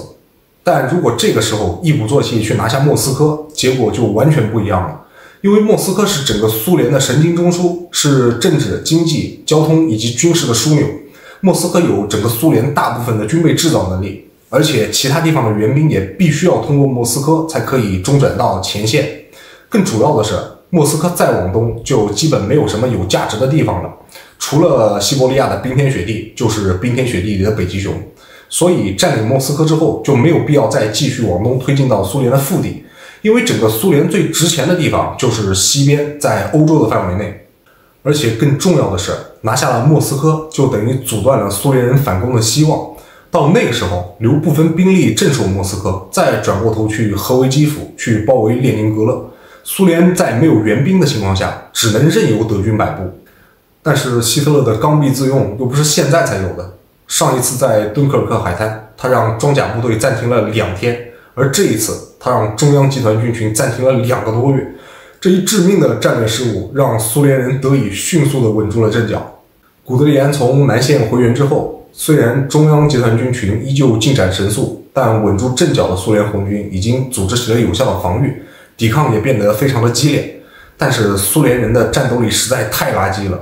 所以还是让德军取得了不小的战果。到了11月份，气温骤降到零下30度，而这个时候绝大多数德军依旧穿着单薄的夏装，战场上随处可见冻僵的德军士兵，而装甲部队的情况也没好到哪去，在零下30度的气温里，坦克根本就启动不了。而且德军是奔着闪电战来的，推进速度非常快，所以战线拉得太长，并且他们中途也并没有稳固已经占领的地盘，以至于补给线也拉得很长，而且会经常遭到苏联游击队的骚扰，这就导致最前线的部队物资极度紧缺。相反，苏联人就要舒服得多。虽然他们刚开始的时候被打得非常的惨，但毕竟是防守作战，以逸待劳。别的不说啊，最起码他们可以穿得很暖和。况且零下几十度的气温，德国人没见过，但是苏联人是每年都要经历。所以斯大林10月7日在莫斯科红场举行了盛大的阅兵。他在列宁墓上向全国人民发表讲话，要求他们坚决死守莫斯科，要在苏联的每一寸土地上跟纳粹侵略者拼命。在这种情况下，德军每前进1米都要付出难以想象的惨痛代价。到了11月底，古德里安给陆军的总参谋长哈尔德打电话，说他的装甲部队已经无能为力了。要知道，这个话可不是某一个普通的名不见经传的小军事将领说的，而是纳粹德国3大名将之一的古德里安说的。后来古德里安回忆，那个时候他就已经可以确定对莫斯科的进攻已经彻底失败了。但是远在柏林的希特勒却并不这么认为，很多一线的指挥官都觉得要先行撤退，巩固一下防御阵线，等到天气暖和了再继续谋求进攻。希特勒坚决地驳回了这些请求，并且要求在12月1日对莫斯科发起总攻，依旧要求是在冬天之前拿下莫斯科。但问题是现在已经是冬天了。不得不佩服德军的作战素养，即便在这么山穷水尽的条件下，依旧从北中南3路发动了对莫斯科的总攻。而且在12月2日，第258步兵师的一个侦察营攻入了距离莫斯科19公里的西姆基，在这里甚至用望远镜就能直接看到克里姆林宫。但是第2天他们就被苏联人打回去了。这是纳粹德国第一次也是最后一次打到莫斯科城郊，直到1945年的5月，苏联红军攻入柏林，纳粹德国也再没能到达这里。1941年12月6日，在朱可夫元帅的指挥下，苏联红军100个师在绵延300公里的战线上展开了全面的反攻。缺衣少粮的德军根本就抵挡不住苏联人，开始不断后撤。到了第2年的2月，已经被迫后撤了300公里。之所以讲是被迫撤退，是因为在12月6日，苏联人展开全面反攻的时候，希特勒竟然下令让连冬装都没有的德军不得撤退，必须坚守阵地。这个莫名其妙的命令直接导致德国陆军损失了100万人，更要命的是，12月6日的这次反攻证明了一件事儿：德国陆军不是不可战胜的。虽然在打击英国本土的不列颠战役当中，纳粹德国第一次没有胜利，但那也只是他的空军，而德国陆军一直都是碾压般的存在。就连世界第一陆军的法国以世界第二陆军的波兰，在纳粹德国面前都被轻松击溃。而从12月6日这一天开始，德国陆军不败的神话已经开始崩溃了。紧接着第二天，另一件更严重的事情爆发了。希特勒远在东方的另一个盟友日本，招惹了他们轴心国在这个地球上最不应该招惹的国家，就是美国。1941年12月7日，日本毫无征兆地偷袭了美国位于夏威夷的珍珠港。原本美国一直奉行的都是孤立主义，因为不管太平洋对岸的亚洲和大西洋对岸的欧洲打成什么样，都跟美国本土无关，所以美国一直都没有想直接参与战争。而日本不自量力的这一下子，把美国拉下了水，美国向日本宣战。于是12月11日，纳粹德国也迫不得已向美国宣战。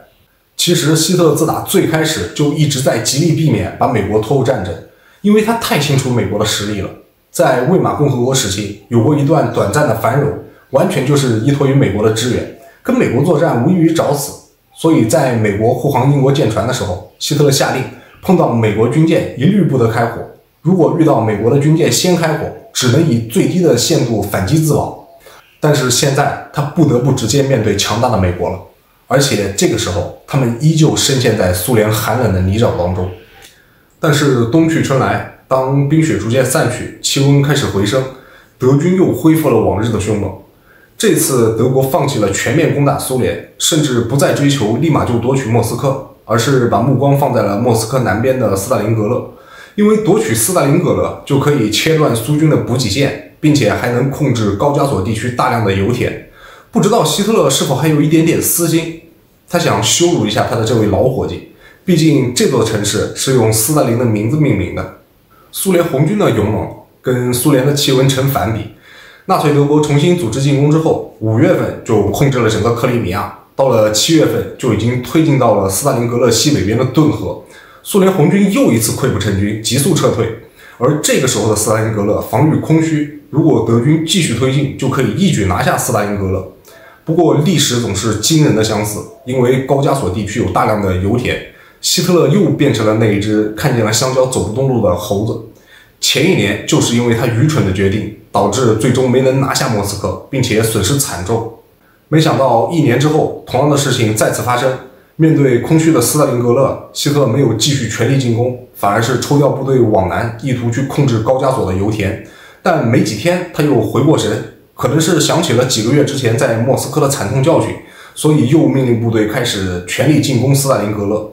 而且与此同时也要求部队要奋力夺取高加索。但这个时候的斯大林格勒已经充分地完成了布防，完全有能力抵挡住德军的进攻。而且进攻高加索的部队也被抽调走了一部分去进攻斯大林格勒，以至于也没法去夺取高加索，变得两头落空。头1年已经吃过一次大亏了，但是希特勒依旧不长记性，看着夏天的进攻效果还不错，又开始变得有点自信满满，坚定地认为冬天来临之前一定可以夺下斯大林格勒。结果又没有准备冬天所必需的物资，前线的部队又不得不再一次需要面对苏联零下几十度的冬天。相反，苏联人就很聪明了，既然夏天不是德国人的对手，那就等到天冷了再说。9月底的时候，苏联就已经开始部署反攻的计划，但是把反攻的日期定在了11月的19日到20日。斯大林亲自给反攻计划取代号为天王星行动。1942年11月19日，苏联正式实施天王星行动。仅仅5天，到了11月23日，苏联就已经完成了对斯大林格勒地区德军的包围。又过了1个星期，到了11月30日，苏联用了3个方面军围困了整个斯大林格勒地区周边1500平方公里内的所有德军，其中就包括纳粹德国进攻斯大林格勒的绝对主力第6集团军。就在同一天，希特勒在柏林发表演讲时说，德军绝对不会从斯大林格勒撤退，而苏联则在有条不紊地收缩包围圈。12月27日，苏军再次发动强大的攻势，这就导致被围困的德军几乎到了弹尽粮绝的地步，每天的非战斗减员高达数千人，而这个时候他们想撤都撤不了了。没过几天之后，到了1943年的1月，苏军又发起了新一轮的针对高加索地区德军的攻势，代号为木星行动，将德国剩余的南方集团军群的部队全部围困在了高加索地区。这就导致斯大林格勒周边地区的绝对主力第6集团军在撤退无望的情况下再也得不到增援，彻底被击溃。到了2月2日，在斯大林格勒周边所有的德军要么被歼灭，要么投降，至此斯大林格勒战役结束。虽然后来有很多人把斯大林格勒战役形容得非常的危急，称之为斯大林格勒保卫战，但就惨烈程度来说远不及头一年的莫斯科。毕竟这个时候的德国陆军已经不是1年前那个不可战胜的神话了，况且经过莫斯科一战，损失了大量精锐，坦克装甲车丢弃了无数，实力已经远不及当年。从这起，苏联跟德国攻守易位，在东线苏联逐渐变成为进攻态势，而纳粹德国被迫转为全面防守。但是2场大的战役损失惨重，纳粹德国已经不是太能防得住苏联了。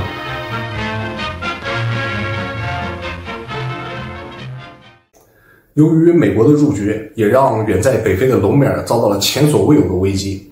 早在希特勒发动巴巴罗萨计划之前，隆美尔就曾经给过希特勒建议，进攻苏联不必急于一时，应该先牢牢掌控住北非，拿下苏伊士运河。跟他同样强烈建议的还有纳粹德国的海军元帅雷德尔。不过希特勒这个步兵下士是基本没有战略眼光的，一意孤行，偏要先去击败苏联，结果以失败告终。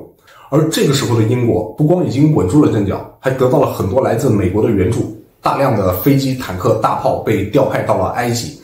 再加上苏联那边牵制住了纳粹德国大量的精锐部队，根本就没办法增援北非的隆美尔。到了这个时候，再想把英国人赶出北非，拿下苏伊士运河，已经基本没这种可能了。1942年8月31日，隆美尔在阿拉曼发动进攻，想要包围英国的第8集团军，并且进逼埃及的亚历山大港跟尼罗河，但是没能成功，于是不得不调整战略，转为防守。他本人也因肝病就回维也纳治疗了。但是10月24日的时候，正在治疗的隆美尔接到了希特勒的电话，希特勒告诉他北非的情况非常的不妙，问他能不能立即返回非洲，重新接管非洲的军务。希特勒之所以找还在治疗的隆美尔，是因为1天前，也就是10月23日，英国在北非的新任司令官蒙哥马利对德意联军发起了进攻，而他们的指挥官施图姆因为心脏病突发死亡。隆美尔不得不带病返回非洲，但是当他10月25日到达非洲司令部的时候，他们的部队已经被打败了。英国皇家空军已经完全掌握了制空权，可以对他们进行肆意的精准轰炸。隆美尔清楚地意识到，想要在这里战胜英国人已经基本上没有任何希望了，所以他10月2号给希特勒发电报请求撤退，得到的回复是：你可以向你的部下证明，要么胜利，要么死亡，没有其他道路。隆美尔被这条愚蠢的命令差点气到昏过去，于是他一边派专员回国向希特勒汇报前线的战况，一边冒着违抗命令的风险组织部队撤退。短短几天之内，被蒙哥马利逼迫撤退了1100多公里。而对隆美尔来说，更要命的是，另一支盟军的部队在美国将军艾森豪威尔的率领下，于10月8日在他们的西边摩洛哥以及阿尔及利亚登陆。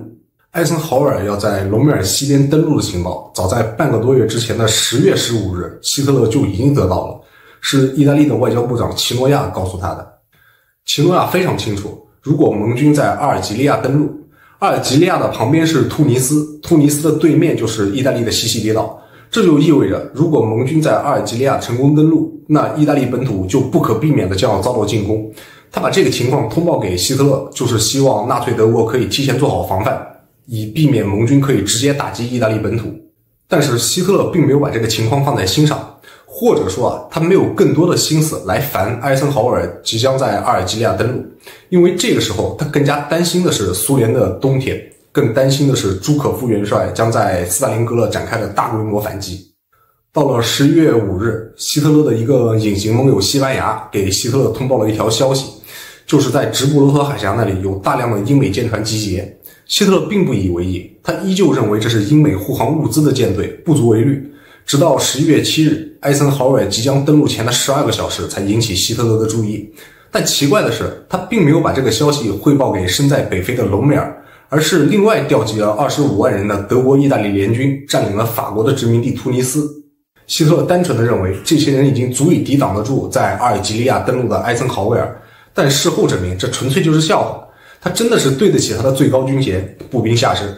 如果几个月之前他愿意把这支杂牌军的1/5调派给隆美尔，那这支被蒙哥马利称之为沙漠之狐的帝国元帅，现在大概率已经越过了埃及的尼罗河，控制住了苏伊士运河，正在从土耳其北上进攻苏联的高加索油区。那样的话，盟军就不可能会出现在非洲了，而且极大的可能他们在斯大林格勒也不会失败。但这都仅仅是假设，现在一切都不会发生了。对于隆美尔来说，单单应付东边的蒙哥马利已经无法招架了，现在又要面对西边艾森豪威尔的夹击，更是没有任何获胜的希望。11月28日，隆美尔亲自飞回德国，尝试说服希特勒放弃北非，撤回在北非的部队，但不出意外的遭到了希特勒无情的拒绝以及辱骂，让他滚回非洲的战线上去。只是这个时候，无论谁来都已经不可能挽回纳粹德国在北非既定的败局，因为一路撤退下来，德军损失惨重，隆美尔手上也只剩下区39辆坦克了。但他不愧是陆军元帅，即便形势已经恶劣到了这种情况，隆美尔指挥的德军依旧是有序的撤退而不是溃退。他巧妙地利用了撤退，拿自己手上仅剩的39辆坦克以及地雷，愣是让盟军损失了183辆坦克以及600多辆汽车，的确狡猾的像是狐狸。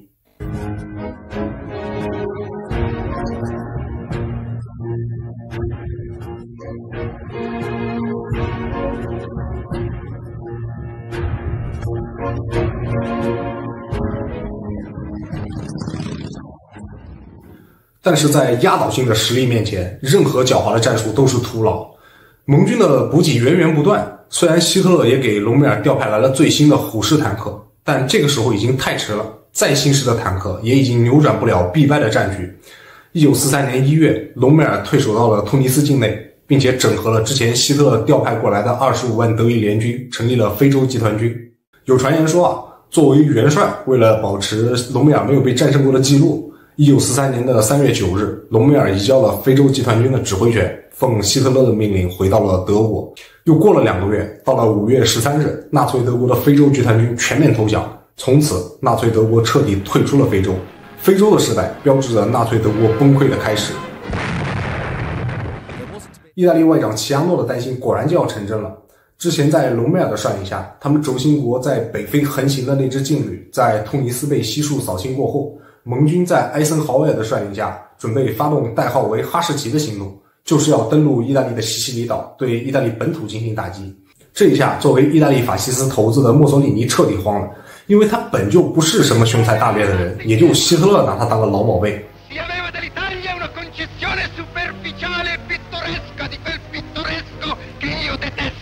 1939年5月份，德国跟意大利签订钢铁条约，就是德意友谊与同盟条约，当中明确约定了两国在国际威胁或者战争当中要相互提供军事援助。而条约签订没多久，墨索里尼就慌了，因为纳粹德国闪击波兰，英法全面向纳粹德国宣战。作为盟友的意大利，他无数次想着怎么样背叛盟友，但是又不敢光明正大的说出来。一边担心作为纳粹德国的盟友，英法会连带着一起打击意大利。在希特勒给他通报了入侵波兰的作战计划之后，百般拖拉。好在希特勒也仅仅是盟友之间的通报，并没有要求意大利出兵帮忙，所以希特勒最后给墨索里尼发电报说不需要意大利出兵。拿着希特勒送来的这颗定心丸，墨索里尼慌张的心情才算是彻底放下，就这还从纳粹德国骗取了数量巨大的物资援助。等到纳粹德国几乎荡平整个法国的时候，又迫不及待地给希特勒发电报要求参战。看到可以完全获得胜利的战争，他赶紧跑来分战利品。只不过上一次他慌了，有希特勒来给他送定心丸，而这一次埃森豪威尔跟蒙哥马利可不会像希特勒这么贴心。早在4月份还没有收复突尼斯的时候，盟军就已经盯上了西西里岛，准备在那里登陆进攻意大利。但是为了减少损失，让纳粹德国跟意大利相信盟军不会在西西里岛登陆，而是会选择进攻萨林岛以及希腊。于是盟军给墨索里尼以及希特勒精心准备了一个骗局，代号叫肉馅计划。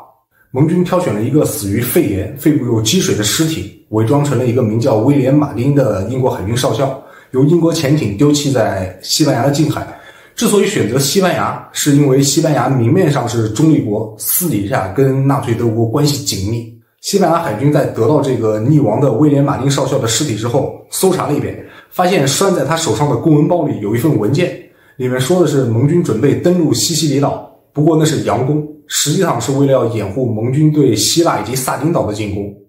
另外还有英国海军元帅蒙巴顿写给艾森豪威尔的信，里面说的是要怎样部署对西西里岛的进攻，才能更好的迷惑德国，才能掩护盟军进攻希腊。而最点睛之笔就是在信的末尾，蒙巴顿让艾森豪威尔回来的时候给他带一些新鲜的沙丁鱼。德国的情报机构立马就想到，沙丁鱼是萨丁岛的特产。往往纯的军事计划还会让人产生疑惑，但这种不经意间的闲聊最能让人信服。当然啊，英国的情报机构花了几个月的时间伪造了完整的威廉·马丁少校的身份，让德国的间谍察觉不出任何异样，甚至在德国的间谍获取的英国海军阵亡名单当中都有这个威廉·马丁少校的名字。而且当英国人得知西班牙政府已经得到了这具尸体过后，便天天开始催促西班牙政府必须立即归还威廉·马丁少校的尸体，天天各种外交呼吁给西班牙施压。一通眼花缭乱的操作下来啊，让希特勒坚信不疑，盟军的确是要攻打希腊以及萨丁岛。于是大量的部队被调遣到了萨丁岛以及希腊的伯罗奔尼撒。西西里岛最终只留了6个意大利师以及2个德国的装甲师，并且是由意大利的军官统领。而意大利军队的战斗力有多么垃圾，之前已经见识过很多次了。盟军的肉馅计划虽然非常的成功，但依旧还是有人持怀疑态度。就比如墨索里尼，还有纳粹德国之后的海军元帅，现在还是海军上将的卡尔登尼茨。只不过他们怀疑没用，希特勒相信就可以了。于是哈士奇行动7月9日正式实施。为了确保行动可以成功，盟军从7月2日开始就对西西里岛展开了全方位的轰炸。只不过这个时候德国人认为是盟军的佯攻开始了，所以几天下来，整个西西里岛只剩下2座机场勉强可以使用。7月9日晚上，天气非常差，狂风巨浪，所以留守在西西里岛的德意部队就放松了警惕，因为他们认为这么恶劣的天气，盟军应该不会有什么动作。到了10日凌晨，盟军的大规模登陆开始了，而且进展速度非常快。等到了中午的时候，盟军就已经完成了登陆，并且站稳了脚跟，保持了进攻态势。到了这个时候，希特勒发现被骗了，但是已经来不及了。盟军在西西里岛的进攻非常的顺风顺水，他们甚至没有遭遇到任何抵抗，就占领了西西里岛的首府巴勒莫。再往后就变成了英美2国部队之间的比赛，看看到底是谁最先进入西西里岛的最东边，也就是意大利本土对面的墨西拿。8月17日上午，美国的巴顿将军率先坐车入城，又过了1个小时，英国人也紧随其后的抵达了。一个英国军官跑来跟巴顿握手，并且祝贺他们赢得了这场有趣竞赛的胜利。当天，整个西西里岛就全面放弃了抵抗，盟军就顺利地打开了登陆欧洲的大门。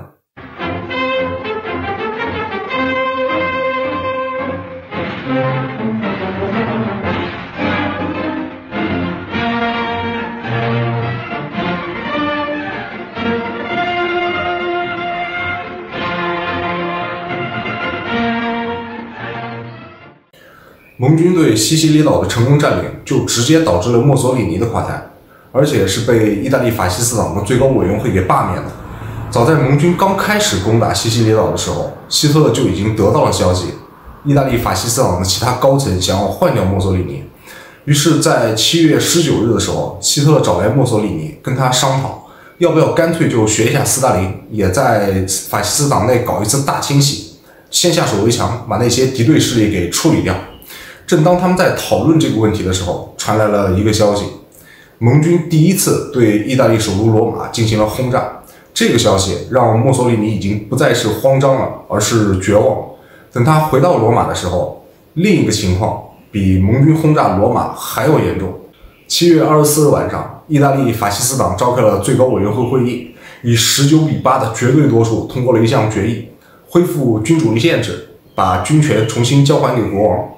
第二天，墨索里尼就被叫到了皇宫里，当场解除了他的一切职务，随即就被带走关押了起来。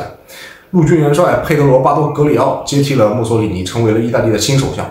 虽然这个巴多·格里奥也是法西斯党人，但是他跟墨索里尼的观点截然相反。他也很有自知之明，因为他太清楚意大利军队的战斗力了。并且他反纳粹，他坚决反对意大利跟纳粹德国结盟参与战争。希特勒对墨索里尼是真的仗义。墨索里尼被捕后，7月27日，希特勒召集军事将领开会，商讨解救墨索里尼的方案。陆军、海军以及盖世太保都在纷纷打听墨索里尼的消息。最终是由盖世太保探听到墨索里尼被软禁在大萨索山皇帝坛的一间公寓里。他原本是要被交给盟军的，但不知道为何迟迟没有移交，这就给了希特勒足够的营救机会。于是，在9月13日的时候，希特勒发动了橡树行动，由希姆莱率领的党卫队执行，轻而易举的就救出了墨索里尼，并且把他送到了维也纳。2天后，墨索里尼见到了希特勒，给了他一个大大的拥抱，但也仅仅只是表达感谢的拥抱，因为这个墨索里尼实在是太烂泥扶不上墙了。希特勒给他建议，让他在意大利的德控区恢复法西斯政权，墨索里尼拒绝了，因为他并不感兴趣了。虽然最后他被迫无奈在加尔达湖边的萨洛宣布成立意大利社会共和国，但他也没有心思再继续当领袖了。这个时候，谁都知道他已经变成了希特勒的一个小傀儡了。而真正的意大利政府这个时候也一直在尝试私下跟盟军媾和，并且最终在9月3日跟盟军签署了停战协定，正式退出了战争。而1个多月之后，10月13日，意大利又重新加入了战争。不同的是，他们这次宣布退出轴心国，向纳粹德国宣战。意大利的反水对希特勒来说其实无关痛痒，因为意大利的战斗力、垃圾程度大家是有目共睹。作为盟友，动不动就要抽身去救他，现在反而感觉像是扔掉了一个沉重的包袱。希特勒心心念念的依旧是苏联，不知道为啥，希特勒对苏联似乎有着一种近乎痴狂的执念。虽说这个墨索里尼有点烂泥扶不上墙，但是他的战略眼光还的确是要高出希特勒很多。早在他还没有垮台之前，就诚恳地给过希特勒建议，别再紧咬着苏联不放了，趁现在还占着苏联的大片土地，赶紧跟斯大林谈一谈，要怎么样才能停战。毕竟斯大林也是一个大独裁者，说话还是可以算数的。另外，苏联军队的战斗力垃圾程度也实在不输意大利，但前提是别到冬天。所以墨索里尼就建议希特勒先稳住苏联，专心应付一下西线的盟军，等搞定了西线的盟军，苏联的事情再从长计议。只不过这个时候已经不是吞并奥地利之前了，希特勒怎么可能会听墨索里尼的，反而决心要对苏联再干一票大的。左传里有句名言：一鼓作气，再而衰，三而竭。前2次那么气势汹汹的都没能达到目的，而到了这个时候，纳粹德国的实力已经大不如前了，怎么可能会把苏联怎么样？所谓的干一票大的，最终只凑齐了不到50万人的部队，再加上新配备的虎式坦克发动的堡垒行动。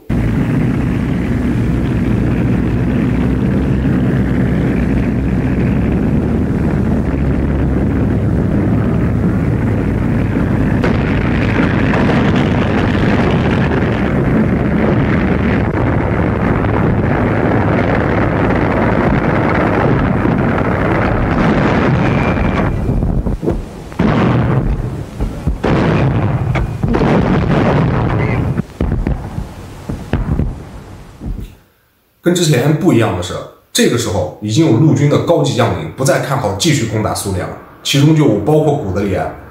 果不其然，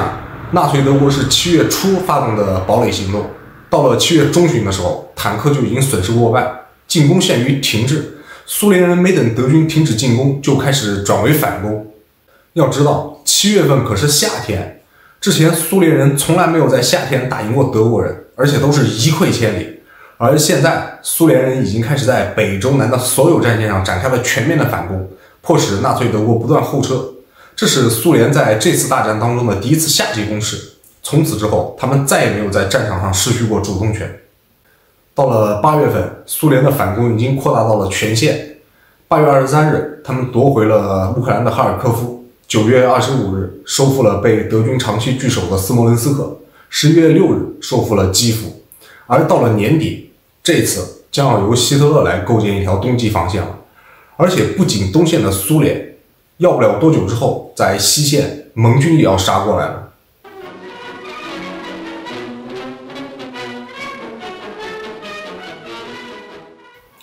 从1943年的下半年开始，德国人就不得不开始面对他们的先辈们一直极力避免的状况，就是东西两线同时作战。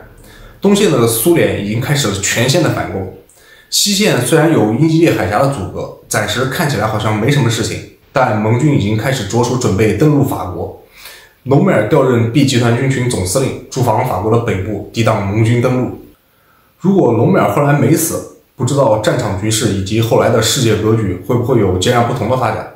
因为毕竟隆美尔的名声还是非常不错的，他既不虐杀战俘，也不屠戮平民，而且军事水平一流，多次拒绝执行清除战俘的命令，只要达到战略目的就可以了。哪怕身处敌对阵营，时任的英国首相丘吉尔都称赞隆美尔是一位伟大的将军。英国陆军元帅蒙哥马利在评价他的这位老对手，也只说他狡猾，称他为沙漠之狐，而并没有什么负面的评价。纳粹德国的三大名将麦施坦因、古德里安以及隆美尔，其中古德里安的遭遇算是最差的了，但也仅仅是投降后被关了3年，并没有被送上军事法庭。麦施坦因最开始的时候什么事都没有，只不过后来英美迫于苏联的压力，判了他18年监禁，但也被关没多久就被释放，并且最终还担任了联邦德国的军事顾问，北约的高级顾问。那就更别说隆美尔了。我估计如果隆美尔要是没有死，极大概率会被盟军收编。为什么这么说套用莎士比亚戏剧《裘里斯凯撒》里的一句话，不是我不爱凯撒，只是我更爱罗马。隆美尔呢，就是不是他不爱希特勒，只是他更爱德国。隆美尔在调任 B 集团军群总司令过后，到一线去视察，发现所谓的大西洋壁垒好像也并没有传言的那么神话，还是有非常多的漏洞。于是隆美尔给希特勒建议，要不干脆直接找盟军谈判算了，实在不行就退守德国，专心对付东线的苏联。到时候盟军一定会转头支持德国对抗苏联，因为到了那个时候，德国就会变成对抗苏联的第一线。为何隆美尔敢笃定盟军一定会支持德国对抗苏联？因为对西方资本主义来说，纳粹主义、军国主义、法西斯主义以及共产主义都一样，都是西方资本主义的天然死敌。只不过现在纳粹德国绝对强势，而且四处挑起战争，掠夺了大量资本主义世界的领土，而且同时还招惹了共产主义的苏联。盟军是迫不得已要跟苏联一起夹击纳粹德国。如果不是为了铲平纳粹，盟军绝对不会跟苏联合作。况且丘吉尔就不止一次的表示过，他所希望的战争结果是纳粹德国躺在棺材里，而苏联躺在手术台上。后来的冷战格局其实就证明了隆美尔当初的构想。只不过隆美尔的建议再一次毫无悬念地遭到了希特勒无情的拒绝。而面对东西两线日益紧张的夹击局势，德国国内的那些密谋分子又再一次活泛了起来。他们一直试图想要密谋暗杀掉希特勒，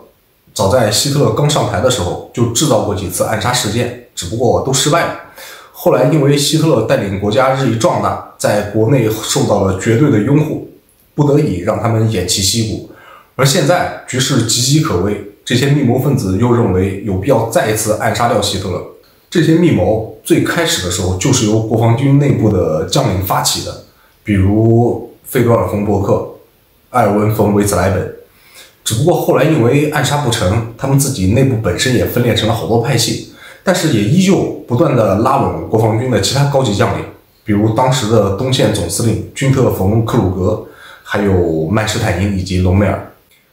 起初隆美尔是拒绝的，也包括克鲁格，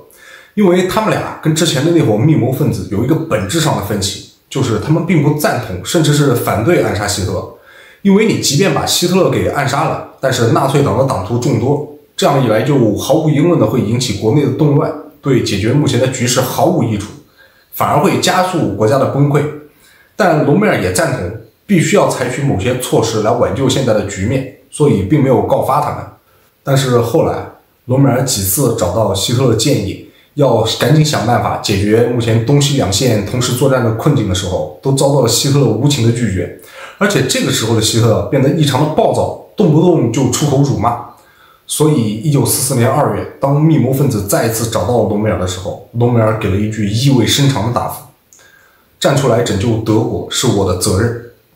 后来的事实证明，隆美尔从始至终都是坚决反对暗杀希特勒，而是主张由陆军将他逮捕，并且押上法庭，对希特勒向德国以及德战区的人民所犯下的罪行加以惩治。甚至后来他直接把他的想法汇报给了他当时的名义上的顶头上司，西线总司令戈尔德·冯·伦德施泰特，伦德施泰特完全赞同隆美尔的想法，他告诉隆美尔：“你年轻，你了解和热爱人民，你放手去干吧。”但是那伙密谋分子不这么认为啊，他们觉得是得到了军方的全面认同，所以1943年到1944年间密集地展开了多次暗杀，只不过前几次都没能造成实质上的动静，要么就是希特勒提前离开了，所以临时终止，要么就是炸弹故障没能引爆。而最后一次是在1944年的7月20日，在元首总部拉斯滕堡的狼穴，后来这次称之为720密谋案。但是很遗憾的是，这次暗杀也仅仅只造成希特勒轻伤，但是这样一下子就彻底的激怒了希特勒。半夜1点半，希特勒广播全国，说他用纳粹党人常用的方式来清算这些密谋分子。希特勒从不开玩笑，这一次他当然更不会。他吩咐党卫队领袖希姆莱去办这件事情。希姆莱手段凌厉，毕竟整个欧洲的德战区提到希姆莱的名字，无一例外的都是瑟瑟发抖。根据盖世太保的资料，总共有7000人被捕，而这次720密谋案直接导致了隆美尔的死亡。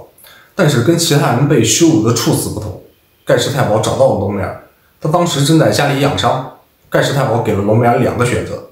要么接受审判，变成叛国者，变成帝国的叛徒，判处死刑；要么自尽，但是德国人民会听到隆美尔元帅因为伤重不治而死亡，他依旧是德国人民的偶像，德国人民的英雄。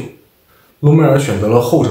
他穿上了非洲军团的皮夹克，拿起了元帅结账，告别了妻子和儿子，跟着盖世太保的人上了汽车。15分钟之后，医院给隆美尔的妻子打来电话，说有2位将军带来了元帅的遗体，元帅因为之前头部受伤引发了大脑栓塞而导致了死亡。随后希特勒给隆美尔的妻子发电报表示吊唁，并且下令为隆美尔举行国葬。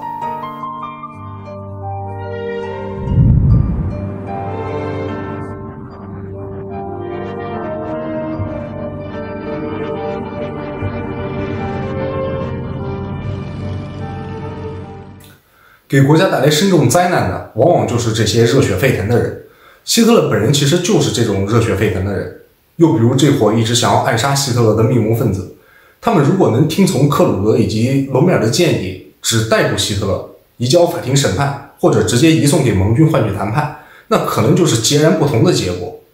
当时整个东欧都在纳粹德国的掌控之下，不止东欧，甚至还包括苏联的大片土地。即便当时苏联已经展开了全线的反攻，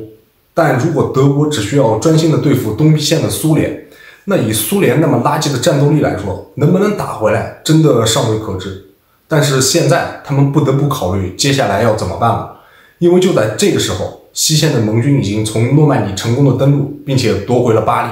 正在准备朝德国本土来了。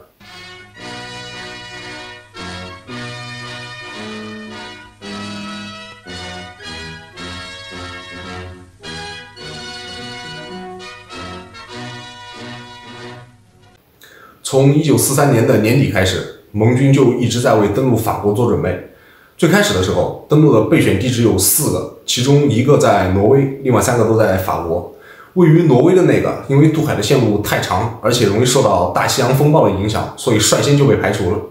另一个位于法国的康坦丁半岛，但是因为康坦丁半岛的地势比较复杂，不太利于部队大规模的登陆，所以也被排除。然后就剩下了法国的加莱以及诺曼底。加莱是位于英吉利海峡最狭窄的地方，距离英国本土只有33公里，但是德国在加莱布置有重防。而诺曼底虽然距离英国本土较远，但是德国在诺曼底的布防相对加莱就要薄弱很多，而且诺曼底的地势比较开阔，便于部队登陆之后迅速的大面积展开进行反击。于是盟军把登陆的最终地点就选择在了诺曼底。但是为了让德军相信盟军不是在诺曼底，而是选择在加莱登陆，盟军又对德国发动了一系列的迷惑行动。只不过因为之前登陆西西里岛的时候发动的肉馅计划，导致现在要想欺骗纳粹德国就变得更加的困难，所以盟军就发动了一环套一环的保镖行动，目的就是让德国把兵力分散在欧洲各处，从而让德国在法国的驻军，特别是诺曼底的驻军降到最低。另外也要让纳粹德国相信盟军对诺曼底的进攻只是佯攻，而真正的登陆地点是在加莱。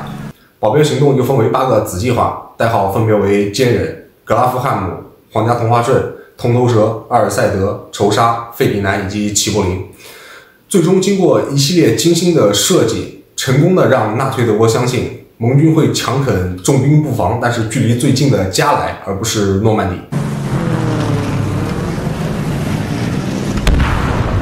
1944年的4、5月份，盟军开始在加莱时不时的就发动一下那种虚张声势的进攻，让德军看起来他们像是试图在摸清加莱的布防情况。而在诺曼底则以空袭为主，持续轰炸了德军的雷达站、军需库、V1导弹的发射场以及交通线路。这样一来，就让德军更加坚定地认为，他们在不久之后的某一个时间点将会猛攻加莱。登陆诺曼底的行动代号为霸王行动。6月5日半夜，盟军就开始了有组织有规模的空降。到了6月6日凌晨的1点11分，驻防在诺曼底的德国第7集团军意识到诺曼底正在发生些什么，因为这个时候已经有2个美国空降师以及1个英国空降师在他们的驻防地着陆。他们立马就向司令部汇报，这看起来更像是一场大规模的登陆行动，而不是什么所谓的佯攻。当时接到汇报的斯派达尔将军并不相信，但他还是把这个情况汇报给了西线的总司令伦德施泰特。伦德施泰特也并不认为这是一场大规模的登陆行动。等到天亮之后，在一个庞大舰队猛烈炮火的掩护下，大批盟军正在迅速登陆的时候，伦德施泰特依旧不相信这是盟军的主要进攻，直到下午才确认盟军是的确要在诺曼底登陆。但到了这个时候，盟军已经在黄金、犹他以及朱诺3个海滩成功取得了立足点，并且向内地纵深推进了好几公里。而到了6月7日，盟军就已经成功地站稳了诺曼底滩头，所有登陆的部队总共达到了17.6万人，还有2万多辆各色的装甲车。仅仅一天，盟军就以8000余人伤亡的代价，轻而易举地撕破了纳粹德国所设置的大西洋壁垒。而1个星期之后，被希特勒寄予厚望的大西洋壁垒就被彻底粉碎了。盟军按部就班的一边登陆，一边向内陆挺进。到了7月初的时候，护航登陆的舰队也被盟军撤走了。盟军总共登陆了25个师100万人，还有56.7万吨的物资，以及17.2万辆的各色装甲车，形成了一个正面宽150公里、纵深15到35公里的阵地。到了7月24日，盟军已经要开始发动大规模的总攻了。至此，诺曼底战役正式结束。4年前，纳粹德国的坦克仅仅只用了短短不到半个月的时间，就从德国出发，在曼施坦因的计划下，把整个法国领土上的所有英法联军，外加少量的比利时人推到了英吉利海峡。而现在，轮到盟军势如破竹了。7月30日，巴顿率领的美国第4军团在攻克了阿弗朗什之后，随即快速地将诺曼底区域的德军清扫完毕，转而向东南推进到了巴黎南边的奥尔良。8月23日，盟军2路已经分别各自抵达了巴黎东南方向以及西北方向的塞纳河畔，2天之后就夺回了已经被纳粹德国占领4年的巴黎。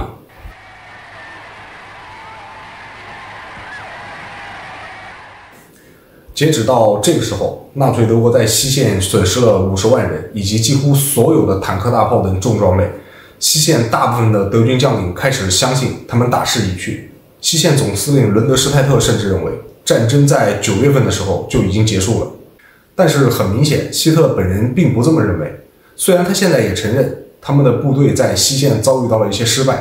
但他觉得这些失败只不过是一些小的挫折。8月31日，他在贝希特斯加登的鹰巢给军事将领们训话的时候说，在西线遭遇到的这些挫折，正是因为他们的部队没有钢铁一般的意志，而现在他们要找回这种钢铁一般的意志，必要时将在莱茵河上同敌人们作战，在任何情况下都要战斗下去。他甚至搬出了腓特烈大帝，说正如腓特烈大帝所讲的那样，要一直战斗下去，直到那些该死的敌人精疲力竭不能再战为止。他一再强调，绝对不能再像1918年那样再次玷污帝国的荣耀。没有钢铁一般的意志，这场战斗是不会胜利的。但问题是，没有钢铁做的飞机、坦克、机枪、大炮，光有钢铁一般的意志是没有用的。人员的损失相对来说还好办。他任命盖世太保头子希姆莱为补充军司令，着手去重新建立了25个人民步兵师。但武器装备的损失，你很难就在短时间内补充上来。特别是在帝国荣耀的枷锁之下，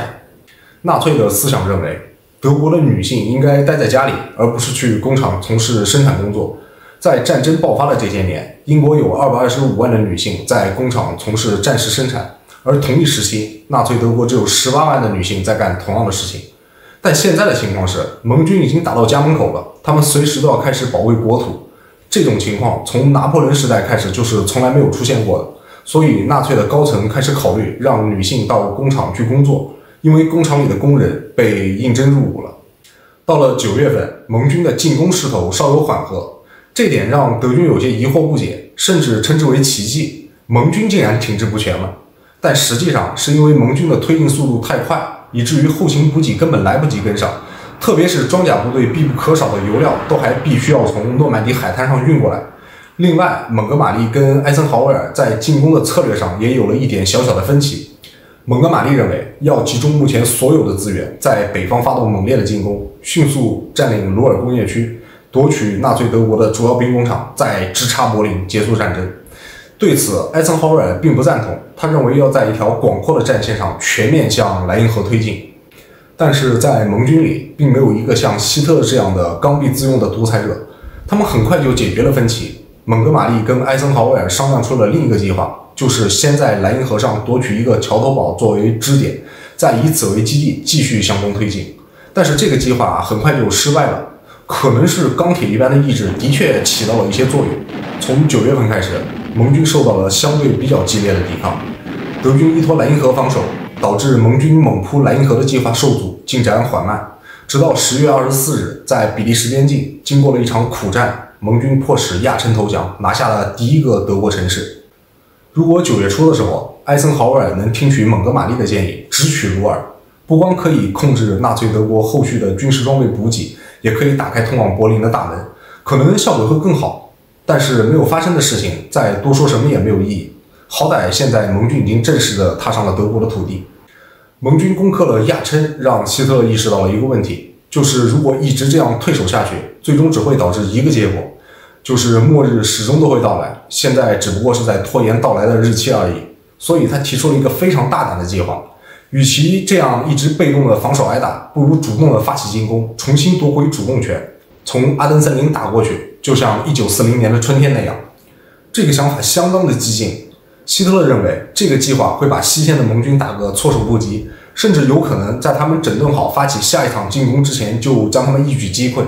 所以11月初，他把这个计划告诉了西线的总司令伦德施泰特。伦德施泰特听到过后差点惊掉了下巴，因为这个时候德军跟1940年相比已经弱了不是一星半点，而且西线的盟军无论是在人员还是在军事装备上都要大大优于德军。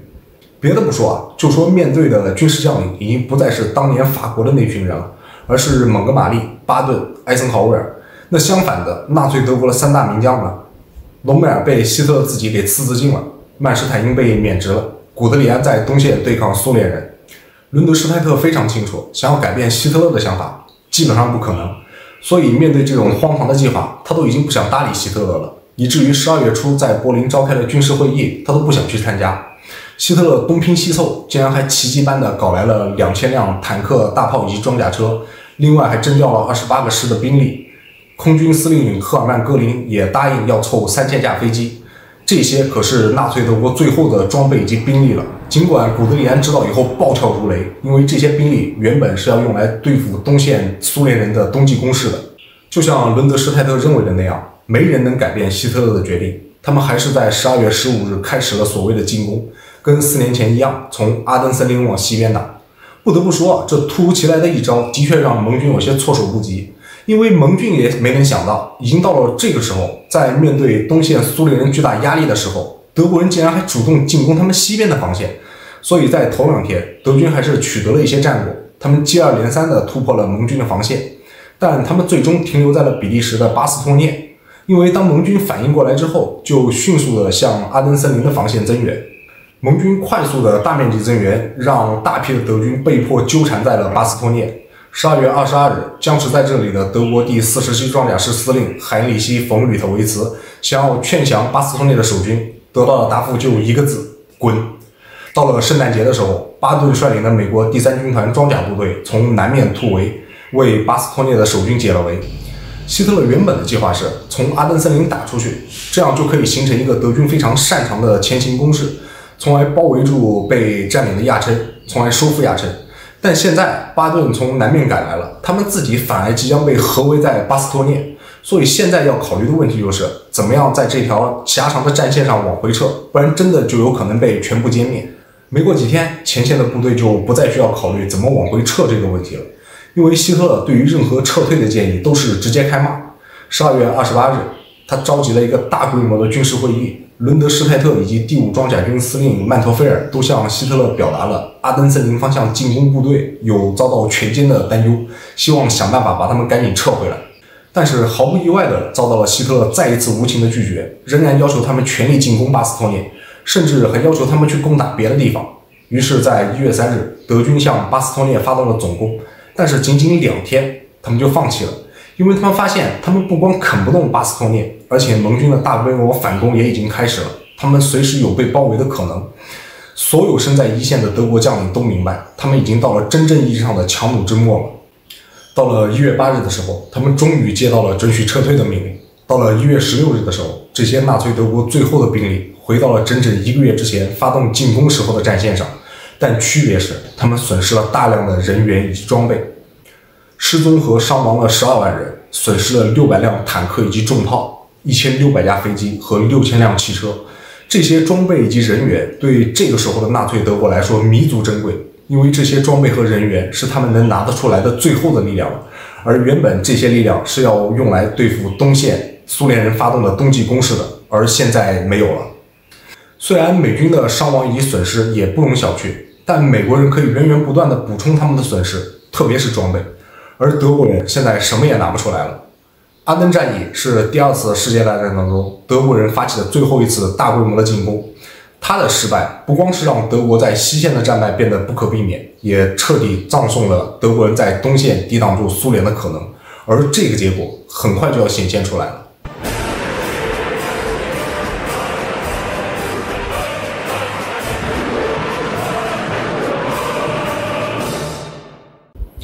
1945年1月9日，古德里安带着负责情报的陆军中将盖伦，拿着东线的战报，第3次前往希特勒的大本营祈求援兵。因为在这个时候，东线的苏联在北边已经兵临了波兰的首都华沙，在南边已经包围了匈牙利的布达佩斯。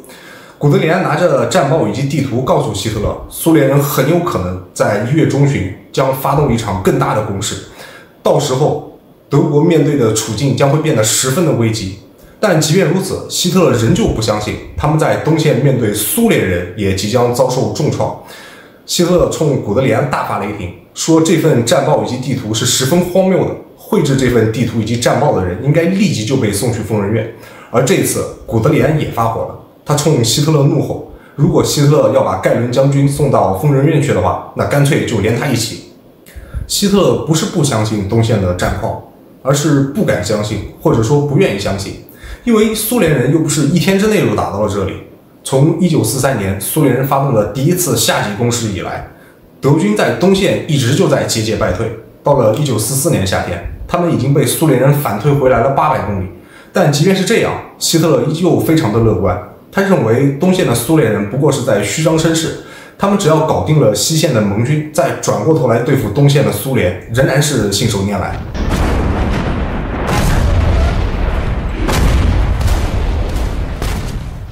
但实际情况是，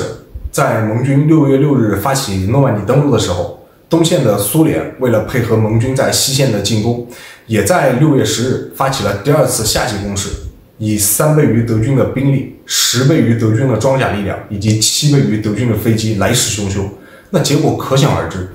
，6个星期之内，到了8月中旬，苏军就打到了东普鲁士边境，北边深入到了芬兰的维堡，也就是今天俄罗斯的维堡，包围了德军的50个师。南边从8月20日开始发动新的攻势，到了8月底就已经占领了罗马尼亚的普罗耶什地油田，切断了纳粹德国唯一的石油来源。8月26日迫使保加利亚投降。到了9月份，芬兰也退出了战争，而且倒向了苏联。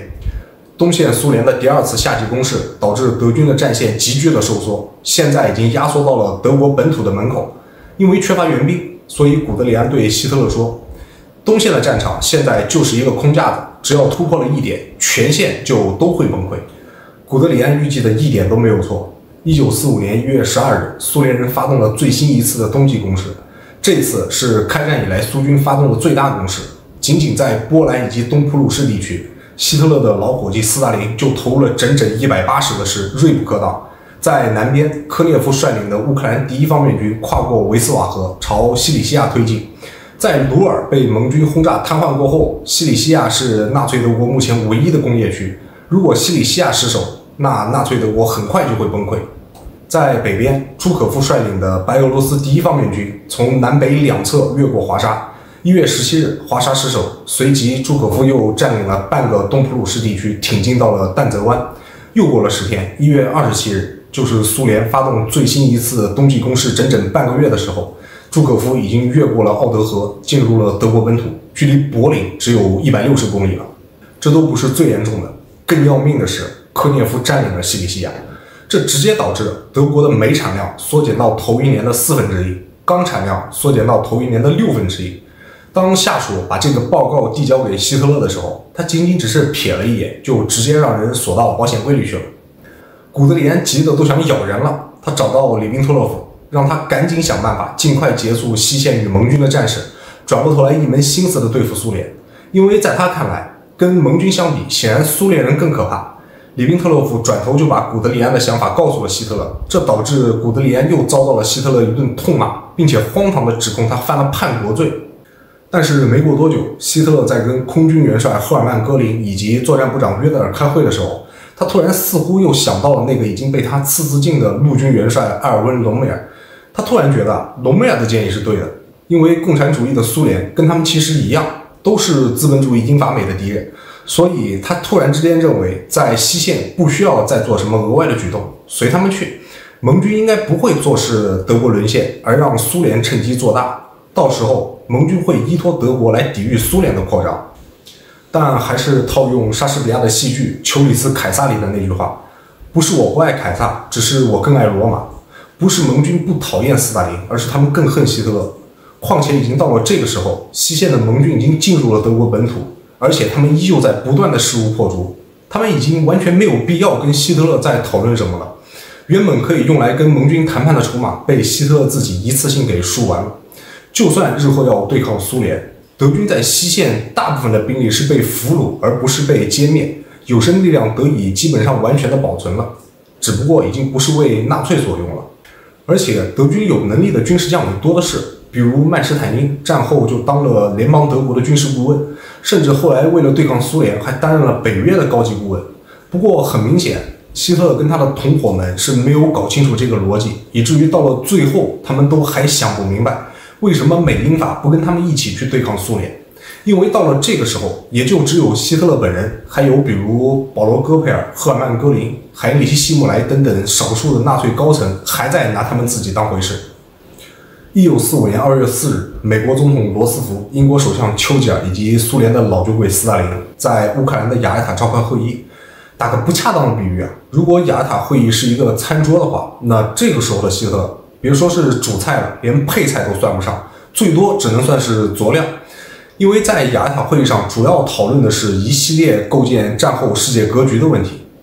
比如战后要重新组建一个国际组织来取代现在的国际联盟，就是后来的联合国，拿联合国安理会常任理事国的身份以及他的一票否决权换取苏联加入联合国，还有对德国作战结束后苏联要加入同盟国并且尽快对日本宣战，另外再有就是战争结束过后对德国的分区占领。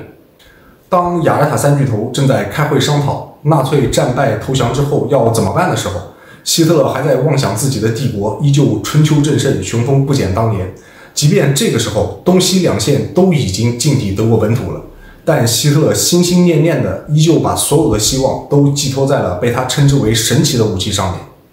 当然啊，他也的确是可以指望一下，因为这些武器哪怕到了今天也依旧是战场上的绝对主力，他们就是 V1 巡航导弹、V2 弹道导弹以及喷气式飞机，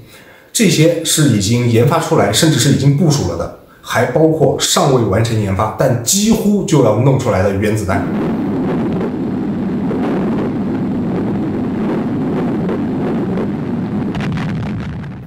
而纳粹最终没能造出原子弹，是因为制造原子弹的过程当中需要利用重水来当减速剂。而当英国人得知纳粹位于挪威的工厂生产重水是为了研发一种新式的武器之后，果断地炸毁了纳粹位于挪威的重水工厂，从而大大延缓了纳粹的研发进程。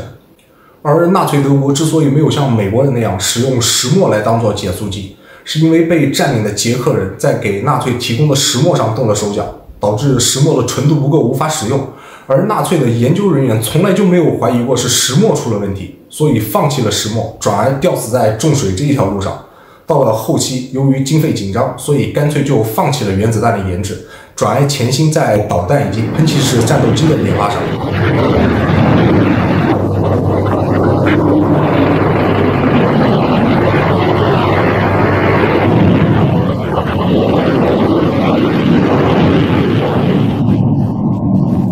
现在看来，好在当初捷克人在石墨上动了手脚，而后英国人又炸毁了纳粹的重水工厂，不然希特勒左手拿着原子弹，右手拿着弹道导弹，既有了核武器，又有了把核武器打出去的工具，那后果不堪设想。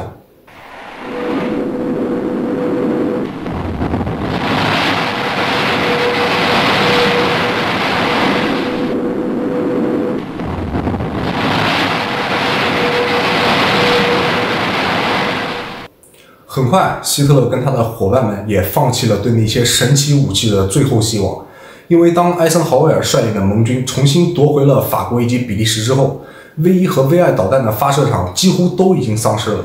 只剩下极个别少数场地可以使用。虽然后来纳粹德国也向盟军的军事目标发射了一些 V1 和 V2 导弹，但是造成的损失已经微乎其微了。而空军元帅赫尔曼·戈林给希特勒保证的，可以用新式的喷气式战斗机把盟军的飞机给打跑，到了现在也没法实现了。虽然纳粹德国已经有了1000多架这种新的喷气式战斗机，而盟军的飞机跟这种新的战斗机比起来，也的确是不堪一击。只不过这种飞机到了这个时候已经极少能够起飞了。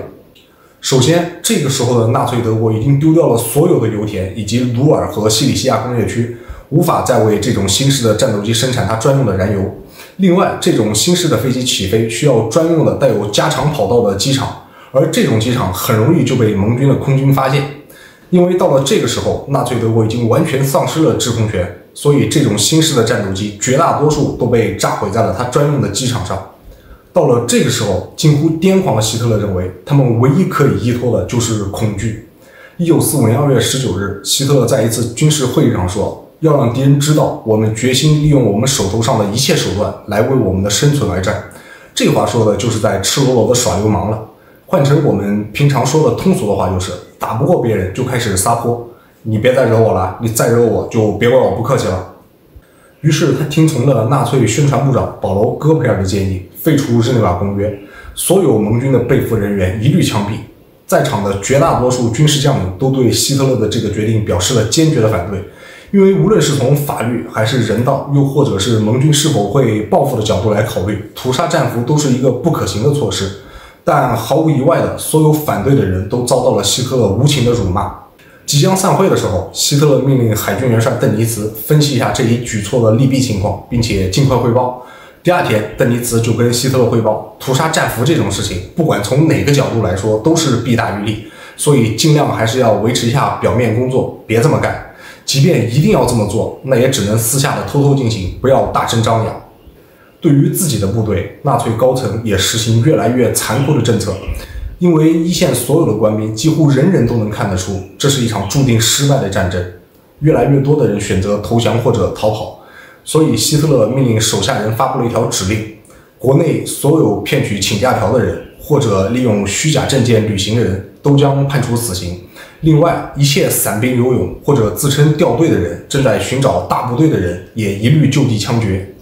随后，盖世太保头子海因里希·希姆莱更过分，他是党卫队的领袖，并不是国防军的指挥官。他竟然下令，任何放弃城镇或者交通枢纽的指挥官一律处死。而且，这个让整个德战区都闻风丧胆的人，可不仅仅是说一说。他一贯以来都是以手段狠辣著称，守卫莱茵河桥头的一些国防军指挥官就死于希姆莱的这道命令。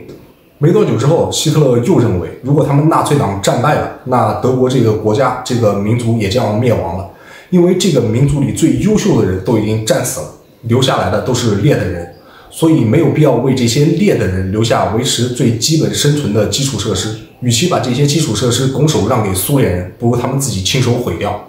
起初人们以为他只是发神经的说一说，没想到他是来真的。因为随后希特勒就下达了他最臭名昭著的焦土政策。根据焦土政策的指示，德国国内所必须要摧毁的有所有的工厂、电力设备、自来水厂、煤气厂、服装店、食品店，所有的铁路、桥梁以及交通设备，所有的河道、船舶，还有所有的火车以及卡车。如果按照这个指示去做，那德国一夜之间就会回到茹毛饮血、刀耕火种的原始社会。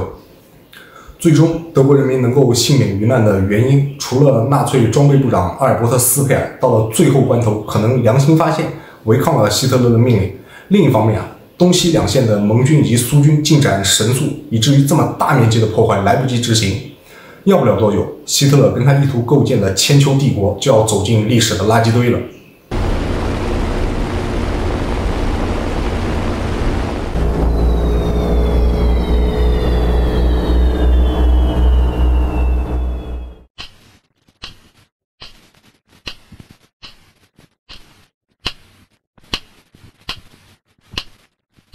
从1945年的1月份开始，希特之所以密集地下达了那么多格杀勿论的疯狂指令，无论是对敌还是对己，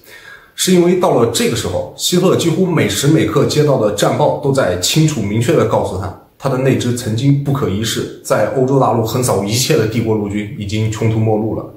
蒙哥马利率领的英国、加拿大联军在3月的最后一个星期越过了夏莱茵河，直逼布莱梅跟汉堡。美国的第1以及第9军团分别从南北两侧合围了鲁尔，并且于4月1日在鲁尔东面的利普施塔特会师。驻守在鲁尔的纳粹德国 B 集团军在坚守了18天之后，由他们的司令奥托·莫德尔元帅在最后一刻做了一个最正确也最善良的决定，他拒绝执行希特勒抵抗到底的命令，在最后一刻下令解散了部队。他这一命令直接导致了德军32万5千人被俘，但是这些人得以活了下来。而莫德尔元帅本人，他向来就被视作希特勒最亲信的心腹，但是在这一刻，他对他的士兵们哽咽地说，他对第三帝国失望透顶，他已经心力交瘁了，需要休息。他说着走下了指挥车，最后丢下了一句话：帝国的元帅是不应该做俘虏的。于是慢慢地走向了森林，开枪自尽。而从4月1日开始，西线的盟军就已经不再需要花费更多的时间去考虑鲁尔的纳粹守军了，因为这个时候鲁尔已经被合围了。这就造成西线的德国本土被硬生生地扯开了一个300多公里的大缺口，通往柏林的大门已经被打开。美国的第1以及第9军团的先头部队径直向东推进，到了4月12日，他们距离柏林已经只剩下不到100公里了。但在这个时候，盟军的最高总司令艾森豪威尔却变得突然谨慎了起来。尽管英国首相丘吉尔以及英国的军事首脑们都在不停地抨击他，为什么不抢在苏联人前面打进柏林？因为这对西线的盟军来说简直就是轻而易举的事情。但艾森豪威尔这个时候在考虑要跟苏联人会合之后一起挥师南下去进攻巴伐利亚，因为盟军最高统帅部的情报机构提醒艾森豪威尔，纳粹在德奥边境依托阿尔卑斯山修建了非常坚固的堡垒，而且希特勒本人将会在贝希特斯加登的鹰巢当中指挥德军防守，而且这些冰天雪地里的山崖几乎是不可能攻破的。而事实情况是，这个所谓的不可攻破的堡垒只不过是纳粹的宣传部长保罗·戈培尔最后一次勾画出的欺骗宣传，但不可否认，它确实是起到了一些作用。对于这个欺骗宣传，盟军的最高统帅部本着宁可信其有不可信其无的态度认真对待，因为他们担心，如果要去攻打依托山铁而建造的堡垒，一来会造成盟军的巨大损失，二来会让战争无限期的拖延。虽说这是一个欺骗宣传，但盟军的情报也的确不是空穴来风。起初的时候，希特勒确实有考虑过要退守到德奥边境的山区进行最后的抵抗，因为首先那一带是他出生的地方，另外希特勒本人也确实非常喜欢贝希特斯加登的山间别墅，他几次重大的胜利都是在那里获得的，比如吞并奥地利、吞并苏台德，那里可以几乎说是他自己的家。希特勒的原计划是在4月20日，他56岁生日的当天离开柏林，动身前往上萨尔斯堡，在山间的堡垒当中指挥第三帝国的最后决战。纳粹德国政府的各部门大多都已经南迁， 4月10日之前，希特勒把他绝大部分的侍从也都送去了贝希特兹加登，先行收拾他的山间别墅，静候他的到来。只不过希特勒没能预料到的是，东西两线的苏军以及盟军进展如此迅速。不过这也怨不得别人，战事紧急，都已经火烧眉毛了，最高统帅部搬迁还非要搞一点仪式感，要选择在生日的当天，这简直就跟开玩笑一样。希特勒不愧是搞艺术的，虽然是艺术的落网针。由于种种原因吧，最主要的还是希特勒本人的犹豫不决，导致他最终没能去成，而且接下来即便他想去也去不了了。4月13日，盟军夺回了维也纳。4月16日，美军已经进抵了纽伦堡，朱可夫率领的苏军也在4月21日抵达了柏林郊区。而到了4月25日，盟军苏军在柏林以南120公里的托尔高会师，德国南北被从中间切分开来。希特勒此时被孤立在了柏林。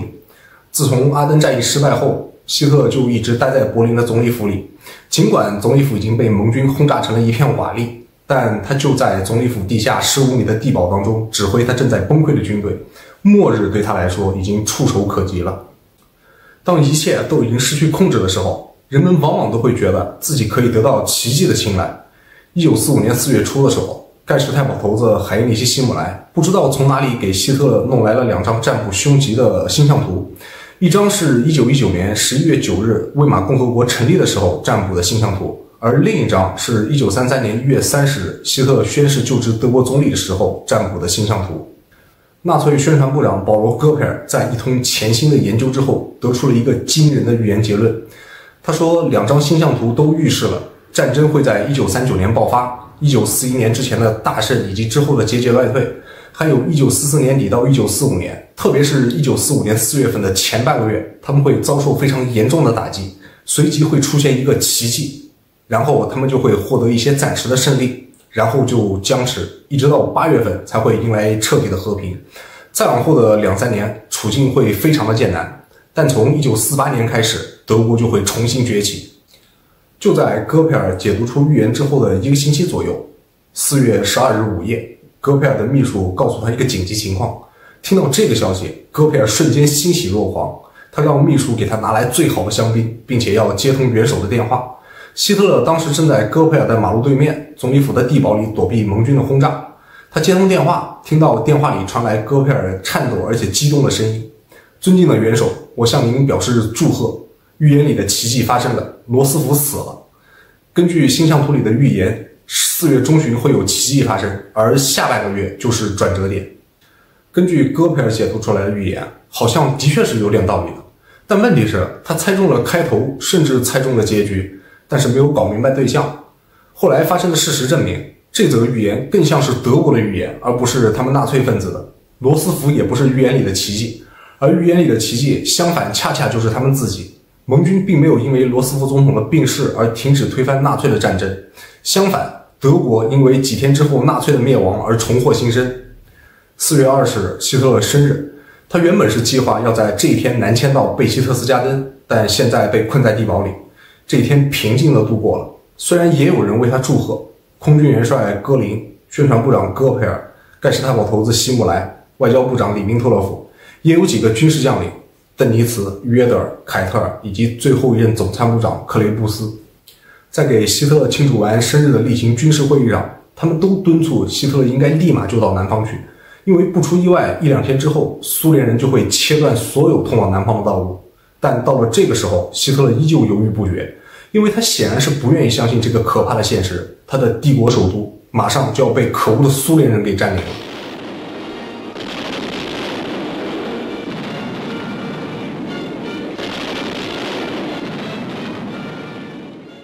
而在2-3年前，希特勒曾不止一次的公开宣布过，这些可恶的苏联人已经被彻底打败了。军事会议结束后，希特勒同意建立2个分开的司令部，一南一北。当天夜里，大批的纳粹人员匆忙地离开了柏林。希特勒最信任的2个老部下戈林跟希姆莱也走了，戈林去了南方，希姆莱去了北边。他俩离开的时候，其实心里都非常的笃定，希特勒死期将近。